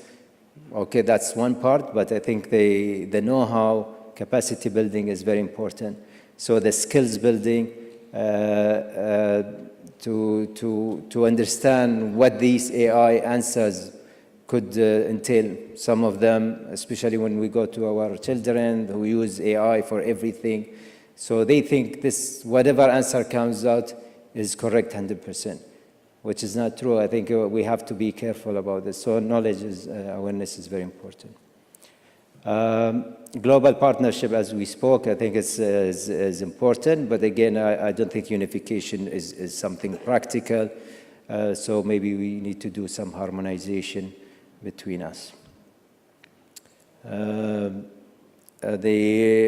Every country has to look at their local capabilities, so capacity building, starting from K to 12, then universities, and also vocational, because many of us, like government official or people working in private sector, need to use the AI for their productivity, for their daily work. So they need to be also trained about the AI. So what are we doing in Qatar with regards to this AI regulations? So we spoke about the inclusion. So I think we have a lot of programs around digital inclusion. We have training programs that's focused on government employees. We have a national AI strategy that with a main pillar on legislation that is focused on policies and legislations around AI. We introduced AI ethical guidelines. We try to strike a balance between between the East and West, and allow innovation around the AI. And there is also AI safety guidelines that were introduced by our colleagues from NCSA. I think we will talk about it. And there are, in every project now, we set AI as first option. So many of the digitalization programs we do and many projects that you can have AI in mind before we go for anything else. So like, getting approvals, automation, and also so forth. And we have very good international partnership with the different organizations. This is my last slide. So I think the path forward is very important that we look at the full half of the cup. So we need to be optimistic about AI. Yes, we understand that there is a risk, but once we set the right regulatory framework, I think we will gain more than what we lose from AI. And thank you very much. Thank you very much, Mr. Sayed, and thanks for underscoring the need to putting people at the center, and also for sharing with us the elements to develop AI governance, including having a robust governance, ethical infrastructure, capacity building, and the need for including public participation. So now we'll move on to our next speaker, Dr. John Mark Truby, Professor of AI Law and Sustainability at the National University of Singapore. The floor is yours. Assalamu alaikum, and thank you so much to the Qatar National Human Rights Committee, to UNDP, and to the other organisers. What a lovely event today. This morning, the UNDP Arab States Regional Director, Her Excellency Mary Kawa, touched upon the subject of human rights by design. And this is what I'm here to talk about today. We keep hearing in the news that regions such as Europe are not succeeding in AI development because of regulations that protect human rights. I'm not buying that. Perhaps the reason for California's success in AI is more to do with its ability to attract capital for technology businesses than its limited regulations. The EU AI Act, for example, is not overly burdensome on technology companies. Rather, it seeks to ensure that organizations do have an effective AI management system when they use AI that risks fundamental rights of humans. It is not too much to ask. After all, who are we developing AI for if it is not for humans? And why would we not want it to protect our rights? There is even a template for organizations to use to comply with the EU AI Act. That's ISO Standard 42001. The EU AI Act also outlaws some truly disturbing uses of AI that cannot be tolerated from any human rights perspective. It is not too much to ask that organizations commercializing AI tools do so in a responsible and accountable way, and there is plenty of room in the legislation for innovation.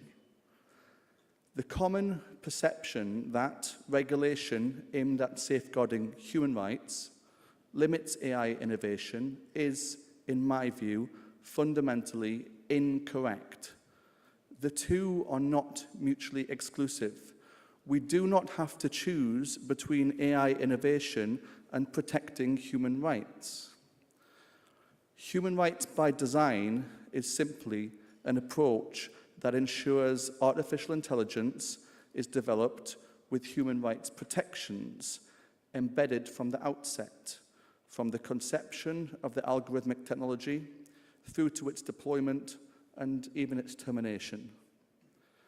After so many cases of abuses of data privacy, we now have an expectation in technology development of privacy by design, a similar concept, to protect our human right of privacy. With data privacy, regulation actually came far too late.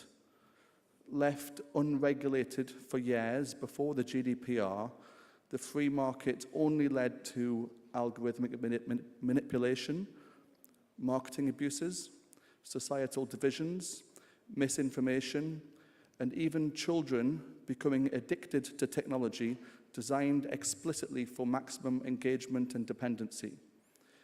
These consequences illustrate precisely why proactive regulation is necessary.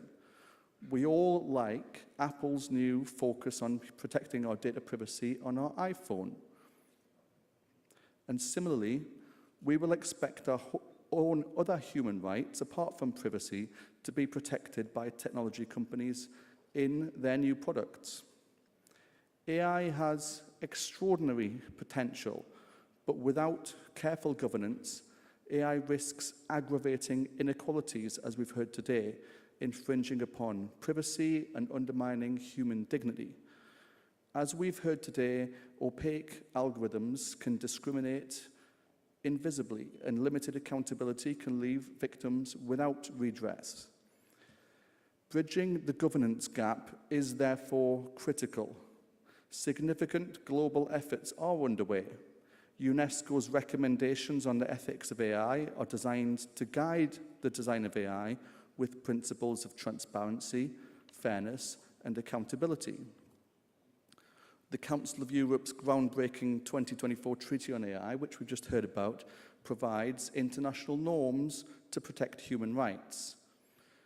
More practically, ISO's 42001 standard offers practical tools for responsible AI management.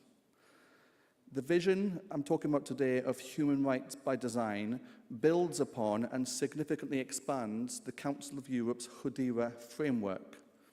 While HUDIRA offers periodic risk assessments, the approach I'm proposing goes further.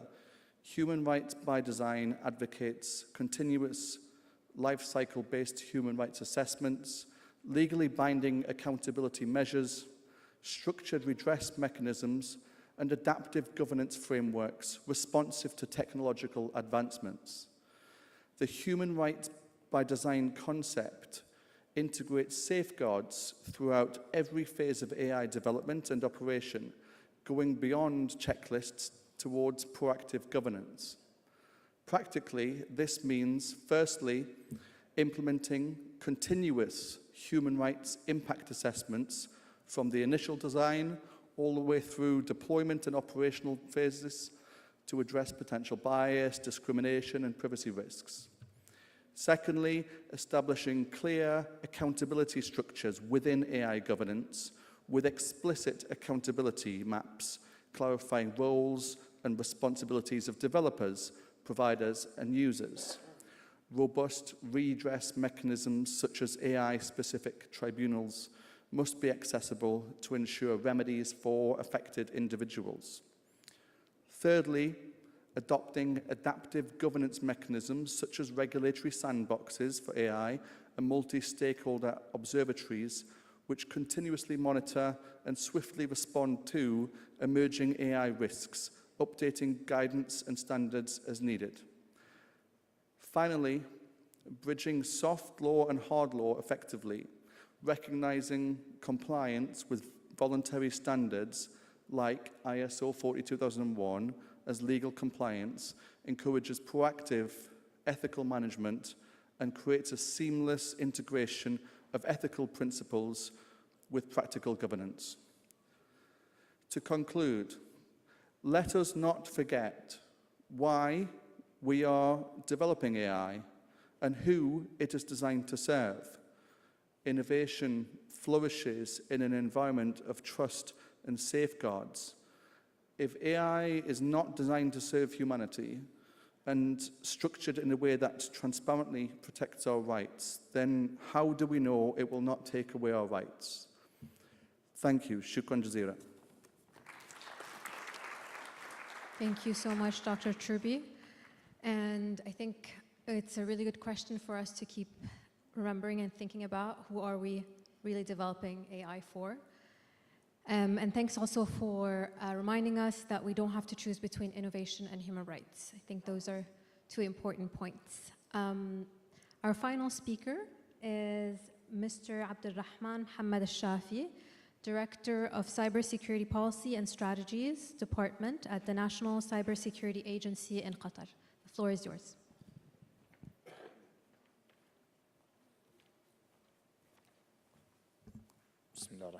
Assalamu alaikum wa rahmatullahi wa barakatuh. So I think it's quite a way off to keep going after my esteemed colleagues just presented, so I promise you it will be short and brief. Probably what we would like to convey today is that representing the National Cybersecurity Agency, we always think or echo a very key message, which is that cybersecurity is an enabler. So we don't think of cybersecurity as a showstopper, especially when it comes to evolving technologies or when it comes to emerging technologies. We last year, last February last year in 2024, we launched a document called the Secure Usage and Adoption of AI. So the intention of that document was that for organizations, especially after the Gen AI revolution, and using LLMs. So we thought about how can we provide the safety measures or security controls for organizations adopting AI within their systems. So we thought about major concerns. We thought about their perspective, how they would like to prosper when it comes to providing services to their constituents or to their employees. We thought about some key elements that I would like to present in this slide. So when it comes to robustness, we thought about, probably not to repeat what my colleagues mentioned previously, we thought about how can we make sure that when it comes to the services and the level of services that they provide to their employees, it keeps within the same level that we would hope to. Fairness and equity, I think it has been mentioned as well by the colleagues that were before me. Fairness and equity is very controversial because when it comes to what kind of fair inputs and outputs would be required from an AI system, this depends on what kind of geographic location that you are residing on. Societal and environmental well-being, probably when it comes to societal impact, this is something that we would notice in a very large sample, but when it comes to the effect of Gen AI, it has been a very short period where it would be we as human natures, we usually have that kind of countermeasure or counter-argument that we are opposing changes. So when it comes to changes, especially with such very key and instrumental changes of including AI when it comes to our daily lives, we usually take some steps back and try to see it from a different perspective. Auditability when it comes to security is quite a key concern, because when it comes to how can we audit AI systems, so there has been so many different schools of thoughts when it comes to adaptability. Transparency and explainability, we have seen so many Gen AI products, we have seen so many use cases where transparency was really measured or tried to be argued. So when it comes to transparency, we thought about when we were developing the guidelines that when it comes to the key elements of having within a secure usage and adoption of AI to organizations, we need to convey very clearly what kind of key elements we would like them to include when it comes to adopting AI. Accountability, this is one of the key and main concerns when it comes to normal users and AI. So when they have AI or they are dealing with AI, who should be accounted for? So is it the system itself, or is it the developer, or is it the user? So we tried to have it in a very clear messages, how in each and every use case that would be in a business, how that could be shared between the three of them. And then when it comes to safety, this is probably where I would like to allude more. So when it comes to safety, I would like to use an example. So when cars were introduced to our society, there was some kind of counter-arguments arguing that using cars would be quite dangerous for normal users. But when it comes to safety controls and security controls, having a seat belt on, probably this is, people started to adopt to having or driving cars or using transportation methods. So I would like to allude that probably AI is quite similar. So when we have AI, there are some security concerns or safety controls that we would like to implement. When implemented right, probably this would be the safe build of using AI. Privacy, we in the National Cybersecurity Agency, we are the competent authority in Qatar when it comes to privacy. In 2016, Qatar was one of the first countries in the region to have personal data protection, privacy protection law, law number 13 of 2016. We have a National Data Privacy Office within the National Cybersecurity Agency that receives each and every complaint, whether it's from an individual or organization, when it comes to the compliance of the law. So we really cherish that Qatar is one of the countries that look into the same subjects that we are looking into today, especially when it comes to the right to privacy. And the human oversight and monitoring, we always believe that when it comes to AI, there should be and always should be human in the loop. So when we have a human oversight, when it comes especially to decision making, there are some elements that would probably be too robotic not to include humans in the oversight. So probably I will just try to keep it very brief and short. To conclude, we try to have an ecosystem in Qatar where we would like to assist all the regulators all try to assist each and every function. Releasing the secure usage and adoption of AI guidelines were a very instrumental step when it comes to building an AI ecosystem. And as Mr. Hassan mentioned in his capacity as the chair of the AI committee, National AI Committee, we try to play, everyone try to play their role when it comes to having a secure and a prosper ecosystem in Qatar. So thank you so much. Thank you so much, Mr. Al-Shafi. I think one point that is reoccurring from also the previous presentation is the need to have accountability structures and the importance of knowing who should be accountable for the different elements. So thanks for highlighting that.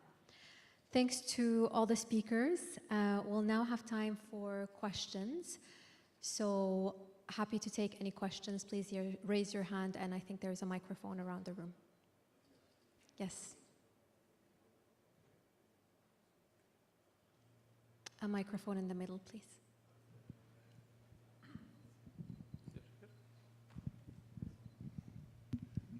Assalamu alaikum. Muhammad. My name is Mohammed Al-Sharif.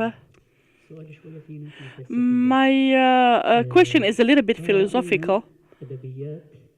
We have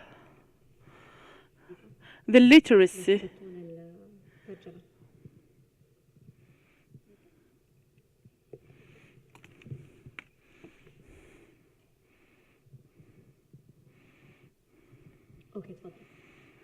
As I told you before, my question is a little bit philosophical. I think that the international jurisdiction knowledge is oriented to the governance of our artificial intelligence.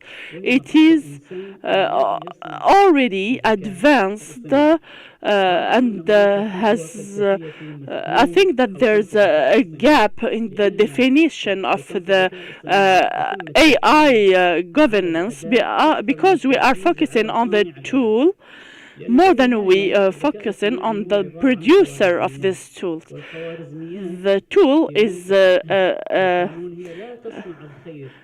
our algorithms. They don't have their own decisions.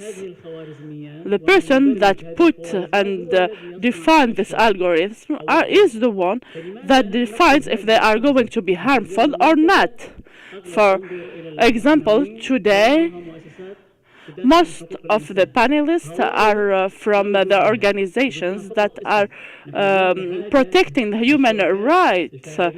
Today, we are in need of global partnerships that need to learn how to govern the artificial intelligence properly. So I think that the definition should be defined. We need to have this step backward and to look carefully to the principles of human rights that are already not compulsory. So we need to realize that we need to include the producers of the AI before addressing the impact of their produce.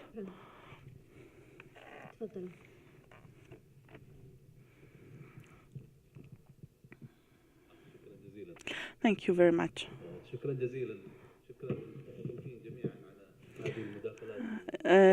Your presentations were all very interesting. I would like to ask Mr. Fidenbeck from the European Council. Thank you for talking about the first agreement that was put in place in a regional level. Of course, it gives the opportunity to other countries to adhere to it. The first part of my question is in relation with the question that has been asked before. So where are the companies? We know that the AI is a commercial product, so the private sector and the big corporates are very tightly related to this kind of tools. So where are they situated, and how are they included in the convention and the agreement? Now, the world doesn't have a common framework to regulate the AI. Same thing for the human rights. So I think that this agreement should be more global than European, than restricted to Europe. في سؤال أول صف وفي الوسط بس رفعوا أيديكم عشان يشوفكم.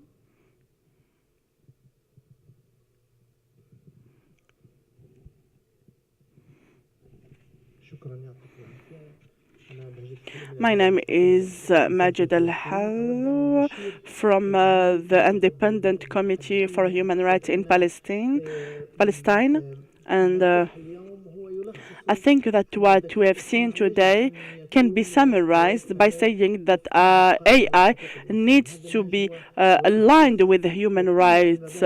This summarizes all the principles that you have mentioned during your presentations. Also, it answers the philosophical question of my colleague. I think that to be safe, it should be aligned with human rights. So we need to respect the commitments that and the engagement of the parties. The first one of these parties maybe is the human rights institutions, and the other part is the non-governmental actors like companies and corporates and the entities that are working on creating and producing AI. So if the obligations and the rights are defined, I think that will allow us to have a framework that will be aligned with the human rights, a compulsory one that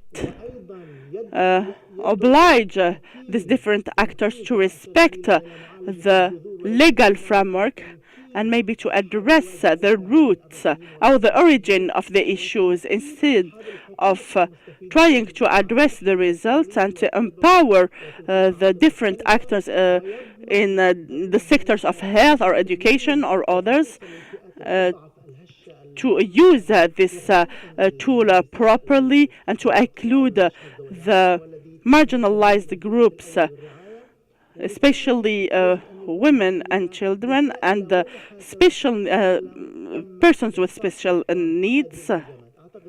So I think that the topic of AI is very important, but I think that the element that will regulate and balance all this synergy is to be aligned with the human rights.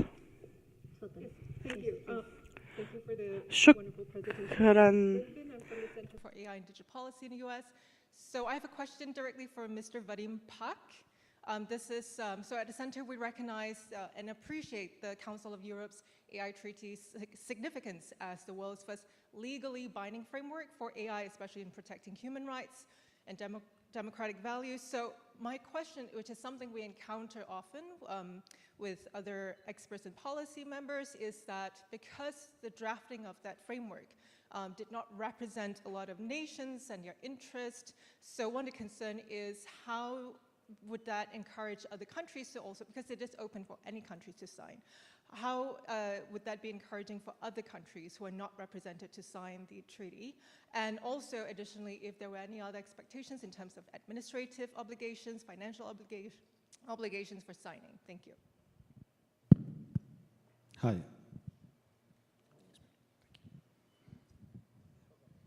Oh, it's okay. Am I allowed? Oh, hi, Aaron Scholl. I don't want to. You told me to go. Can I go, or should I not go? I'm into it now. Aaron Scholl with the Center for International Governance Innovation in Canada. My question relates to cybersecurity, and I don't want to ask this question at the end of the day because I don't want to bore everyone to death, but it's around adversarial attacks. And the thing we're struggling with the most is when adversaries poison the data set. So rather than a stop sign meaning stop the car, they'll poison the data to say a stop sign means green light, the car should go. So to what extent are you seeing that in terms of your cybersecurity approach, and do you have any advice on that point? Thank you. Last question, آخر سؤال. تفضل. السلام عليكم. Peace be upon you.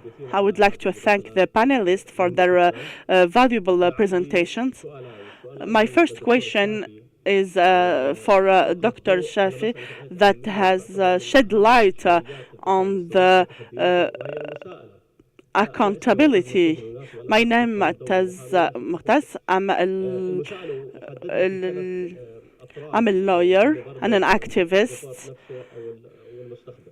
Concerning the user, of course, the AI is an ensemble of algorithms that can have independent decisions, that have the ability to take decisions.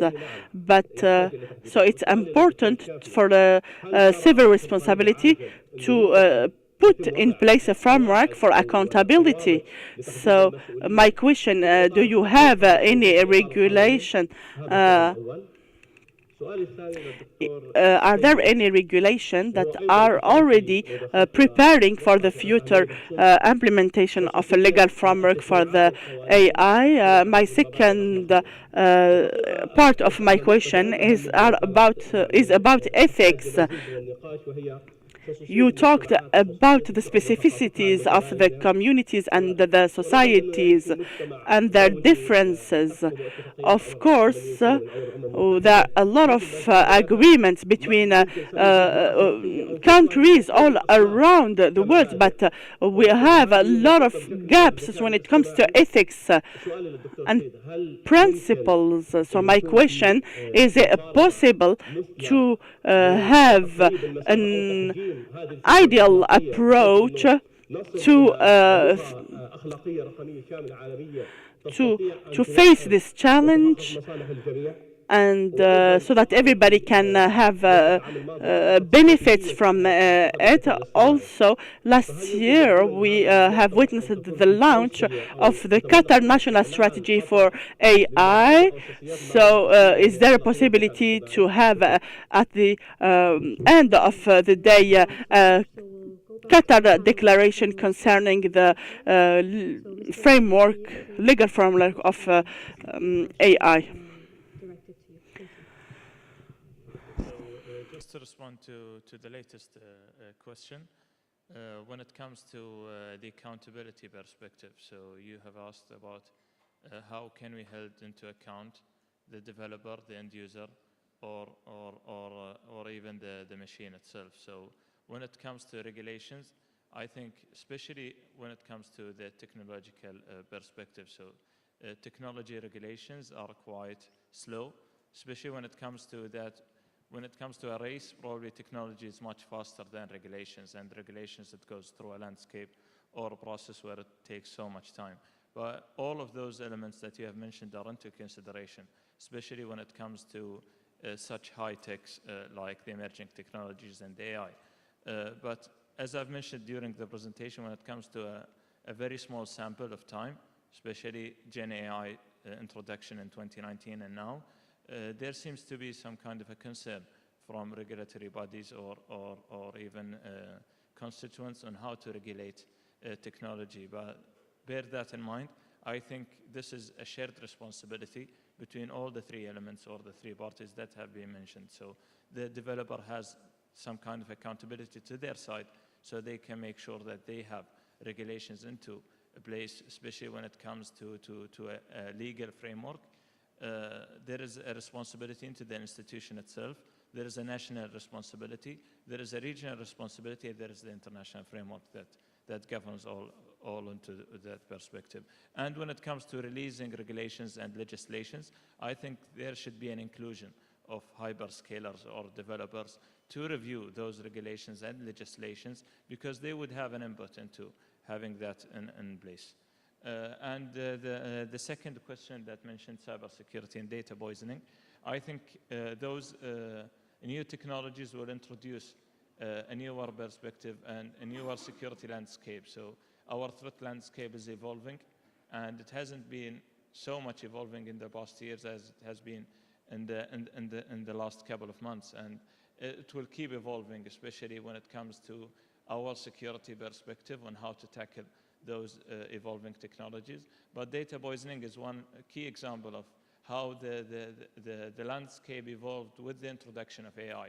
So, but how can we tackle data poisoning? I think there has been so many instances in the past 3 to 4 years, and examples on how to tackle it properly, especially when it comes to data validation. So if I implement AI within my organization, there is a responsibility to the organization to start monitoring the abnormal behavior of those machines and try from time to time to validate it and sanitize those data sets, especially in a continuous process. Thank you very much. Dr. Truby, any reflections? Thank you. Well, really good answer there, so I'll not repeat that. There was a question about the principles of AI before, and you know, all countries were invited to join the UNESCO Group of Friends on the ethics of artificial intelligence to develop guiding principles. So there was a comment before that we can't all have the same regulations, perhaps. We might not all have one governing body, but we can agree general principles in which to you know, adopt for either our countries or our organizations. And those principles are pretty non-contentious, things like fairness, non-discrimination, transparency, accountability, things like that. So a lot of countries agreed that quite far in advance of, you know, the AI being where it is today. Qatar was one of the countries on the group of friends to help design those. So there was a lot of participation because there's a lot of concern, and there's a few questions about that, who's coming up with the rules and so on. Is it one country? Is it one organization? Now, the principles have helped countries to decide how to come up with their regulations domestically.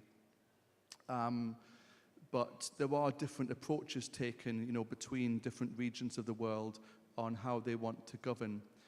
One issue, apart from just the actual legislation, is who is actually designing the codes, the algorithms. There's often very small demographic of people, mostly men, mostly from certain places, who are designing computer codes. Unfortunately, not enough women.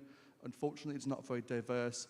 So there has been a risk identified that, you know, algorithms end up becoming rules or laws, that this small demographic can have quite a big impact. So there are calls, and I've written about this, about actually trying to professionalize the coding industry, for example. So trying to get computer coders to have more professional responsibilities towards diversity, and then other areas related to sustainability as well, because there were issues related to the environment when it comes to AI design. Yeah, a few different points there, and I'm happy to speak more, but I'll not ramble on. So much. Over to Mr. Al-Sayed. There were specific questions to you as well. Thank you. Okay, yeah, I have taken a note of some of these questions. I think my colleagues here, they answered most. I think there was a question around having humans, whoever is developing this AI, is in focus rather than regulating or governing the AI. And I think the idea of governing AI itself is not accurate. Okay, yes, we talk about AI governance, or AI regulations, but at the end of the day, we have two sides to this. We have the developer and we have the user. And when I spoke about talking about the human being as a first priority in whatever we do, we talk about the people's right, the people in the first place. So in our regulations, the guidelines, and I think most of the countries would have regulations so we have a guideline for AI developer and we have a guideline for AI user as well. So we need to remember the AI is just a tool. You can use it for good or for bad. Now, we never regulated blockchain, but we regulate cryptocurrency that uses blockchain. Many people don't know about that. This is the backbone of any group. But then we need to regulate the use case of the AI. So when we speak about examples of, we'll give an example of autonomous driving, then we assume, like Mr. Abdurrahman said, the different ministry or the different government department needs to regulate the new, let's say, the elephant in the room. So they have to change the way their current regulations are about, because we have autonomous driving. The same goes with health and education and so forth. So again, of course, we are putting the people in the focus. It's just for simplicity, we say it's AI regulations. So that's just to clarify. Trying to remember. The other question was, I think, about, I think I spoke about also there is a speciality in every society, right? So whether we're talking Arab or West or East, so there is different culture, different values. So of course, these should be the basics for any guidelines or any regulations that we put in place. That's why maybe I mentioned that it's very hard to have a unified regulations. Yes, we do have a top-down. Of course, when we go for the guidelines that were introduced by the UNESCO, the UNDP, or UN, or whatever, this is a very high level that everybody is accepting. Now, as we go down to the region, to the country level, to the sector, whether that's health or until the use case, then this is where you'll have more clearer policies around, what you can and what you can't do. But yes, on a global level, there should be some sort of harmonization. At least the things that are clear-cut, that we don't have nobody debates on, like human rights, and so forth. Thank you. Thank you very much for these reflections. And over to Mr. Pak. There were also, I think, 2 questions specifically to you, if you can answer those. Yes, thank you very much for your attention and the questions. I actually agree a lot with His Excellency, because if you think about it, the reason why it's not possible to come up with strict rules on everything for everyone is because reality is complex. And the more you kind of zoom in on reality, the more you see the details, and the harder it is to come up with rules that capture the nuances. And so it is understandable that people want clear rules. But first of all, AI is ubiquitous, so it's literally all sectors. Then AI as a technology moves at an unbelievable speed. When the committee started negotiating the convention, ChatGPT did not exist. So you can imagine how it changed. So, and then when you think about what are the good rules or the good frameworks? The good frameworks are not idealistically looking perfect frameworks. The good frameworks are the ones that stand the test of time. And those that stand the test of time are the ones that have flexibility in the right way. And so I think this idea, I actually agree with it very much. And I would just like to make a comment because somebody asked about whether the framework convention really reflects, you know, it's not too European and it reflects the global demand, so to speak. I would just like to say that it's true that in the process of negotiations, some countries were not involved, but that is not because anyone rejected their involvement. You know, all countries that wanted to get involved, they were involved. Now, the effort was made, and believe us, every regional human rights system has this, you know, idea that it's the best.